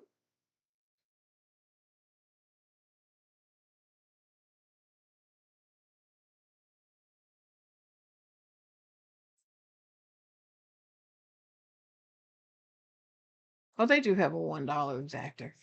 So that's even worse. So $2 exactor, that meant it was $9 for $1 exactor. Okay.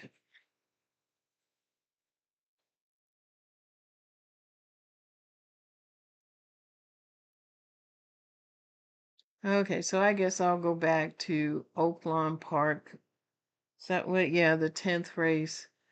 It's coming up in 18 minutes, and I still have zero idea on who, because this one is so closely matched until it's not even funny. What did I say? I forgot what I said now because it's so closely matched. The 1 and the 6.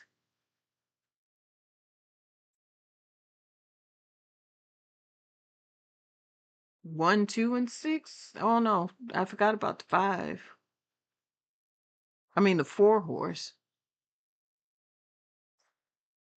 I said the 1, 4, and 6.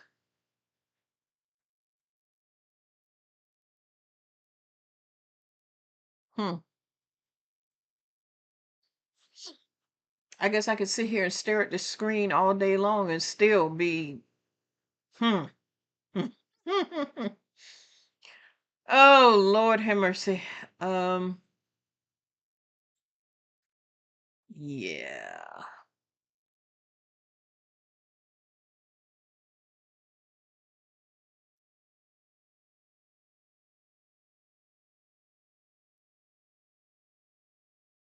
Although Eric on the 2, he won the earlier race for me. I'm still going with the 1, the 4, and the 6. I just can't do it. Not gonna wreck my brains that hard. Not anymore. It's getting late. I'm not sure.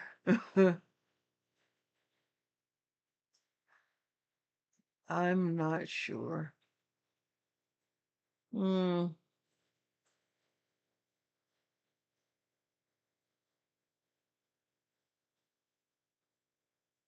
Um, yeah.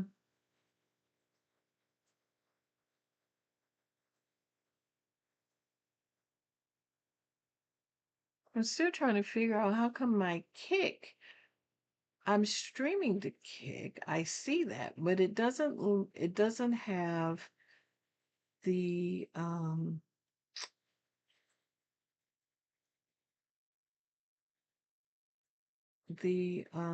ability. I don't have that ability to chat. There's got to be something else that needs to be open. I don't know. But I'll figure it out between now and next Saturday, that's for sure, because I don't want to miss out on any chats. And if you're listening to this and you're on Kick, I do apologize if you're trying to um, communicate with me and I just can't see it. I'm not sure why it isn't doing what it's supposed to be doing. Um, so yeah, I don't know. I don't know.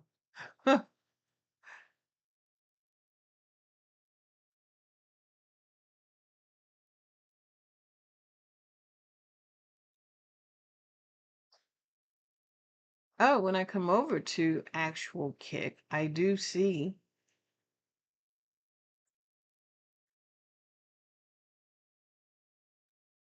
um yeah, interesting. Well, like I said, this is my first time doing this and I like it and I probably will continue to do this. So it looks like I have to leave it open in order to um respond.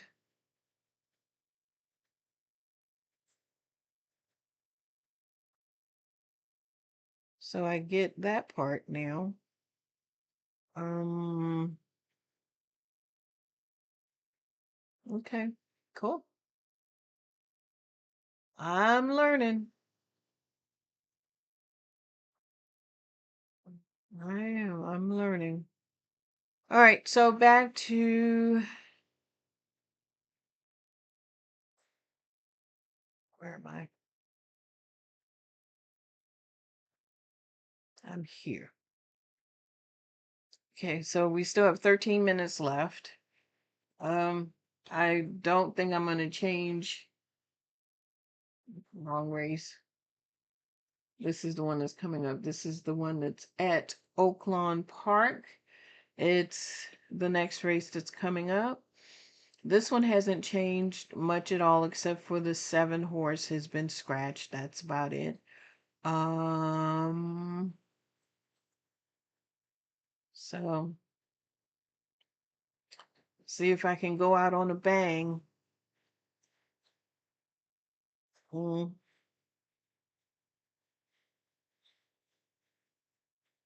And you can let me know if you want me to continue just focusing. Well, it's either focus on the stake races or not focus on the stake races, because they have too many.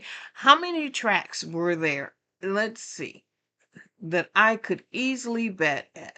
1, 2, 3, 4, 5, 6, 7, 8 tracks that I normally play or would play, but they are all, every last one of them have at least 9 races. And I'm just saying at least 9 races.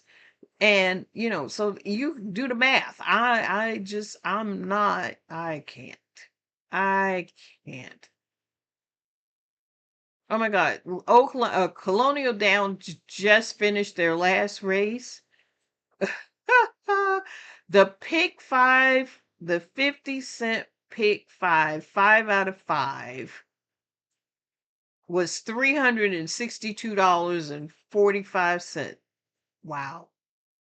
The pick 6, 50-cent pick 6 was $1,669. And I'm laughing because that's really low for a pick 6. That just lets you know all of the favorites. And if you had 5 out of the 6, you won $18.25. That just lets you know all of the last 6 races were favorites. There was not a long shot among them. So that just lets you know. That's crazy. Let's see. Can't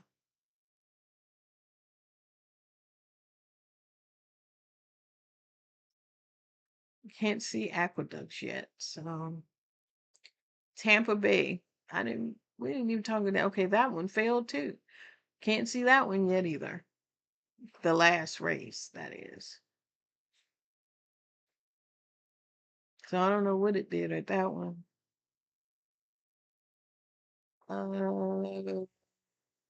Okay, so we got 9 minutes left in this race. So I was saying that I can't play all of the races. My favorite, outside of the stake races, my favorite kind of races are the ones most people don't like. I like playing a muddy track. And I like playing a muddy track because of the fact that they're so unpredictable and you never know what you're going to get. And that a lot of times will allow a long shot to come in. Same thing with the 2-year-olds. They don't know what the hell they're doing. The 2-year-olds and the starter ones, the beginners, the babies, the ones that have the weighted, special weighted maiden races, or maiden special weighted, or maiden weighted special, whatever the name of it is. I'm forgetting how the order that the words come in, but you get what I'm saying. They have no idea. You have to at least have one horse in the race to guide the other ones, to let them know what they're supposed to be doing. I like those races too, because nobody knows what those horses are going to do. They don't know. And I like them because, again, they are unpredictable. You don't know. And it's a good chance that you could get a long shot, because especially in the muddy, that your favorite may not like riding in the mud. I don't care if you got the best jockey in the world. If that horse don't like riding in the mud, it ain't gonna ride in the mud. So, but I like them. I do. I like them. sometimes I can make good money and sometimes I can't. It just depends on the day. So anyway, so we still have 8 minutes left for this race. Make sure there are no delays because oh no, the Gulfstream race is right behind it, 2 minutes. That one goes off in 11 minutes. So we still have a couple more minutes. But yeah, this has been an interesting and exciting. I'm very pleased with how this turned out. I am going to continue to do it. I don't even if it's not it's more for myself because like I said, I didn't have anybody that I could share my um interest with as far as horse racing is concerned.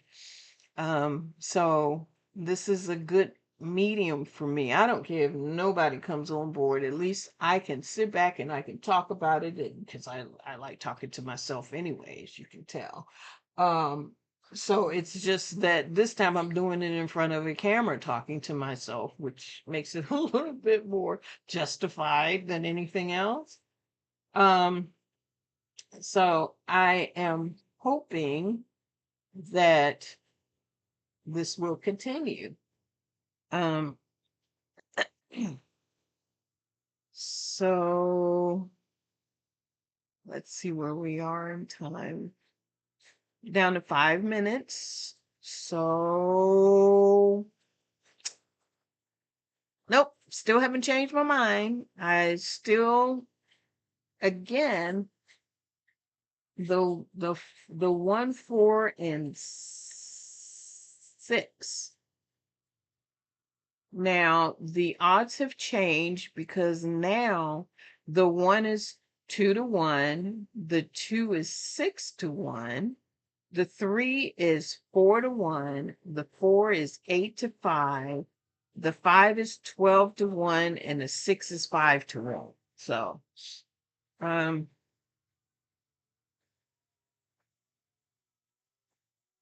David Cabrera, I have not seen him ride in a really long time. In fact, if this is the right David, because I think he rides out of Turfway Park. That's where I was introduced to him, if I'm not mistaken. The last time I saw him ride, he got hurt, and I have not seen him ride since then. And like I said, it's been a while since I've been involved in the horse racing and they actually even paid attention to it at this length. So I don't know. Well, clearly he's recovered just fine. I mean, he's doing just fine if he's riding again. But I haven't seen him. Walter De La Cruz, I have not seen him ride in a while, but again, he rides, I know him from a different track.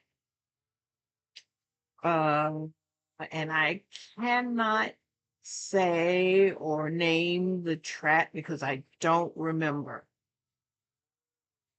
So you hear the buzzing of my gardener. Now he's going around doing the edging. What can I say? It's a Saturday. It's a Saturday. Oh, he's got quiet for a minute. Let's see how long it lasts. Oh, man. So we're down to 3 minutes.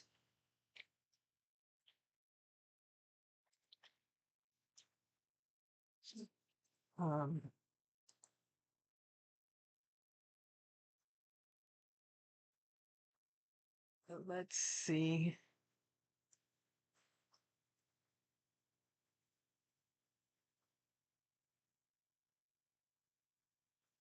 Yeah.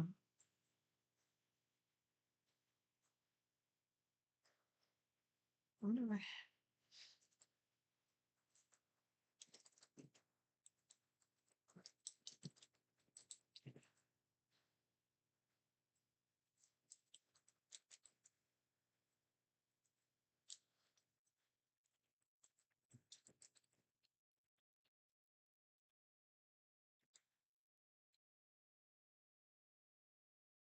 Microphone.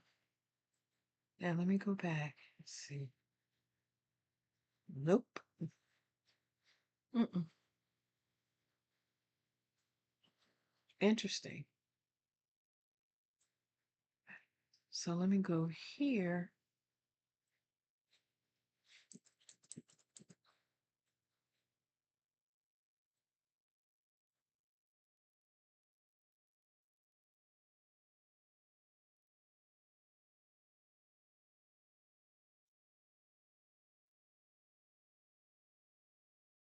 Narrator. Narrate system. Done.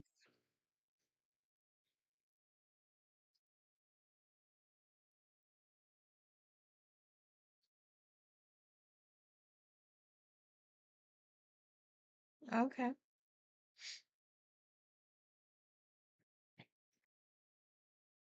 Alrighty then. So I think I kind of figured some more stuff out. Thank you for your patience. We are down to 2 minutes now. Um, and like I said before, nothing has changed. I'm sticking with what I said. I don't know if it's going to how the outcome is going to be, but we shall see.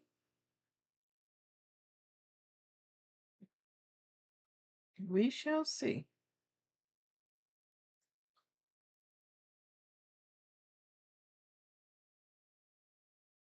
Okay.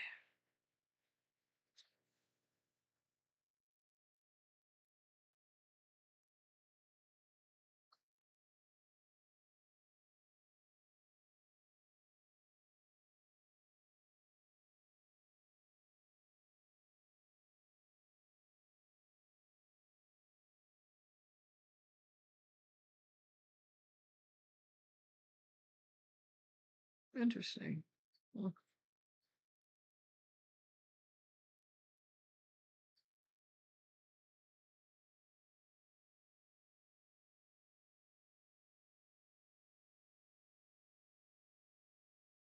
Well, I don't know why.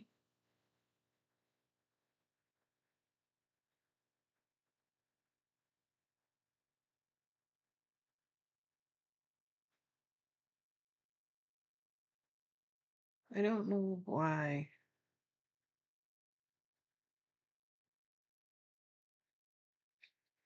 I don't get it. Too late to worry about it now. So,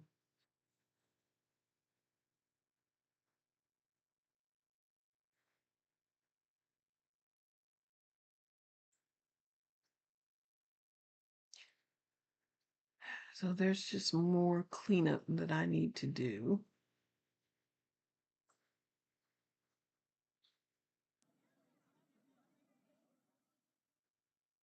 with regards to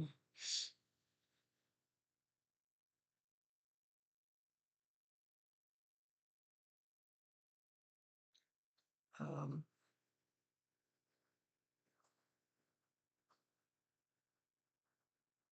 because the capture window, what I realized is that the window, yeah, it's not capturing.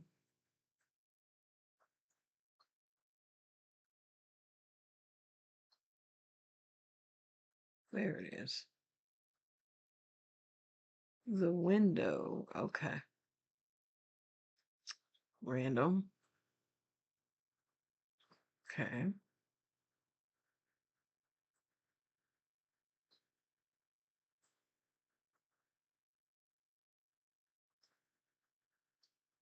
There we go.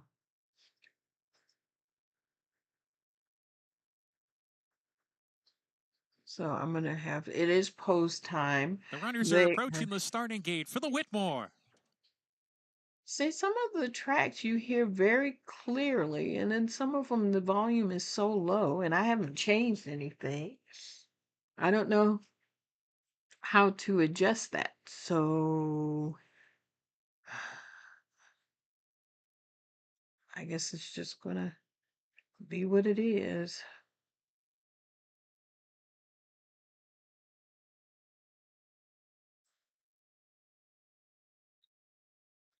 So we're waiting. Runners facing up to the gate.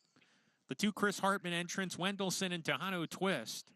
The first two to go in. Rivet coming up and Gold Sweep.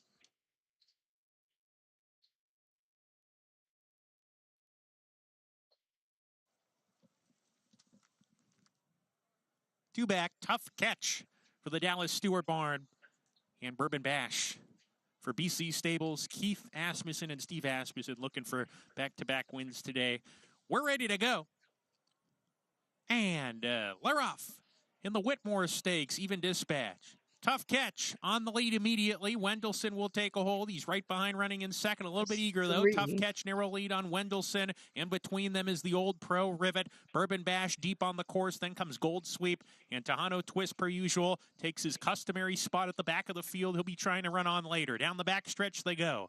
Wendelson has a short lead now. Rivet to the outside, and Tough Catch concedes the lead. He's third going into the turn. Gold Sweep diving to the inside as they go into that turn, and Wendelson sneaks away. Wendelson has increased the lead to 2.5 lengths, just stepped on the gas there. Bourbon Bash has come under a ride, and Tejano Twist is next, has 8 lengths to make up, getting closer, hitting the quarter pole. Wendelson still up top. Tough Catch is making a move to come and challenge, and these two are off the turn together. Gold Sweep cuts the quarter off the turn. Bourbon Bash next. Tejano Twist, he's beginning to roll now. He's revving up his engine now, and here he comes down the center. They come down the stretch. Tejano Twist is rolling down the center of the track under Francisco Arrieta, just breezing by his company and drawing away for an easy win in the Whitmore Stakes.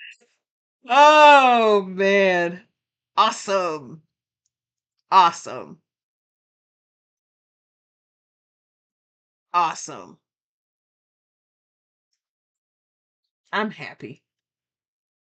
Oh, I got to go over to Gulfstream real fast because I don't know where they are.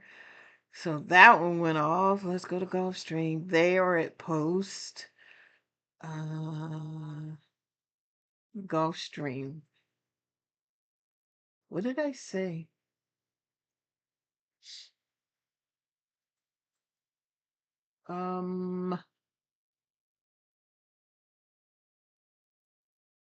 I said the one.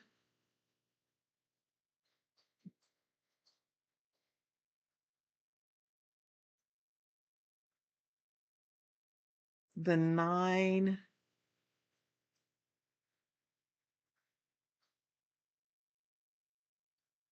I'm going to add the 1, the 4.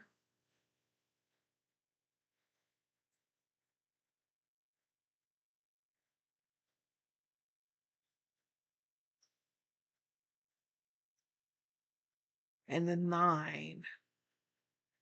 But this one could be anybody's race because there are 10 horses in this race.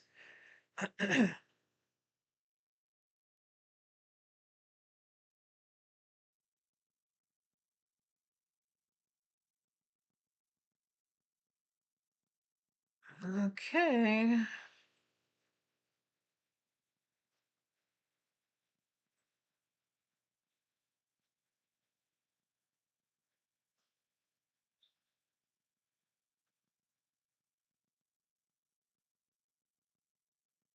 So 1, 4,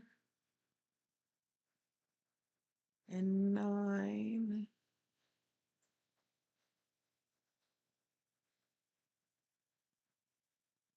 Seven may not do too bad either. Yeah, there are a lot of freaking horses in this race.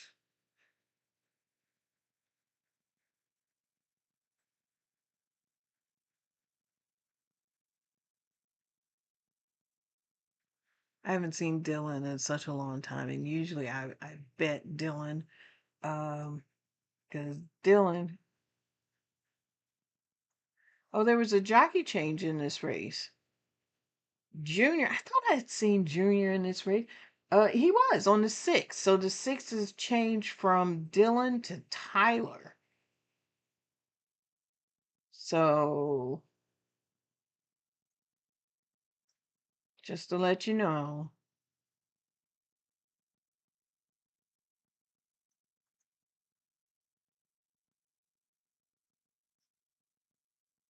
They are heading in the gate.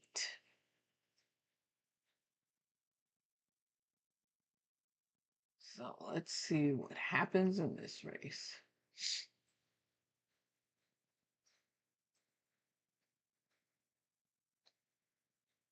Moving in line now, it's post time for the Captiva Island. Bettors have it as a 2-horse contest. Moonspun against Great Venezuela.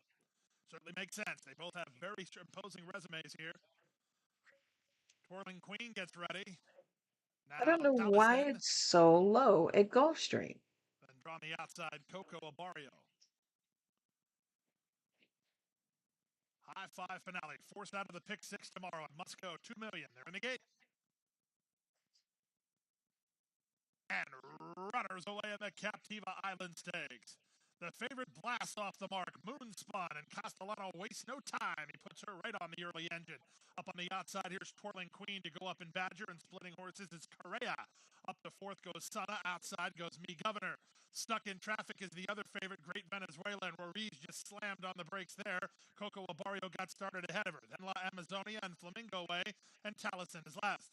Around the 4 turn they go. Twirling Paw Queen has the lead from Moonspun 2nd. Correa's on her outside 3rd. Me Governor is now 4th up to the outside. Flamingo Way's on a roll. Then just to her inside, it's Sana together with Coco Abario. Great Venezuela needs to get lucky toward the rail. Off the turn and the stretch drive, they're a 1/4 mile from home. The leader is still Twirling Queen, but she has a wall of pursuers. From between horses, Me Governor, Great Venezuela didn't get lucky. In fact, she got stopped cold. Just yards to go for Twirling Queen, and she hasn't won. Twirling Queen and Luis Saez to win the Captiva Island. Me Governor 2nd, Coco Abario was 3rd, Flamingo Way 4th, and Great Venezuela to complete your high 5 in 56 flat. What did I say? I said the 1, the 4, and the 9. And then I threw in maybe the 7. The 9 horse won the race. I don't know. Oh, he was so far outfield until it wasn't even funny. Don't matter who came behind him. He was going off 12-1. 9-8. That's a big 9-8, 10, 7. 7, 8, 9, 10. That's going to be a big. That's what I'm talking about.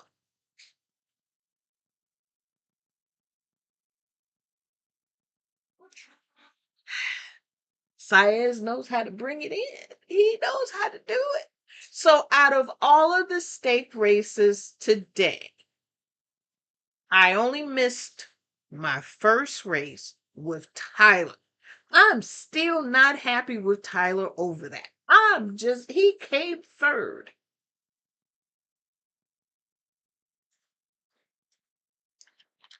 But I did well with all of the other stake races. How many were there today that I covered? 1, 2, 3, 4, 5, 6, 7 stake races. Wow, that 8 horses, 30-1. I have to see what this is going to be.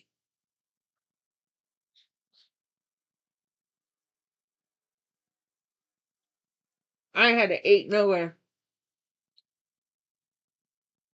That's Mario Gutierrez on the 10. Dylan. I was talking about Dylan. And the 7. So I had the 9 and the 7. I just didn't have the 8 and the 10. Although I told you I love Dylan. I love Dylan.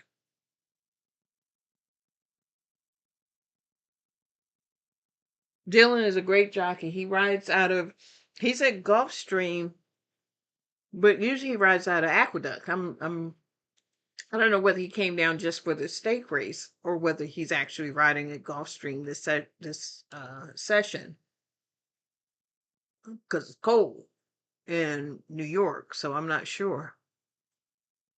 It's official.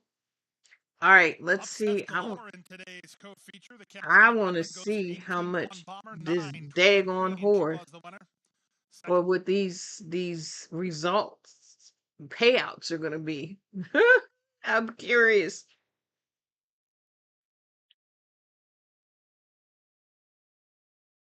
I have to go back to Oaklawn to find out what those payouts are. But I think those were just favorites. But this one, this is a good one for today. It may not give it because it didn't give me the last race for Aqueduct. I mean, yeah, for Aqueduct, it didn't give me the. Oh, here it is. So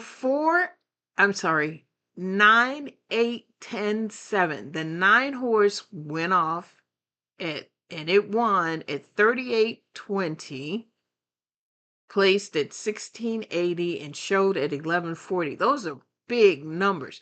The 8 horse placed at $27. The $1 exactor on a 9-8 was $347.40.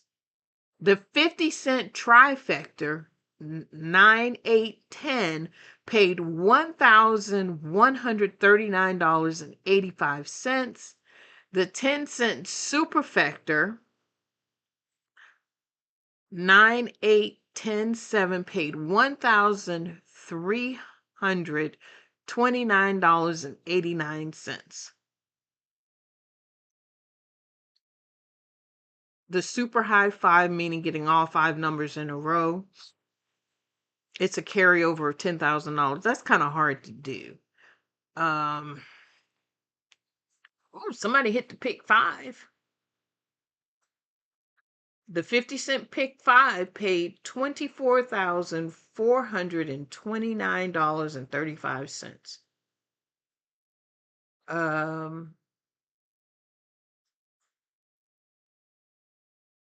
The 26, the pick 6 carryover is $214,153.80. But it says 26 pick 6, 6 out of 6. So somebody hit it 6 out of 6.